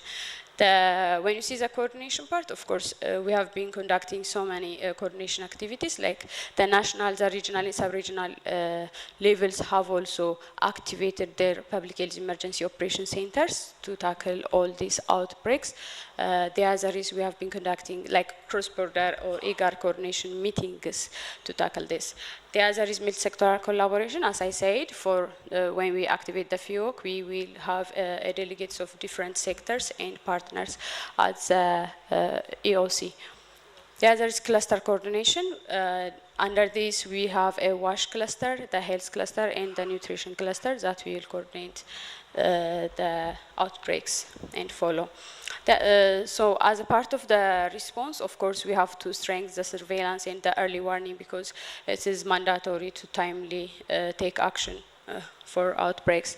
So we do active case searches, and event-based and community-based surveillance are also enhanced. Contact tracing have been done in a very wise manner during even the COVID-19 era time. The other is laboratory. When you see the laboratory, of course, it is a backbone of the surveillance and the response. We do receive case-based reports, which also have the laboratory findings under each case. And that is how we can confirm cases and react. The other is environmental surveillance. We do have an environmental surveillance for cholera, polio, and other diseases that is supporting us as an evidence and we use it for the prevention. The other is modeling and forecasting, especially for diseases like malaria. We have been using the forecasting, modeling, so that to forecast the diseases and also to prepare based on the data. The other thing we do is, as a response, vaccination. We have been able to give almost different rounds of vaccination, like the reactive vaccinations for outbreak time. Of course, the measles vaccine has been given in many rounds, and also the oral cholera vaccine has been given. More than 10.6 million doses has been mobilized, even though there is a despite the global shortage of this vaccine. So most of the affected areas has been addressed with this oral cholera vaccine, but as a preparedness, we couldn't be able to provide it because of the shortage of the vaccine. So we do also case management. Almost more than 80 CTCs has been established in the country after the the cholera outbreak. Capacity building of the health professionals regarding the case management and also the surveillance is also one action that helps us to control the outbreak timely. The other is mobilizing diagnostic and treatment kits with donation and procurement. Vector control activities has been conducted for malaria and also for dengue fever. Also, risk communication and community engagement activities has helped us a lot for combating these outbreaks. The overall challenge that we have is that we do have a lack of emergency funding for these infectious disease outbreaks in the country, and also a shortage of medical drugs like chemicals and wash supply for the emergencies for emergency. Also vaccine shortage, as I have said, for measles and also cholera, even polio currently. We are having a vaccine shortage. Dear the answer colleague, is weak health please system time. infrastructure, weak supply chain management, and as a coordination, there are also some challenges that we have seen. And reporting is also another challenge because you have a digitalized system, and also it will contribute for the delay in outbreak detection and reporting. Our priorities are this one. As I mean, I have touched most of the things in my speech earlier, but I want to mention also that the workforce development, we have been able to train experts in so many areas. Thank you so much. Thank you for interesting presentation. Thank you. Okay, thank you, and would like to introduce the next speaker, who is representing Professor Moses Joloba, Dr. Emmanuel. I think you'll introduce yourself. And he's really going to highlight the Ugandan experience with the COVID-19 response as well. You have 15 minutes to speak. Thanks. Good afternoon, everyone. For our visitors, welcome to Kampala. I'll be presenting on behalf of Makerere University School of Biomedical Sciences. I'll be representing Professor Moses Joloba and the team that was at the COVID-19 testing laboratory. So I'll be presenting experiences and lessons learned from the response to the COVID-19 pandemic in Uganda, a lab perspective. So COVID-19 diagnostic testing, timely and accurate COVID-19 laboratory testing is key, both for planning, prevention, management, surveilling, and research. And WHO emphasized that we need to test, and test, because when you test, that's when the other interventions come in, of isolation, treatment, and all those. So testing was key. The Uganda situation was well coordinated by the Ministry of Health. They did come up with guidelines for COVID-19 testing, and the guidelines were to streamline COVID-19 testing for all the testing labs. The scope was guidance on testing technologies, SOPs for sample collection, transportation, and testing, and also how to scale up testing. As you know that the epidemic kept on expanding, so you need to know how to scale up by safety, biosecurity, and waste management, and also coordination of logistics and forecasting, such that you don't run out of testing materials, since there was supply chain issues during that time. The money was contributed to by a number of partners like UNHLS, UVRI, IDI, Makerere University, CDC, and other developmental partners. So how did we activate this testing lab? So a team would come and do a rapid lab assessment. Then they would grade you as either low risk, moderate risk, or high risk. And if you are low risk, then you'd go through, they would look at logistics available, do a training and dry run. They give you proficiency panels, which would then you would use to do your QMS. Then you provide then you would be activated to do small-scale testing, and you'd have to share your first 5 positives and 10 negatives to a lab that's already activated, and all this was done to do inter-lab comparison. And once the results were ready, then you, when you pass those steps, you then activate it. Those who are high risk and moderate risk, once you are designated so, you'd go through corrective action, and then if you pass those, you'd go through the other pathway. So how did we set up? You needed the technologies, so we needed the machines. We had both automated machines like the Gene Expert. You also needed the PCR machines where you do the manual extraction. You needed the extraction kits. You needed reagents. And why do we mention reagents? During the epidemic, supply chains were really constrained, and getting these reagents in here was quite difficult. And actually, they were one of the bottlenecks to testing. Then you needed laboratory environment. Some labs were at the center, highly sophisticated, like the one where I was based. Then others were field labs, where you do testing in the field. So how did we do the quality management system? We did establish an interlaboratory comparison scheme. Like I said, before you activated, you'd send your positive samples to a reference lab, and then they would see whether there's concordance in the results. And once you passed with a certain level of accuracy, then you would be actually allowed to start testing. And why did we do this? Because remember, in COVID-19 testing, there wasn't a standard at the beginning, and I think people needed to come up with creative ways on how to actually implement quality management systems. Then you also had to keep developing manuals to standardize processes to make sure that our results are comparable between different labs in the country. So this is how the samples would flow. You would collect the samples from over the country.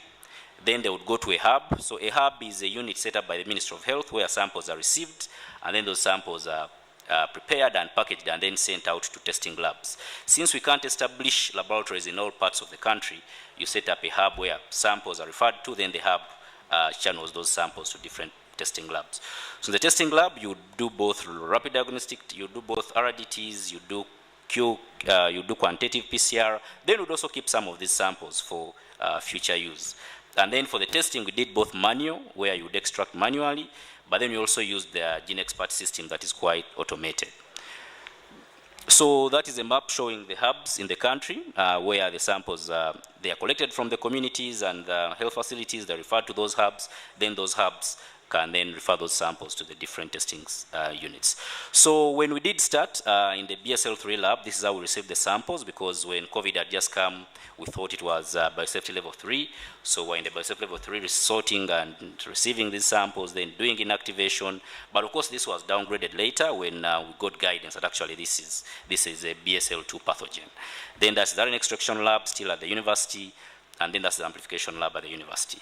So, and then you needed a big data center, because with COVID, we got a lot of data in a very short time from the biodata from all these patients, putting it together, then integrating it with the results. So you really needed a very strong data and information center to actually support testing. So we used a lot of GeneXpert testing, which is automated, to try and reduce our turnaround times. And this came in. This was both good and bad, because it shortened the turnaround time, but then it constrained other services that were originally using these GeneXpert services, mostly testing for tuberculosis. So Makerere University Testing Lab was one of the first 4 labs to be accredited in the country. And once we got the accreditation, we did over 2 million samples. We had the highest numbers of samples tested in the country. We had about 100,000 positive samples, and also had the fastest turnaround time in the country. And when we did the computation, we realized that actually we think we saved the country about $37 million. If you look at the cost of doing this test and with the cost we are doing the test at, we think it lead to save a lot of money for the country through that testing. So, but with time, we realized that actually testing at the center wasn't very efficient, so we did work with the Ministry of Health to decentralize testing, because then there were a number of people coming into the country.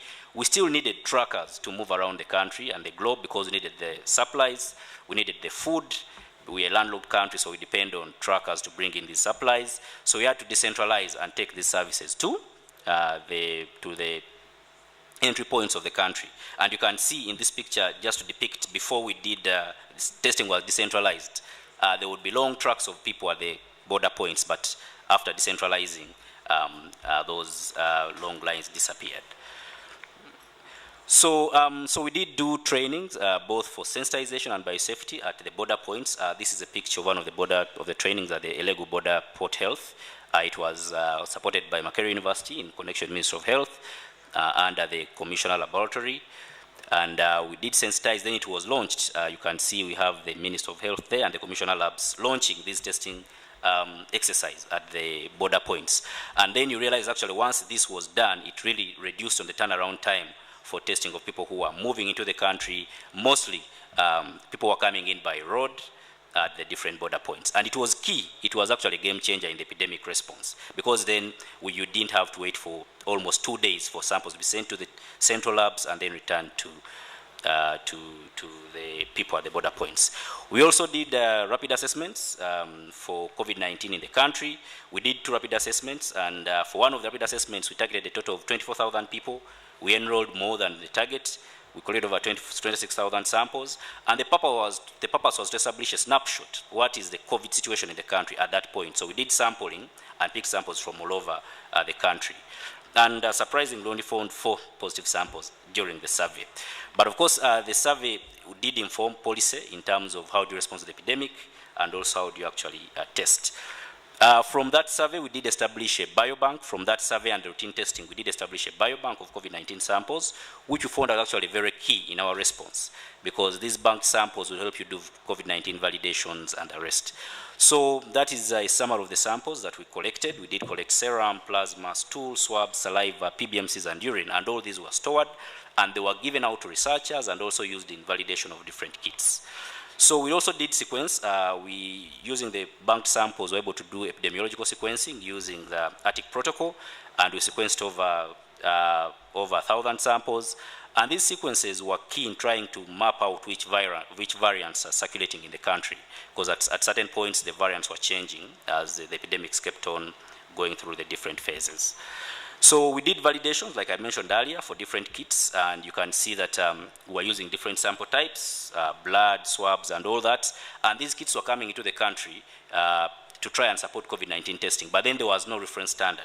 So the only way to actually validate them was to use banked samples that were sure that this was from a positive person or from all these historical samples before the COVID-19 epidemic, and then you would say, okay, this is positive, this is negative. Then using the results from there, you then advise on whether this kit will actually work in this country or not. And we are, one of the kits that we did validate was actually taken up by Ministry of Health for use in symptomatic patients. Still from the back samples, we were able to develop proficiency panels. We did develop a proficiency panel for proficiency testing for different labs, and we've shared this across Africa. So we've been able to do this through the supranational reference laboratory based at Butabika Hospital. It was developed for TB testing, but then when COVID came in, that infrastructure has been really pivotal in trying to respond to the COVID-19 epidemic. And through that network, we did distribute proficiency panels to a number of people across Africa who are trying to standardize their testing. For those in the lab sector, you know that you need a standard to do a test to validate your positive tests. And when COVID came, these proficiency panels were hard to come by, and actually developing them on the continent and distributing them was actually key. So, and that gave us a leadership in diagnostics in the region, because then we were helping other countries do their testing and also build their capacity. So we've tried to develop to register that proficiency panel through Uganda Registration Services Bureau. We are trying to put up a patent, but of course that is still in collaboration with still the Ministry of Science and Technology. And we are trying to learn that if you develop something, even in an epidemic setting, ideally you should try and develop a patent, because we've learned that actually these patents are useful both for capacity building and also mobilizing resources. So these were some of the achievements from the biobank samples. We did diagnostic validations. We did support biotech. A number of companies came to Uganda and they set up either they were either marketing technology, COVID-19 technologies, or they were manufacturing them locally. And most of these did actually come to us. 4 more minutes. Okay, yes, most of these did actually come to us to get samples to actually validate their products. So data, you really needed a strong LIM system, both locally in the lab, but also the Ministry of Health really put up a very robust system, the results dispatch system, popularly known as RDS. So all results in the country went through that system. So you'd work in the laboratory, put the biodata, get the results from the lab, put them in the RDS, and then you'd produce a result. And that really did guide in terms of response.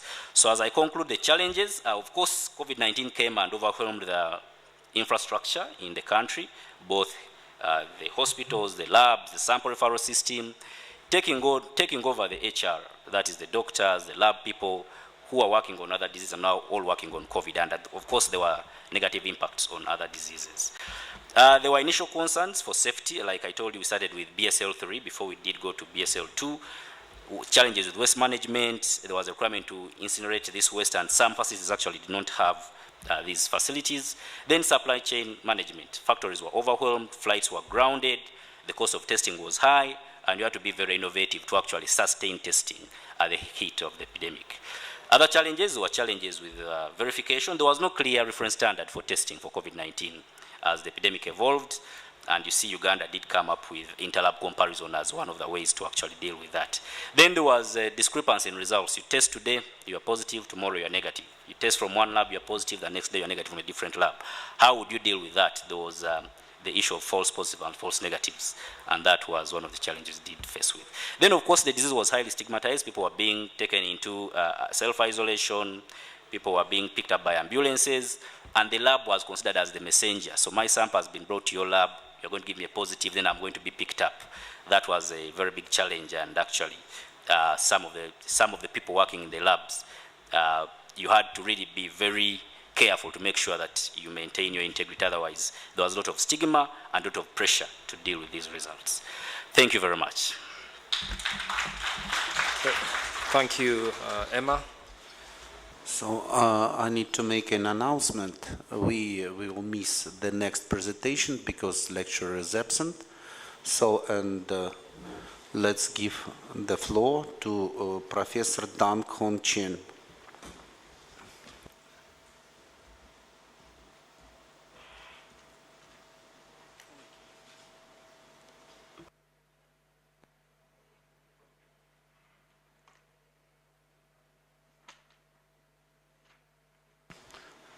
Профессор Чен, please, включите микрофон, пожалуйста. Вадим Маркович.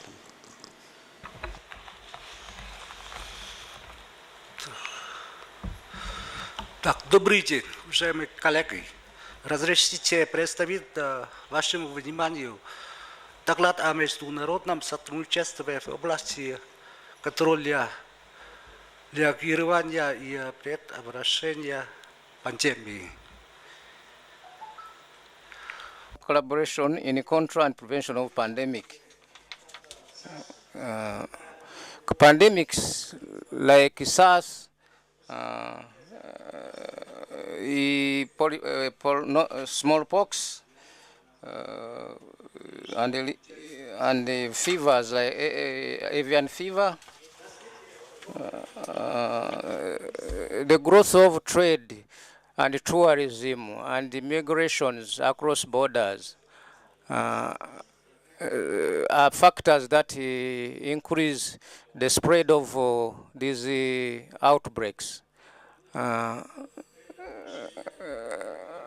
So in order to reverse and control this requires international cooperation and also on the national and international levels. Partnership and cooperation in uniting forces to fight these infectious diseases.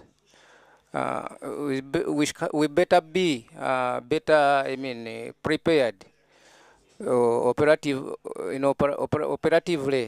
prepared, so to reverse and achieve the effective combat force to fight these infections.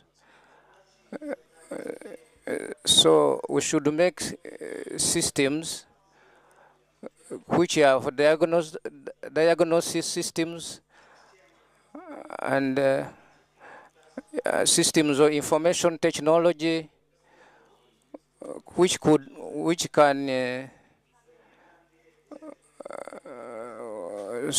can be combined and integrated to fight these infectious diseases. So attention is being given to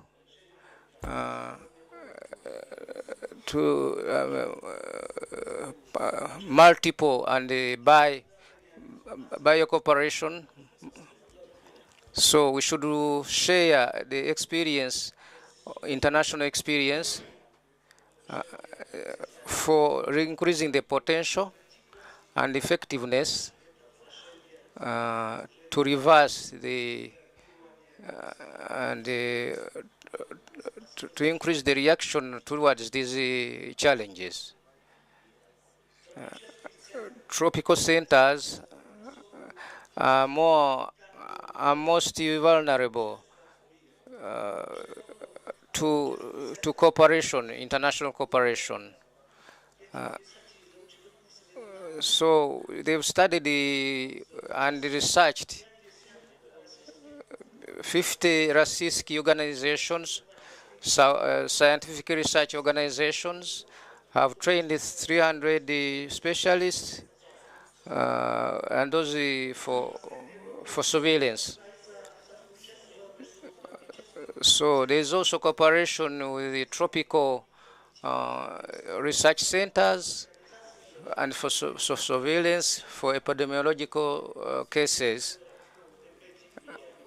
And these epidemics and the newly appearing epidemics to work out biological methods on molecular biology, chemical and surveillance, prophylactics, and for other diseases also. So the center microbe is and the vector epidemiological center. So they help in research on limiting the spread of infectious diseases and epidemics. As a result, collective work has attained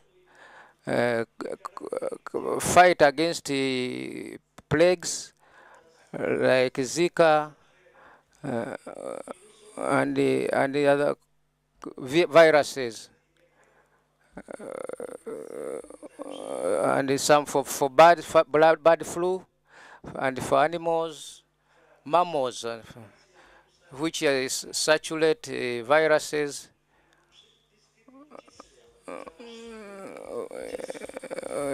Including poultry, domestic poultry. So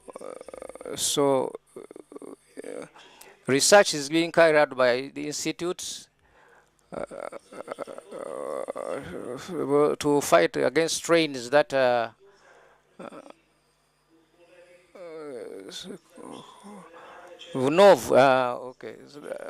these repetitive infections through embryology. Institute of Pasteur in St. Petersburg is carrying out tests and research on of measles,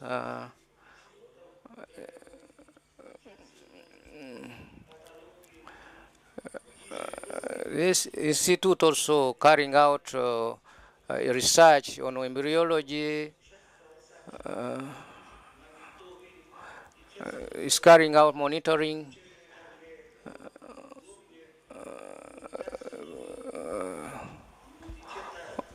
so to acquire a population immunity of species of humans and animals.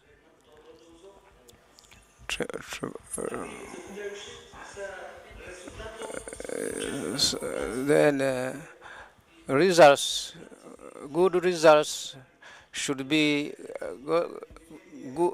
good according to the research.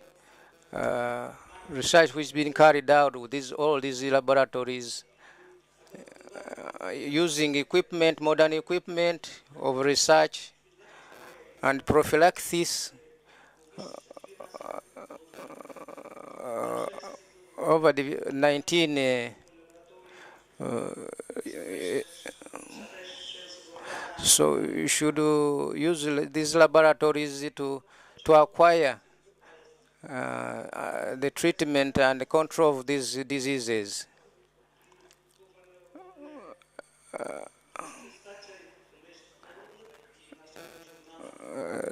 There are articles and reports in the journals, international journals, and the books from data.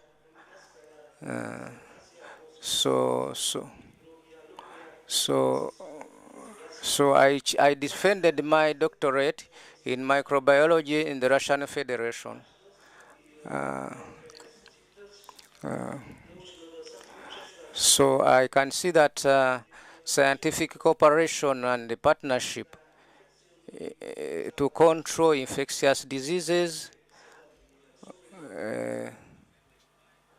is very important, especially scientific research in the tropical centers. With the divisions, thanks to the teamwork which is being carried out with these centers and laboratories, we can hope for achieving effective results in order to control and treat these epidemiological cases. So we hope for wider cooperation in this direction. Vietnam is always gives special attention to international cooperation with the Russian Federation and also other international organizations of the world for preventive outbreak, to prevent the outbreaks of future epidemics. Such conferences like this one take the initiative for international cooperation. So we should be focused on sharing information so that we stand as a stumbling block to these epidemics. The results of research so that we coordinate knowledge, we share knowledge on each country's epidemic situation. So we should share information for developing countries, tropical centers must carry out work on attaining perfection.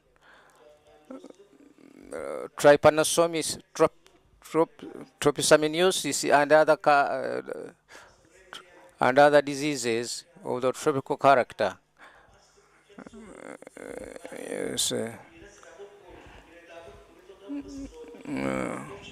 Should use the modern methods of control, diagnosis, and tropical countries are hoping for developed countries, including Russian Federation, so that we share information to understand the human situations in regarding pandemics and other diseases. We should need the academic exchanges with the scientists. Thank you very much for your attention.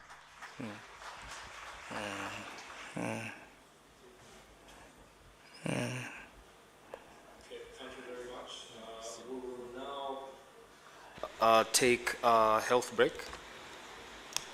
It is 3:35, so it was supposed to be ending now, starting now. So we're right on time. Thank you to all the speakers who've kept time. I guess not having one speaker was an advantage, but after that.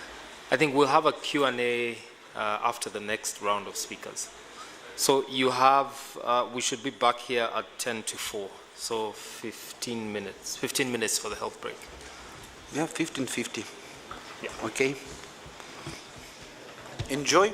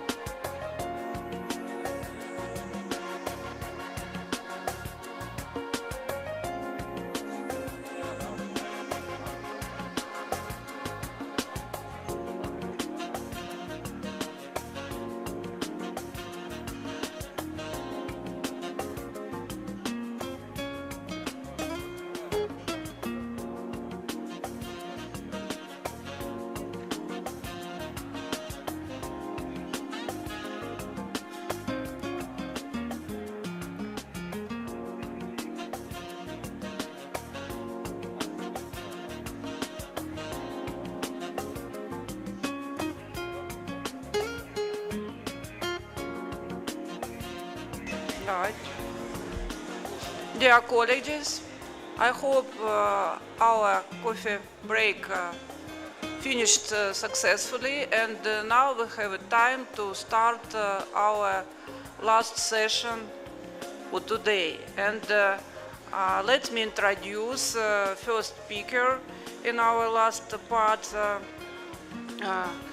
Professor Vladimir Didkov, Deputy Director of St. Petersburg Research Institute of Epidemiology and Microbiology, named after Pasteur from St. Petersburg, Russia, and with presentation, result and prospects for cooperation between St. Petersburg Pasteur Institute and African countries. Welcome. Hello. Hello. This time up. Hello, participants. We are beginning now. Welcome back to the conference room. Thank you. Thank you. Thank you. Yes, let's celebrate as we get back. Thank you very much.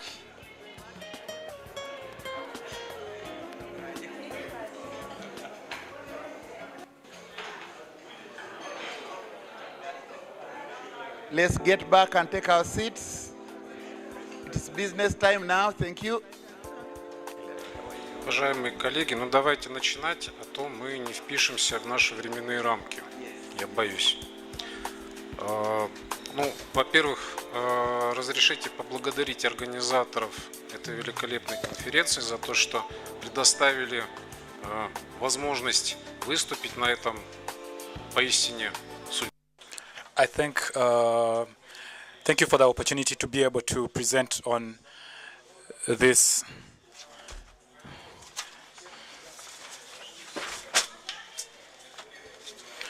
so all the same, this is the first joint African-Russian International Conference that we have for improving our interaction with the African states. And I am representing the Pasteur Institute in St. Petersburg. How does it do? And he'll be talking about the results and perspectives of collaboration between St. Petersburg Pasteur State Institute and African countries.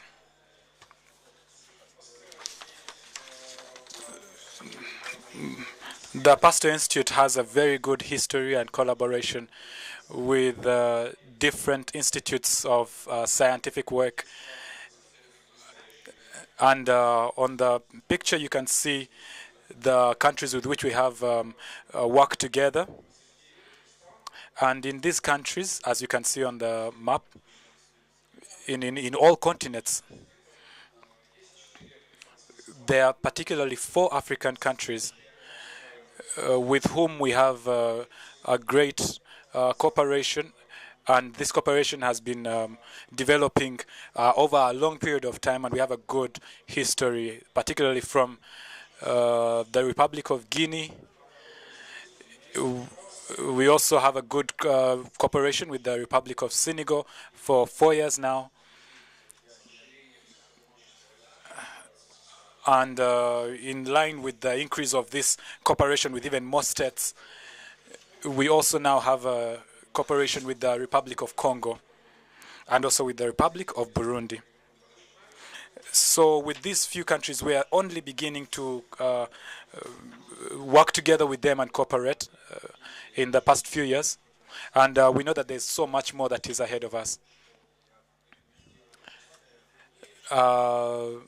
We are very proud of what has been done in the Republic of Guinea.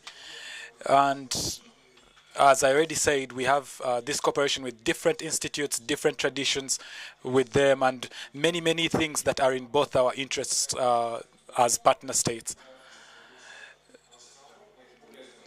And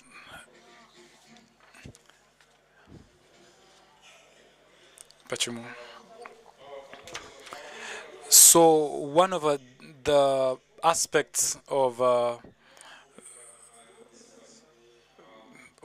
that I'm going to be speaking about today is about also how we work together with the Republic of Guinea and also with other institutes. And this cooperation has been particularly important in presenting the results that we see today. And we talk about the morbidity of the hemorrhagic fevers.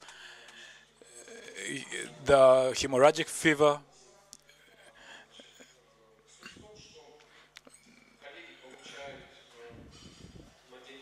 so the point is that our colleagues receive different materials, and as you see, in 19% of courses, in 19% of cases, the laboratory diagnosis sometimes is unknown.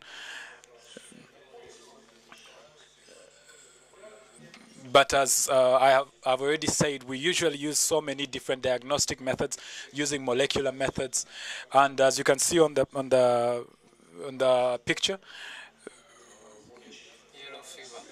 we see a graph of all the different distribution of zoonotic diseases in the study group in their percentages.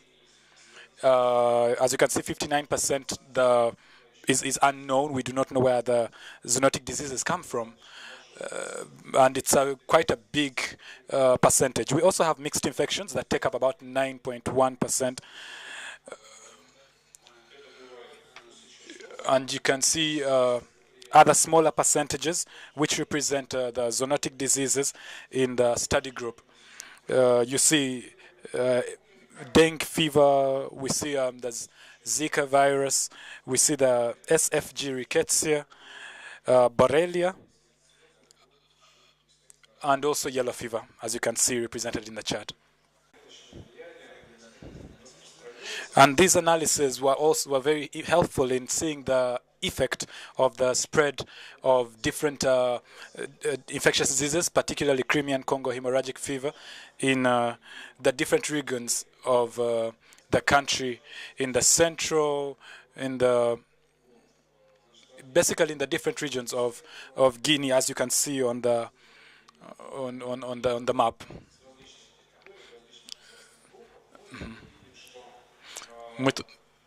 We also see that in certain particular territories of the Guinean Republic, some have a higher rate, some have a lower rate of the spread of Crimean Congo hemorrhagic fever virus. And it is very logical that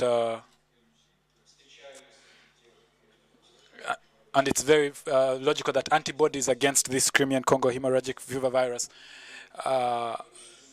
exist. But then it's more important to work against the vector that brings this hemorrhagic fever virus.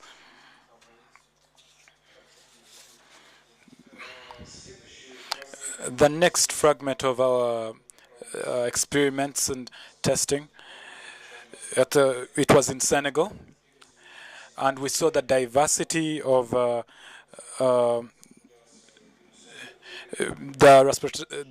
variety and diversity of 2 Dugbe orthanovirus isolates.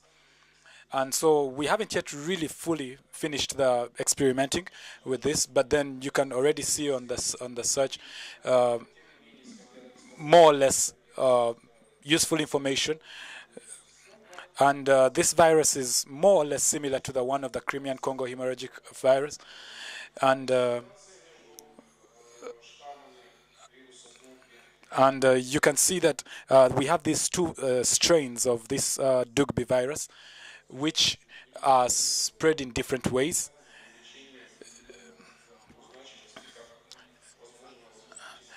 And all this study has helped us to know how the different vectors are able to spread the Dugbe virus.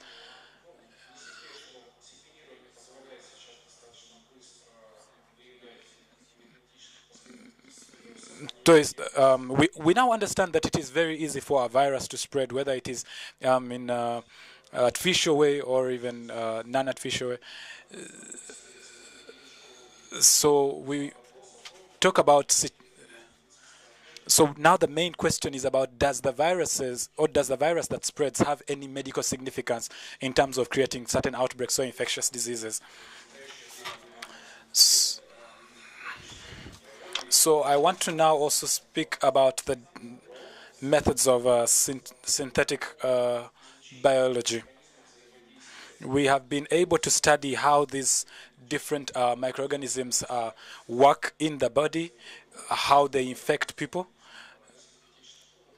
And we want to understand some of these things also at the synthetic level.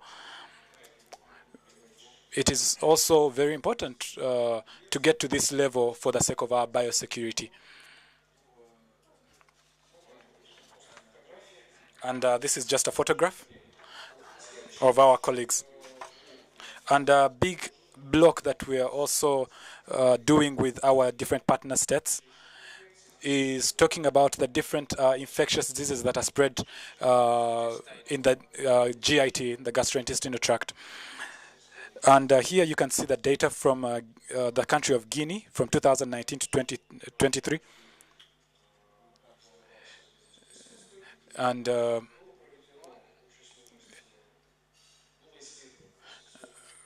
so as you can see at the end, we had 879 strains of that were tested for diarrhea. And this was through the help of molecular technology, and that was at the first step. And after, we even went deeper into trying to understand these microorganisms. As you can see, 34% we got false results, 66% positive, and even on the other graph, as you can see, the bacterial versus the viral infections.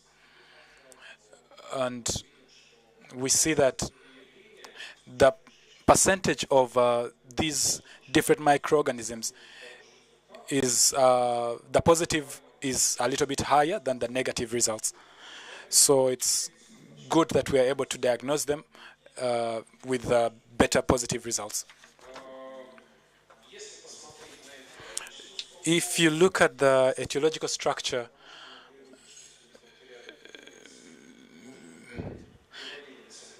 and we understand that among the bacterial causes, salmonellosis has to be the biggest. And under the viral, we also see that different percentages of the causes of these diarrhea symptoms.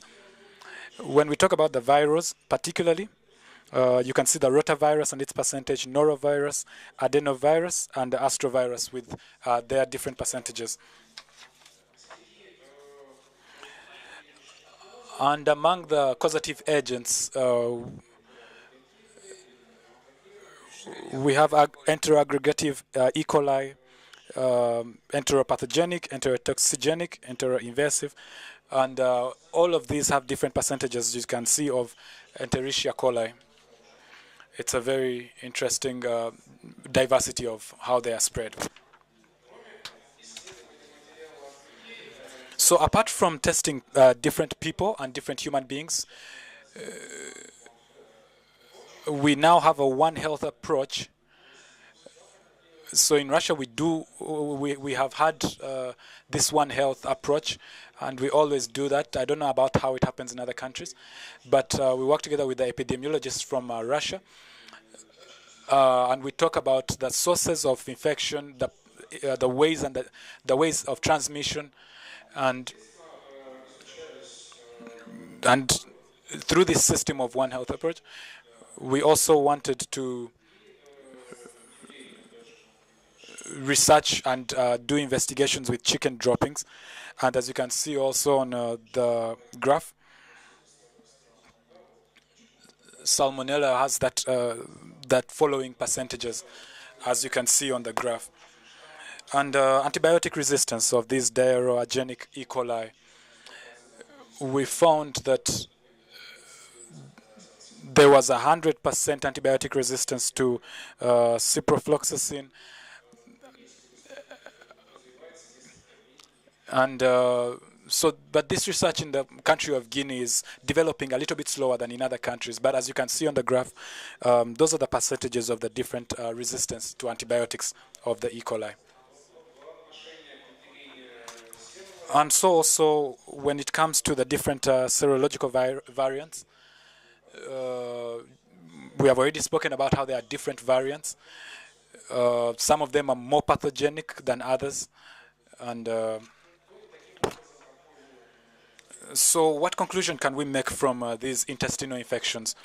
So we can say that in Guinea, there's a wide spread of these intestinal infections, and it's very clear.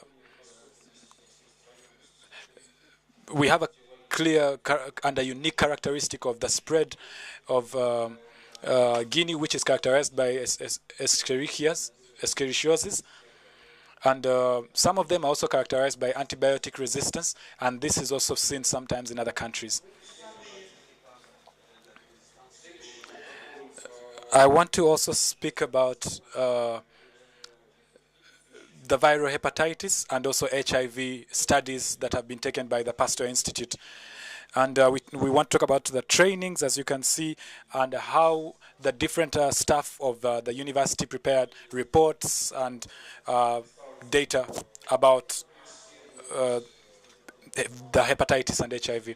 So you can see that we have different studied group, different characteristics of these groups were taken, and we use different markers to be able to identify the microorganisms. And as you can see on this graph, we see that 93% of enterohepatitis was found through anti-HGA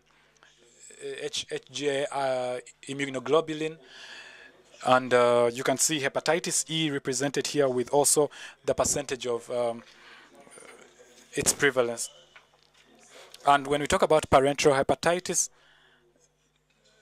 you can see almost 80% were positive when we test the markers of hepatitis B. And when we talk about anti-hepatitis C, we can see that the percentage is lower, together with the hepatitis B, and also HIV AIDS percentage is lower. Let's take a look at the molecular markers of this parenteral hepatitis. You will realize that the DNA investigation for the hepatitis B stands at a higher percentage than the one for hepatitis B when we're testing the RNA. And we also see the same percentage, which is low for HIV/AIDS. And here we see the frequency of prevalence for the different co-infections, HIV with HBV. And you can see almost about we also see about 50% of people who have mixed infections, as you can see. There's also this that is very interesting, and this is about hepatitis B. And this needs to be corrected by the different agencies that are involved. But then the graph shows that those who have HIV are more. And because of time right now, I'm going to fly a little bit, go a little bit faster. And so I want to speak that we are going to continue to work together with Guinea and the staff who are in Guinea. And right now we are having a big project now with Congo, as you can see. And it's a cross-sectional project that we're having with them, which is geared towards the etiology of different viral diseases. And as you can see, the objectives are laid out there, talking about different aspects, the resistance, and also the determination or definition of this. So, of course, experiments still need to be done. But here, it has already been spoken about how the Russian Federation has brought into Africa technologies, knowledge.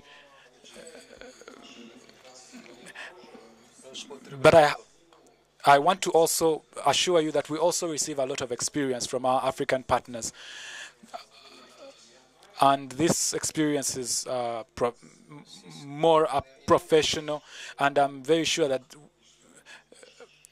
our cooperation will continue to increase even in the future and will bring us very good results. Thank you very much.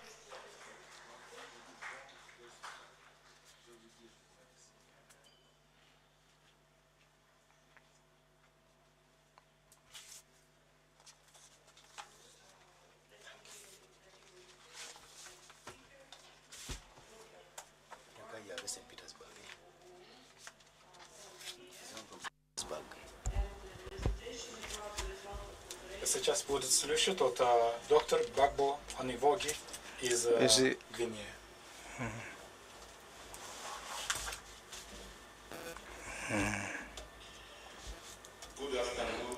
Добрый вечер, всем.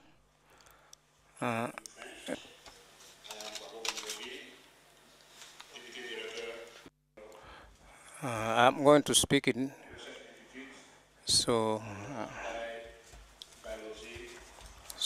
I'm a student of applied biology, graduate. So I would like to in Guinea.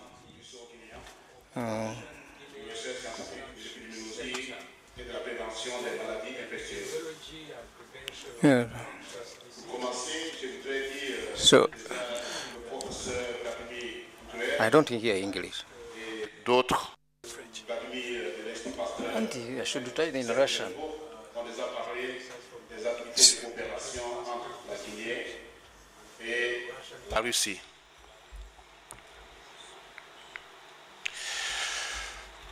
Biology, any genie. the Ebola epidemic between 2014 and 2016 in West Africa had a number of effects. There were Трагичный характер. 70 morts. Et en Afrique de l'Ouest, il y a eu des importations au Nigeria, au Sénégal, au Mali, en Espagne. They were also affected Nigeria, Senegal, Mali, and there were some cases reported in Spain. Health workers, about 870 were infected and 499 deaths were recorded amongst them. In Guinea, we had 3,814 cases of Ebola that were reported, and more than 2,000 people suffering from the disease died from it. During this outbreak, Guinea, together with Russia, in in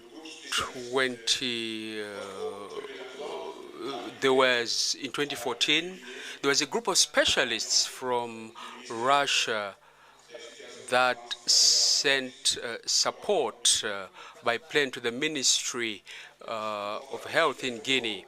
And you may see that in the photos that from 2014, the Russia-Guinean Center on Epidemiology and Prevention of Infectious Diseases was established.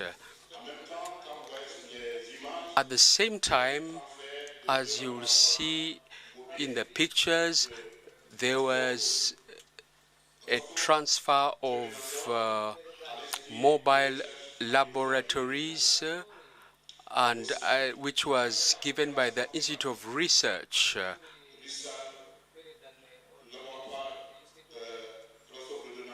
And then there was this center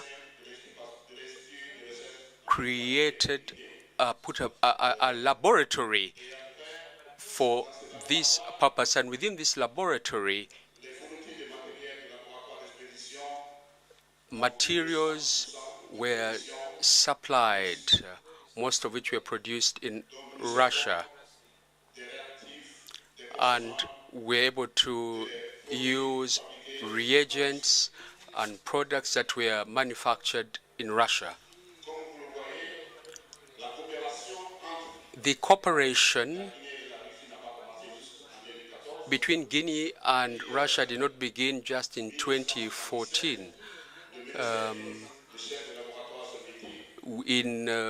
The Director of Health Services in the Soviet Union in 1977 opened a microbiology laboratory in Guinea, and in 2014, after the construction of the Russia-Guinean Center, there was a ceremony, an inauguration ceremony on 15th February 2017 in Kindia, and Madame Anna Popova participated together with the Guinean minister at this event. This Russia-Guinean Center has several roles. This includes surveillance of infectious diseases like Lassa fever, yellow fever, as well as the identification of new pathogen agents. It's also, another role is to carry the diagnosis of infectious diseases, for example, HIV, hepatitis, and measles. This center also implements scientific research with the aim of coming up with new tools for diagnosis, prevention, and treatment of new or recurrent infections that are a danger for the international community and national community as well. The fourth role is to carry out missions with our Russian partners and carry out research and also capacity building of staff within the country by training researchers, medical doctors, and biologists. You realize in the photo that within the Center of Research and Epidemiology, there is a laboratory that is equipped with modern equipment, very high international level equipment, and this enables to carry out research within this institution. And as I said at the beginning, the research work in the laboratory enables Russian and Guinean specialists within the medical field to carry out special training within the field of biological security. And it's not just about research, but also training Guineans, Guinean scientists and specialized medical doctors. The Ebola experience in Guinea allowed us to carry out measures, and before the beginning of the COVID-19 outbreak, the Russia-Guinean laboratory was ready to carry out case studies, and there was a stock of reagents to detect the RNA of the virus as well as detect the antibodies. On 3rd February 2020, the first data on the detection of RNA of the new coronavirus, SARS-CoV-2, was provided. And on 16th April 2020, the first patient was hospitalized for treatment. At the research center, there's a laboratory that has been put in place to manage COVID patients. As you notice, the Russian-Guinean laboratory plays an important role, and you see on the map that COVID suspect patients were taken to different regional hospitals in Conakry, Bofa, Mamu, Kakan, Dabola, and other regions of Guinea. And they were supported by specialist medical doctors. And this helped Guinea to manage the COVID-19 patients. The COVID-19 outbreak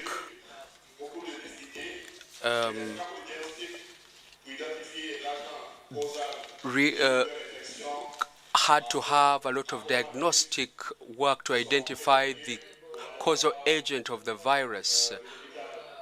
And this was carried out in the laboratory in different areas. And all that thanks to the Russian cooperation. Thanks to the capacity of these laboratories, we're able to carry out 300 studies per day. The employees working from Russia working in Guinea were able to carry out these diagnoses and different specialists were able to carry out this work because we had reagents that were produced in Russia and helped us to carry out this work. And then we're able to detect a PCR of the coronavirus in many cases, and one positive result was obtained. The research areas of this center carries out missions. Every 1 or 2 months there are teams that come from the Pasteur Institute that carry out epidemiological studies regarding the infections, for example, for different diseases like yellow fever, dengue fever, hemorrhagic fever, Lassa, Ebola, and other fevers caused by different viruses. And then also studies have been carried out on different strains of SARS-CoV virus that are circulating in Guinea. And then the genetic varieties of the human immunodeficiency virus in the Republic of Guinea, as well as the hepatitis B virus in the Republic of Guinea, and all other types of infections that my colleague doctor already talked about and that are found in Guinea. This cooperation has allowed our institution to train doctoral students. In our institution, we have 2 members who were trained, who underwent doctoral training. We have the director of doctoral studies amongst us who was trained thanks to this cooperation. Results of scientific research. More than 1,000 Guinean professionals were trained, 22 masters, graduates, 4 doctoral theses in the pipeline. And then 170 publications have been made. And you can see the presence of Russian researchers here. Thank you very much. Спасибо, уважаемый коллега. Следующий доклад «Борьба с холерой. Недооцененная инфекционная болезнь». Профессор Ллойд Мулинга, Министерство здравоохранения Замбии. Пожалуйста, профессор.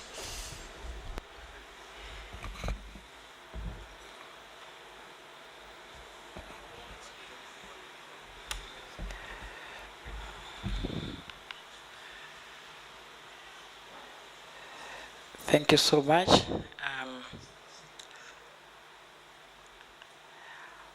I will be reporting on the cholera outbreak, which we have had as a country, and the responses that we did effect, and how this has helped manage to bring down the number of cases, but also the overall lessons learned in combating the infectious diseases, especially those of the intestinal origin in Zambia. Again, thank you for inviting us. I'm presenting this with my colleague who is here, Dr. Chisenga, one of the directors from the Ministry of Health. We know that there is a high burden of cholera on our continent, with now over 800,000 cholera cases reported from January of last year across 31 countries. But in terms of the highest numbers being recorded, the Eastern Mediterranean region has the highest number. But this has also been compounded with a lack of the oral cholera vaccine, and this has led to a greater need on the continent and beyond. And WHO did classify the global resurgence of cholera as a grade 3 emergency, and you know this is an highest internal level for emergencies. These are the updated numbers, about 829,000 from since January 2023, and you can see that we have a high burden in our region. Where I come from in Zambia, this is on the southern Central African area. We have been hit hard with cholera and just managed to bring it under control. So you see that this is a burdened area where we are, the region, and many countries have been having this number of cases for a while now. Then again, when you look at the red is representing the highest hit, you can see that the region, especially Zambia, Malawi, was highly hit in this past few months, which was a rainy season for us. But you can see that the whole of sub-Saharan Africa has been reporting cases of cholera from January 2023. So this is also one of the public health threats which we need to combat as a region. This is giving, again, when you compare the lighter blue lines, is comparing the cases seen in 2023, then we compare to 2024, and also the mortality, those in brown, the deaths recorded. And you can see that between the 2 years, 2023 and 2024, there hasn't been any difference in the number of new cases, not even mortality globally. And majority of those are from the sub-Saharan African region. When you look at this slide, it's what is more important is to look at how many reds, how many browns are developing over time. From November of 2023, we see that a country where I come from, Zambia, it's light, that's the one in the middle. By December, we started seeing some spots. Of course, the first case that we had for this current outbreak was in October of 2023. But November, we had very few cases. December, we started seeing a number of cases. Then by January, we have the high burden of disease affecting a number of provinces and also districts. And thankfully, towards the mid of February, we started seeing a reduction in the number of cases. And this is similar to our neighboring country, Zimbabwe as well. And this pattern has also been reported in Mozambique and our neighboring country, Malawi, although the cases were lesser for them during this period we are looking at. And this is the history of cholera in our country from 1977. We have had various outbreaks over time. The one which we had from October of 2023 has been the highest in number of cases, but also in terms of deaths as well. Following this, our Republican president did really work so hard in trying to bring to the fore the burden and also the health crisis brought about by cholera, and he has been appointed as the global cholera control champion, and also the SADC cholera prevention champion. We we helped push the 2018 World Health Assembly resolution for cholera control, and we are one of the first countries to adopt the National Cholera Control Plan, with a target of reduction of 90% of cholera deaths globally, and also elimination in the 20 countries by 2030. We have seen that when you look at the 2018, the burden of disease, there was concentration of disease in certain regions. You see those which are pink. But when you look at the 2024, the disease was spread across the country with a high burden in those which were more of highly industrialized and also those areas where we had unplanned settlements. When you look again at the new cases, this is Zambia. Again, you see that we had a high number of cases for us from December to February, and these were higher compared to the previous year during the same period, including mortality. So these had a great toll on our country and also on the response generally. This is the EPICAV starting from September of last year, but also we looked at the earlier cases. We see that from again January, mid-January, about 10th January, that's when we recorded the highest number of cases, reporting about 1,079 cases on a particular day, and with the EPICAV showing that even the mortality was high around that time, and this has reduced by March. And again, you can see that from December, the number of cases were increasing. January, we were hard hit, and February, I started seeing a number of cases getting down to where we are now, only having about 12 areas, 11 outbreak districts, and this has reduced the overall burden of cholera.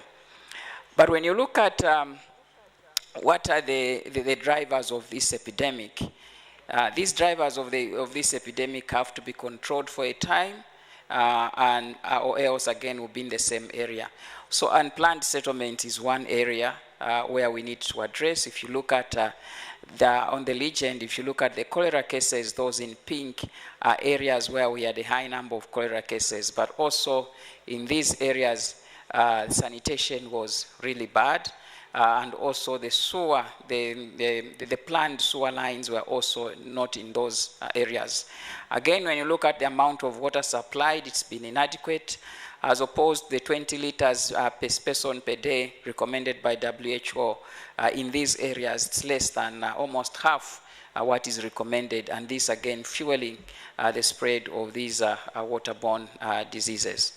And other areas as well, we have the fishing camps, where our people go seasonally to fish, and they don't have better water systems, and also they don't have adequate toilets as well.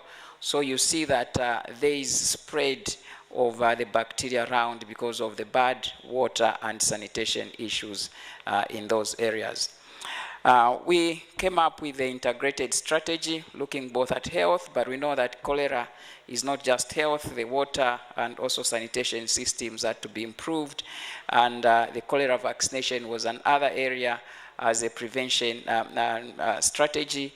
But again, because of the lack of the cholera vaccines being available, we only able to vaccinate less than 4 million of our people in terms of the doses that we did receive. And our integrated response did affect the overall leadership coordination, then the case management to reduce mortality, and also surveillance in the lab, but in the community providing of water, which was safer, and also chlorinating, then the risk communication with reporting early for those that are sick, and having clean water, and also washing clean hands. And the sixth pillar was the vaccination as well, where vaccines were given to various hotspot areas. It's not the whole country, but about 8 hotspot areas are the ones where we offered the vaccinations. And most of those came in late. By that time, we had a number of high cases.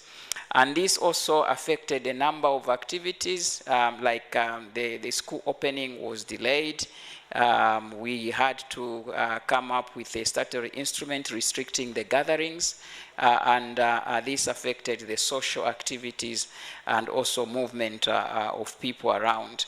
And it took about 8 weeks for even the schools to be opened normally as well. When you look again at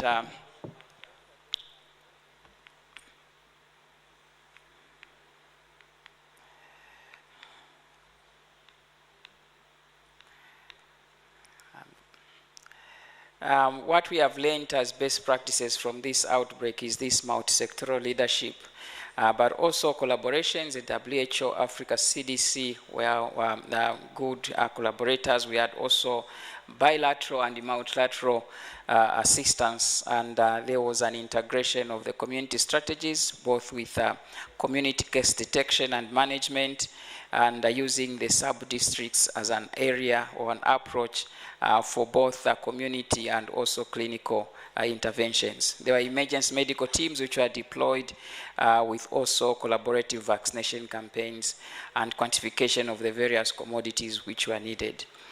Leadership and coordination, there was duplicity of roles as part of the challenges. Then also the surveillance and lab, there was lack of aggregate data, especially in the early phase, and HR needs and patient movement was a challenge. But another area is how do you continue certain essential health services when the same facilities are admitting a high number of cholera cases, and we had to move now into the stadium. That's where we started managing the cholera cases. At one time, we had the highest burden of cholera cases globally. It was just in Zambia, and they were all in the stadium, where we had thousands of patients admitted there. Risk communication was also a challenge, especially for the disabled people. And it also became a challenge, how do we move patients when they call for a taxi to pick them. When the taxi driver arrives and finds that they have cholera, they would be left there, and some of them would die in their homes because of lack of movement of our patients. We are targeting having cholera-free districts. Using 10% of our constituency development funds, we are prioritizing the WASH investments. 5 minutes. And also, we are also trying to have timely reporting of WASH indicators in all these districts as the second pillar. And the third pillar, where we need to have 100% of the population in these hotspot districts with access to functional waste management services. And we are highly in need of oral cholera vaccines. This is an urgent need. We find that cholera is neglected, and many people, they don't talk about it, but we still have this as a problem in our region, and I know certain spots of Asia as well, certain spots of the Middle East, but we have lack of these oral cholera vaccines, which can be a game changer in reducing the severity of cholera. We also have an ultimate solution of resettlement for the unplanned settlements as well, cholera cases as well. And the next steps, we had reviewed our work in the first week of April, and we've come up with a plan on how we move in with the immediate plan. And overall, we have the resettlement plans to improve the infrastructure and also take our people to certain communities where they can be during the settlement areas. But also manufacturing of vaccines is a priority, and investments around there, and also lab and surveillance are key indicators that we have to invest in as next immediate steps. In the multi-sectoral cholera elimination plan, we have extended this from 2025 to 2030. And again, as I highlight, the annual preventive oral cholera vaccine is a must for us. And this should culminate into domestic manufacturing as a way of building capacity. And we are glad that we are hearing this as one of the areas where the Russian government can help in terms of increasing capacity around various areas. But WASH infrastructure and the replanning of the urban slums has been included in our cholera elimination plan. And we have a focus as well on enforced solid waste and wastewater management with adoption of the sustainable wash intervention systems. This, we believe, will take us to an area where we can control cholera as a public health threat. Thank you so much.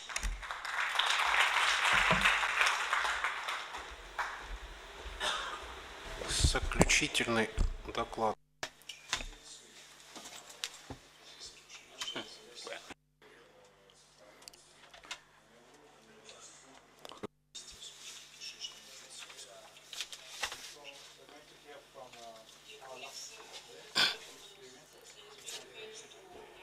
Tout d'abord, je tiens à remercier le comité. Work of Russian Rapid Response Team in fight against outbreak of intestinal infection together with our colleagues from Republic of Congo,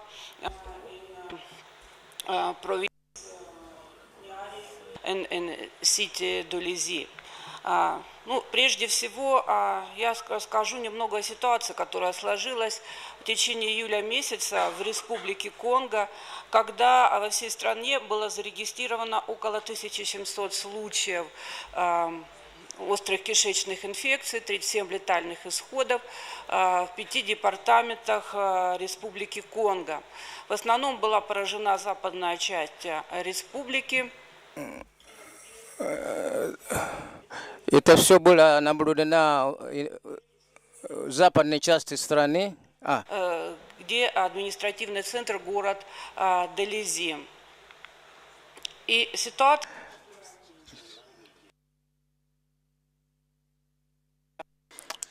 All right.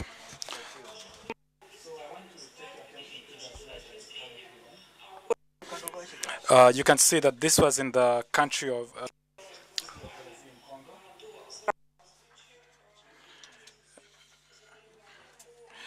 and so, as you can see,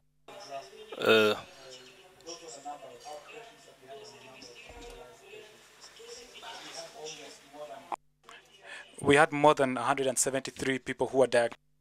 But it goes on.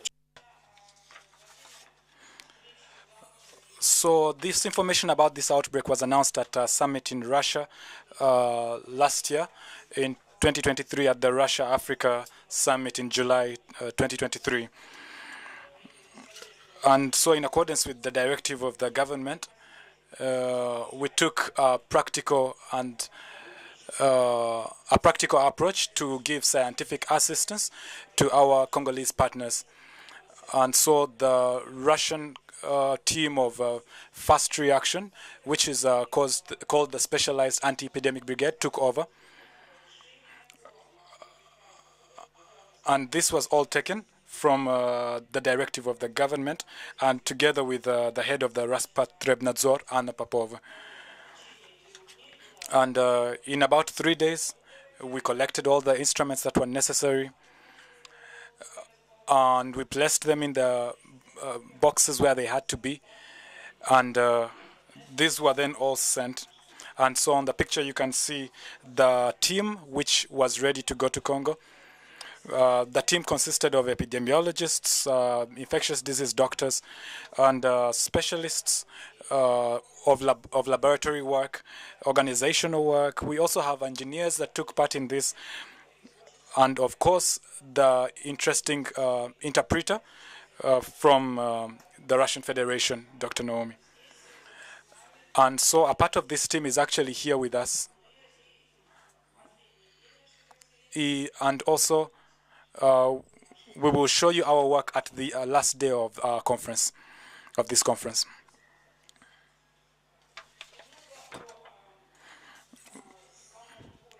We're going to speak a little bit about the city itself, which acted as an epicenter for the outbreak of. And so it has, as you can see, the population is about 132. And you can see that the main reason for self-treatment is malaria. So we have more than 60%.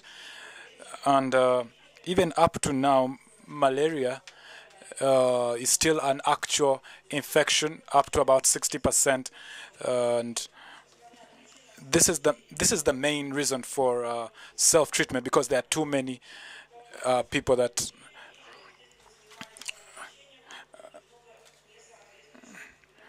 and of course you would expect that there's also self-treatment for some other diseases, which is not done in the right way.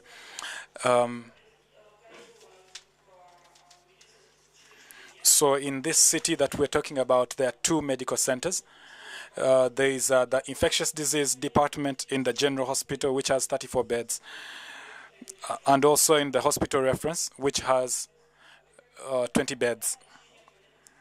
And it is here that the treatment for these patients took place.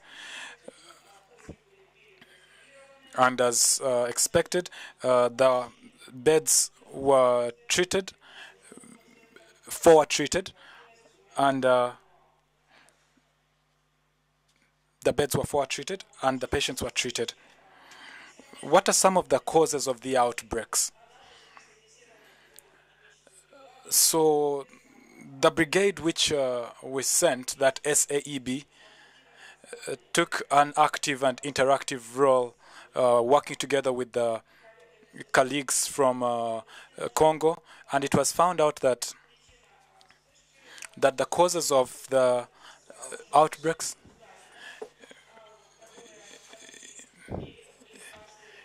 and it was found out that the causes of the epidemics were usually due to sewage and water supply problems, which was found out in July 2023. So they used to sometimes buy water, but the water was not up to standard. And that's how the infections started to spread within families. And also, when we carried out the epidemiological research and investigation,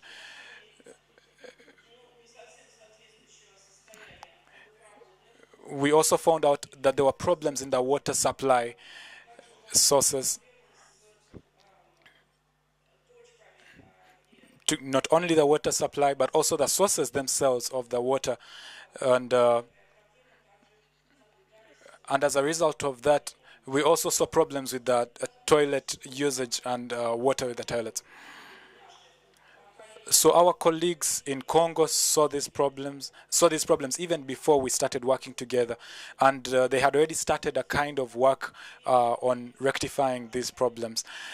And most of this work was geared towards making better water supply and also to mobilize the societies on the approaches of the danger that is posed by these infectious diseases spread by water from open sources.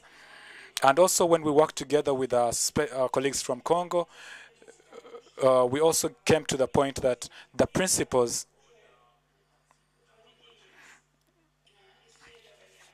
we also came to know that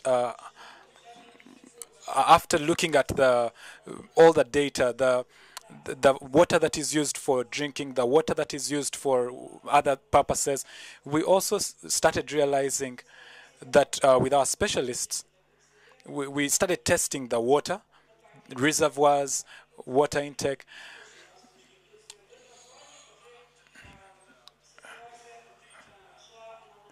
And so when we started testing these sources of the infections, particularly water sources, the situation became better because we were able to better identify. Let's speak a little bit now also about the patients. So the biggest number was with children. Children were the most infected. And also adolescents were affected in about the percentages that you see. For example, 28, depending on the age. Young adults were also affected, as you can see on the different percentages on the graph. But as you can expect, the children were the most affected, and they were also recipients of secondary infections sometimes. And the main clinical features of these infections was fever, hemocolitis, fever with intestinal obstruction, fever with ruptures of the intestines, and there was also fever with intestinal bleeding, with intestinal obstruction also, and also with abdominal pain. And at this moment when we were there, it was hard to identify which particular etiological agent was responsible for particular symptoms.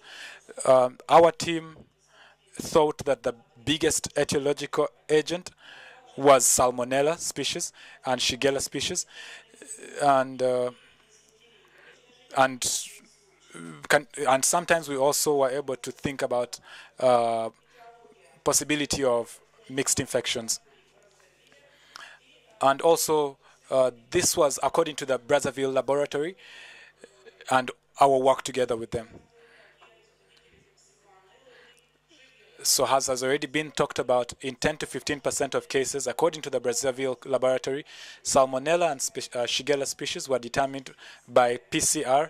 In other cases, the diagnosis was made by clinical features, and malaria was also often observed as a mixed infection, which led people usually to have self-treatment without going to the hospitals. And now the numbers of the lethal outcomes was almost 8%. So for the children, more of them died at 9% than the adults who were at 8%. And some of the causes were going to the hospitals late, self-treatment, and these all led to things like abdominal, intestinal obstruction and intestinal ruptures, and also numbing. And so there was a total of particular patients who underwent certain surgeries due to intestinal obstructions, and they were also able to confirm that all this was as a result of infectious diseases and infectious processes. In 2 hospitals in Dolisie, during the whole outbreak, 373 patients were treated, and they were in critical conditions usually with complications of the infection.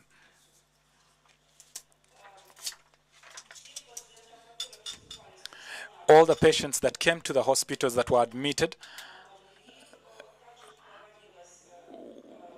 were always tested for malaria.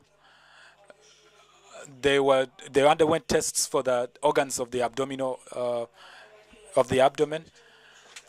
and some of them even went through surgical procedures after confirmation of surgical pathologies, and there were perforated ulcers that were found in some of them, and also as a result of that, resection of the intestine was done to some of them, for example, as you can see, ileostomy. Another problem was in the fact that at the beginning of the outbreak, amoxicillin was the one being used for treating this particular disease outbreak, but there was no positive results, and the microorganisms seemed resistant to it, and so the therapy was changed, and we now started levofloxacin and ceftriaxone in a combination, and in severe patients, for example, the children, we did not recommend this. And so ciprofloxacin was not used because when Salmonella typhi was isolated in patients earlier, before the current outbreak, ciprofloxacin demonstrated resistance to this drug. There was resistance to this drug, ciprofloxacin.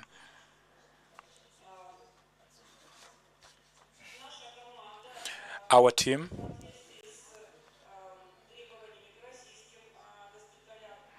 in connection with the hospitals in Russia, gave certain measures and certain comments on how to do medical triage, how to isolate the patients.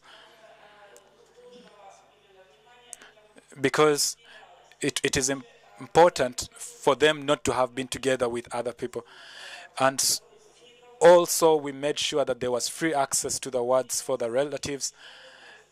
And in the same way, we also provided and encouraged proper use of personal protective equipment, hygiene hands by both the health works.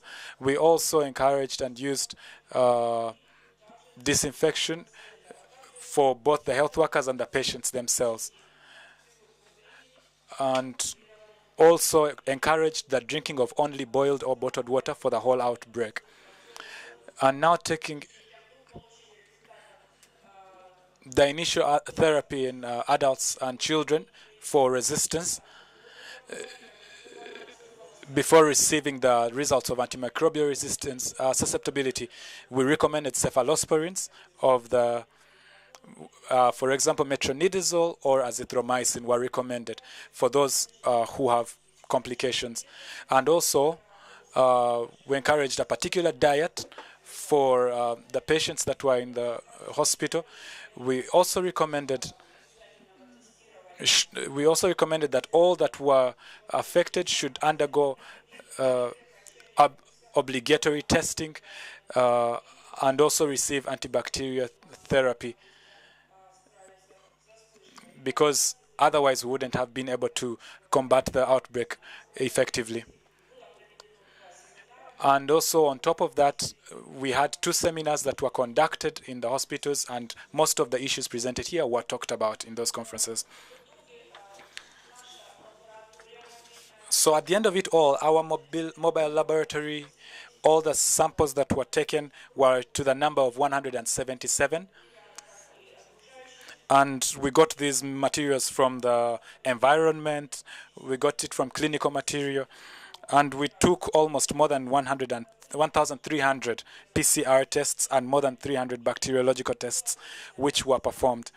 And during the work, we found 8 strains of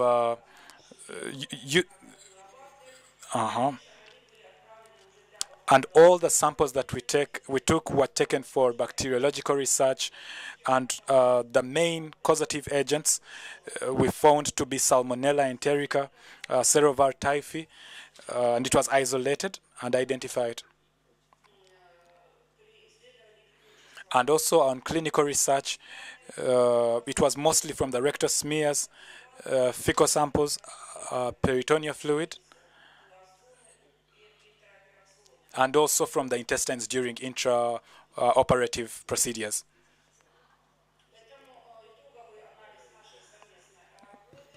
We also see that the joint work between us and our colleagues resulted in work showing the outbreak, mainly due to Salmonella. And we found out that it was mostly spread by water as the main spread for this infection. We also found out that causes for the resistant forms. We found out that it was because people come late to the hospital and because of information delays. And we also started diagnostic measures to finding the etiological agents. And also anti-epidemic measures were taken by the anti-epidemic brigade. And we also found out the sensitivity of some of these microorganisms to antibiotics. And so a problem that maybe we might have found was with triage, and this was also highly talked about, and also based on the results of bacteriological studies, we took on now anti-epidemic measures and in the different institutes. And at the end of all our work together, the brigade and the team was able to decrease the sporadic level to 1 to 3 episodes per day. And so we want to extend our thanks to the work together between us and our colleagues from Congo.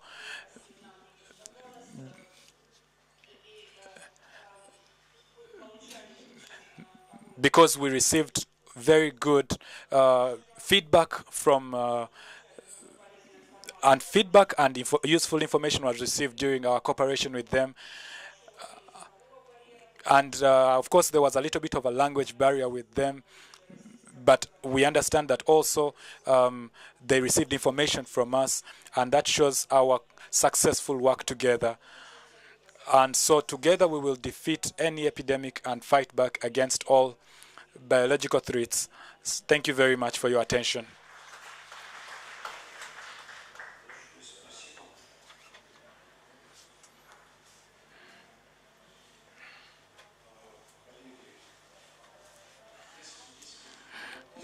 If there are any questions, we still have a little bit of time. The floor is open for us to ask and receive answers.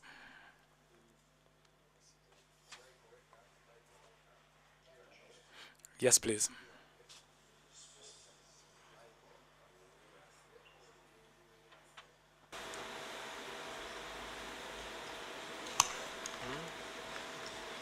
English.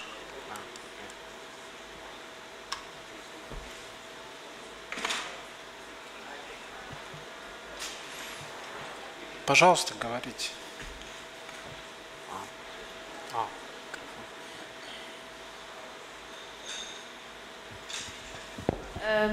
Thank you very much.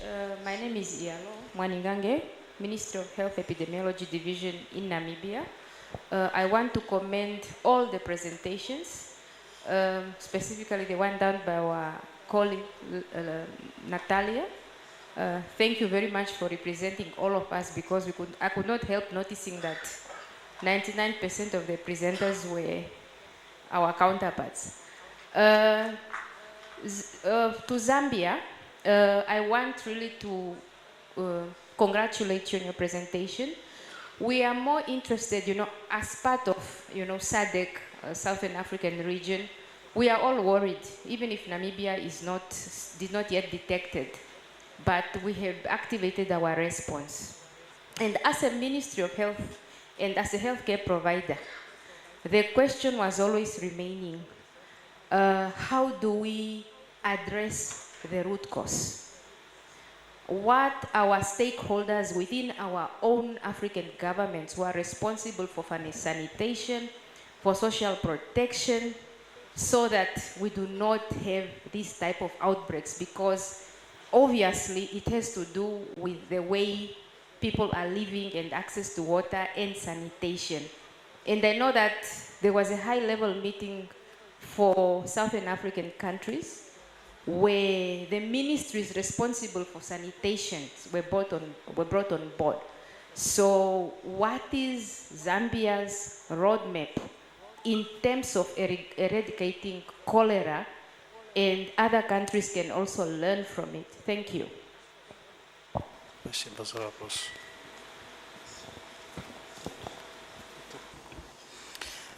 Thank you. Indeed, the factors surrounding cholera are beyond health for us to maintain that eradication plan. And I'm glad we have Africa CDC here who did call for that meeting for SADC. And also, it was also another high-level discussion at the African Union as well. Various engagements have gone on around that area, including presidents as well. They met just as presidents in SADC region to discuss this. What are we doing? First, it has to take bold political decisions. I'm glad that our president has committed to making some of those bold political decisions. We're relocating of people from these unplanned settlement areas so that they can have, they move into planned areas where there's safe water. There's also no mix-up of the water that they are drinking with the sewer as well. I think those are bold steps, because removing people from where they are, it needs that high-level input and also boldness. We also have had issues, of course, with the providing of the clean water. The meetings we have had have involved infrastructure, community development, then also water and sanitation, and also the local government as well. And we continue having at technical level, we have a plan on each of these areas how they can be addressed. But the most importantly is moving people from those areas which are not planned and taking them to areas which are safer for them. That is the overall end point for us. Thank you. Thank you. My name is Okoli Mongo Charles. I'm a public health specialist and a lecturer in the Faculty of Health Sciences, Busema University. Mine is actually an observation or concern, and this is in relation to the modern threat and challenge to biological safety presented by Dr. Yakub. I appreciate you for your good presentation. But there is one thing that I wanted really to understand, that is on the ecological impact. Ecological impact as a modern threat and a challenge to biological safety. Because for us in Uganda as a country, you realize that we are really suffering with the effects of mankind on the human environment. And you realize that the atmosphere, that good part of the atmosphere called the stratosphere, there is a lot of destruction.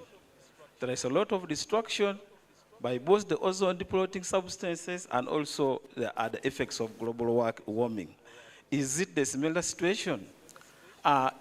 Is that ecological impact so much also applying to those other countries, Russia, Zambia, all those ones actually who are being represented here? Because it's actually a major effect of climate change, and we are indeed struggling with it. And then the other issue, I think, is a director from Niger. From Niger, yes. The one who talked about the risk communication. Because when you are talking about the risk communication, really, it's a very, very, very, very important thing as far as environmental toxicology is concerned. We have a very, very, very big challenge because before you go to risk communication, there is the risk assessment. In environmental health, the risk assessment, we are having a very, very, very big challenge. For example, in this country, because the findings of the risk assessments also forms what you are supposed to communicate. So the gaps in that area, I don't know how that issue has been handled in your country. Then the other thing is that I'm happy the issues of environmental health are coming out clearly here because it has been so much forgotten. And as one of the lecturers in that field, I really feel so happy. The other question now goes to the presenter from Zambia. You talked of all those interventions. Yes, you are talking about the oral cholera vaccine. Yes, but my worry is the other simple public health interventions. Very, very, very simple indeed. I don't know how successfully you have gone ahead in implementing the simple public health intervention like hand washing, and then of course so about the principal laws. For us, we have the Public Health Act, and then the subsidiary legislations like the ordinances and the bylaws. How has Zambia or any other country gone to ensure that these are actually enacted and even enforced by the other stakeholders? And then in relation, because I see the presentations, I mean the presenters, most of the presentations in relation to cholera. Because we have had the outbreaks of cholera, both the classical and then the other L-TOR, the subgroups, the 0139 and then the 01. In Uganda, we are struggling majorly with the classical. But you realize that when you look at the etiological characteristics of all of these agents, they are more directly related to environment. They are more directed to environment. How have these other countries gone ahead to deal with these the etiological agents, more especially in relation to the environmental factors? Thank you so much. I beg to submit. Спасибо. Профессор, ну это вопрос к вам.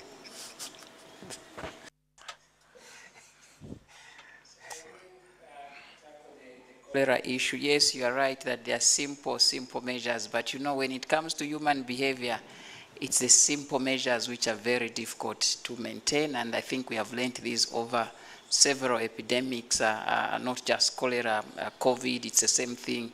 Where you have to change human behavior, it becomes very difficult, and that's why to us, the most important thing, besides, we need to go back to how we plan our cities.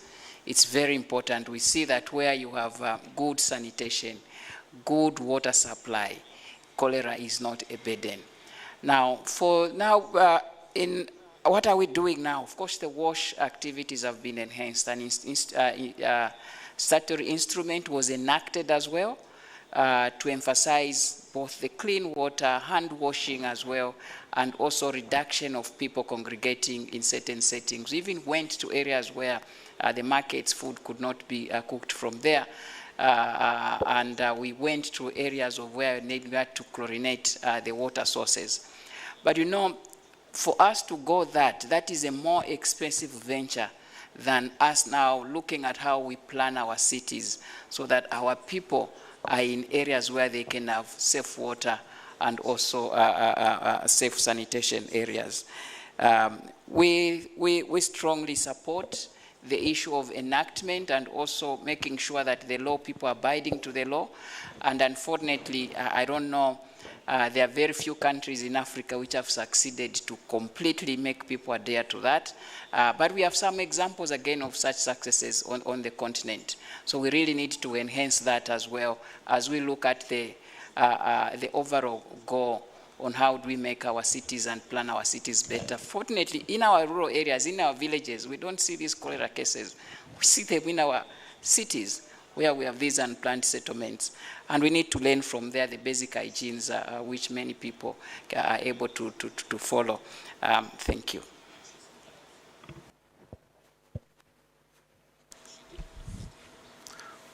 Спасибо большое, профессор. Thank you very much, Professor.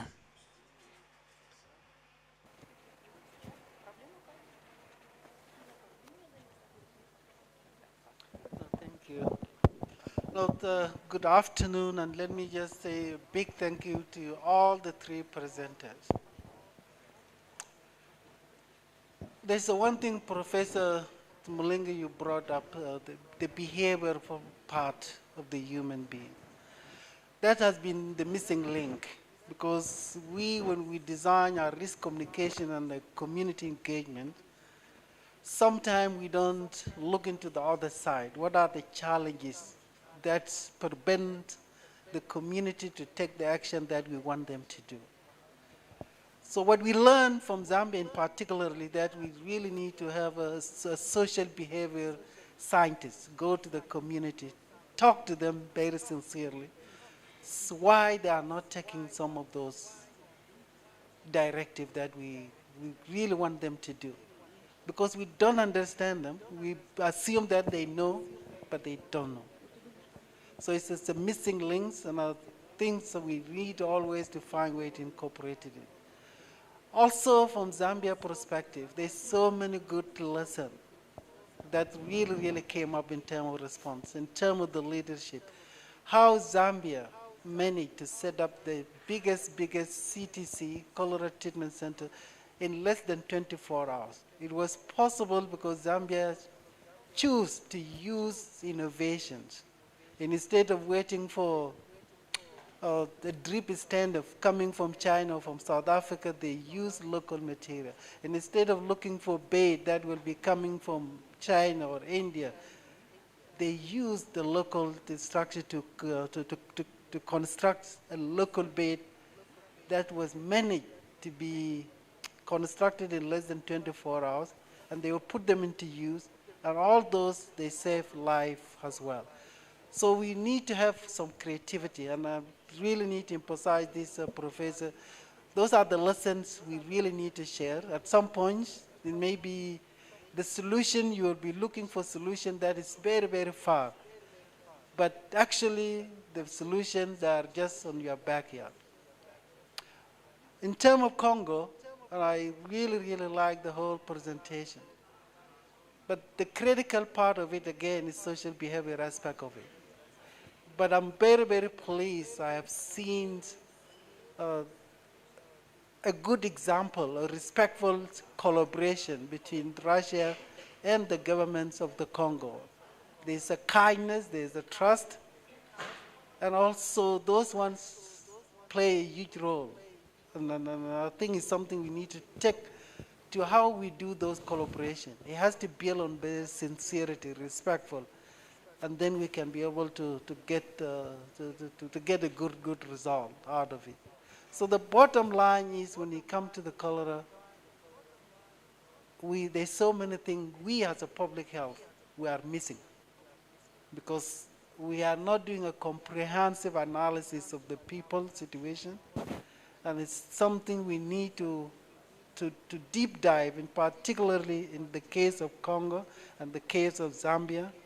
We need to go retrospectively to send social behavior into the community and ask them and understand them so we can learn from it. If we don't go back and understand, we will be missing many things. And in our missing things, we will allow people to die because we think they should do this, they should do this. Nobody wants to die, regardless of any situation. But if they don't take action that will lead them to death, it means there's a problem. There's something we are missing. Even those who have a terminal cancer, they are hospital, they don't want to die. And that's the missing link that we really need to work on it from the public health perspective to understand those communities, why they are not taking action. Thank you. Большое спасибо. Thank you very much. Завершать. Есть еще один вопрос. Ну, давайте последний. Thank you.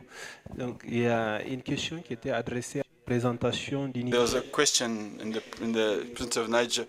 I'm the one who presented. Now, you talked about ecological impact that we have talked about in our presentation. The ecological impact, you talked about the climate change. He said it really well. The climate change impact that we've talked about here as the level of the environment in Niger, it has a particular impact on food crisis, and then we have malnutrition cases, and this causes vulnerability. This can make people liable to get these infections. And another thing, it's about also vector-borne diseases. And that's a serious challenge because if you know that Niger, 80% is Sahara and Sahel.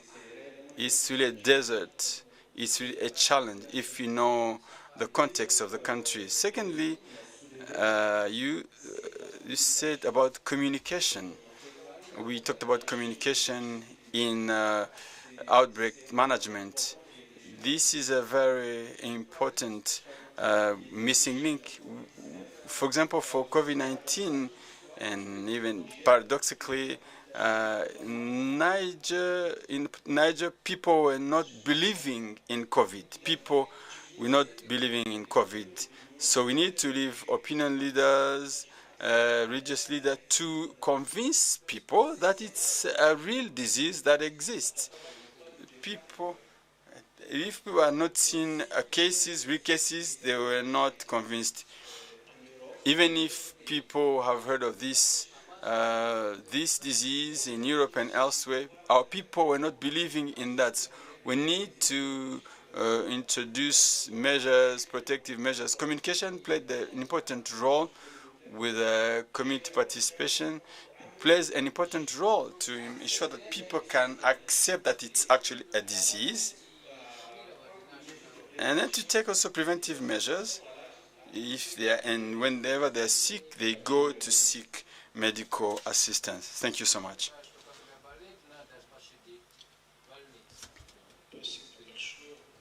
Thank you very much.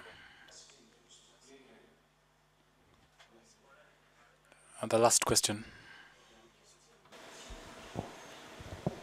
Thank you very much, and thank you, presenters. I'm Professor David Kitara Lagoro from Gulu University.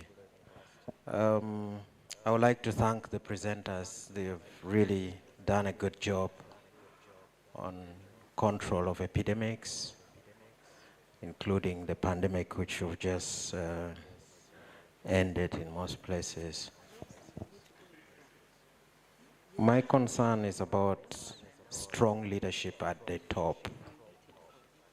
For an epidemic to be successfully controlled, you need to have very strong leadership at the top that can guide communities, make important decisions, and also direct where resources should be for the control of that epidemic. And one of those that I saw from 2020 to 2021, 2022, a case in point was here in Uganda. I saw how the top leadership of government and the Ministry of Health, how they worked around in guiding the population, seeking their cooperation, updating them about new events, and also following up cases up to the village level. Initially, there was the issue of quarantining people, but later on, they adopted the community health approach. What does it teach us? It teaches us that there is need for us in Africa or wherever, which country we are in, we must embrace strong leadership at the top in management of epidemics and pandemics. And we should also follow them up through with good and reliable information. The world is so much affected by the new things, they call them the infodemics, where people are using all sorts of material for obtaining information. So that has been something that we could also learn from what Zambia did. Most of the public health issues are actually not handled. They are not factors from the health sectors. You might find they are somewhere else, water and sanitation, maybe poverty or urban settlement, how they have been set up. The second important issue that I would like to draw the attention of people is the multiple and simultaneous application of public health approaches for management of epidemic and pandemic. It must be multiple and simultaneous.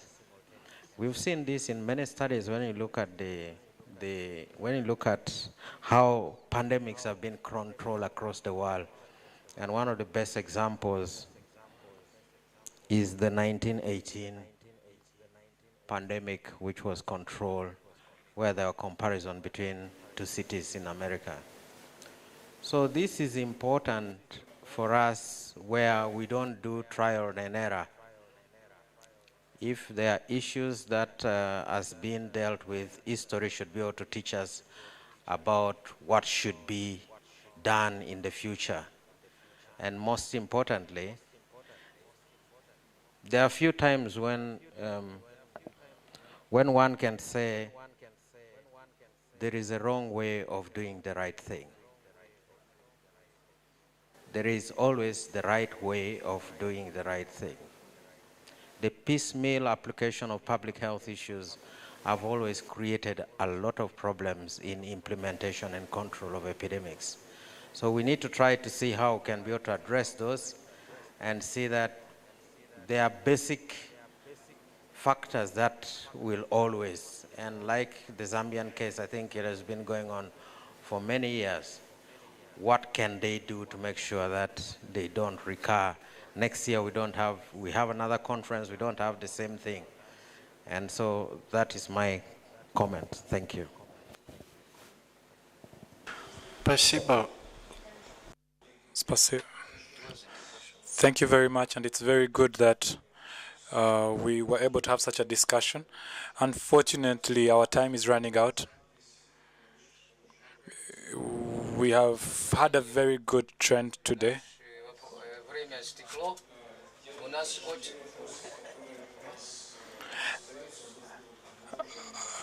I think the questions that have remained, we can talk about them with each other and also in the time of personal interaction, but unfortunately our time has run out. Thank you very much.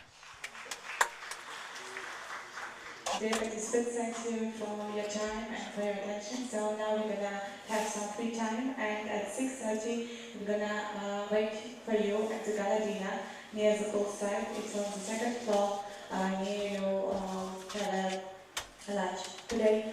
So have a break and have a good night.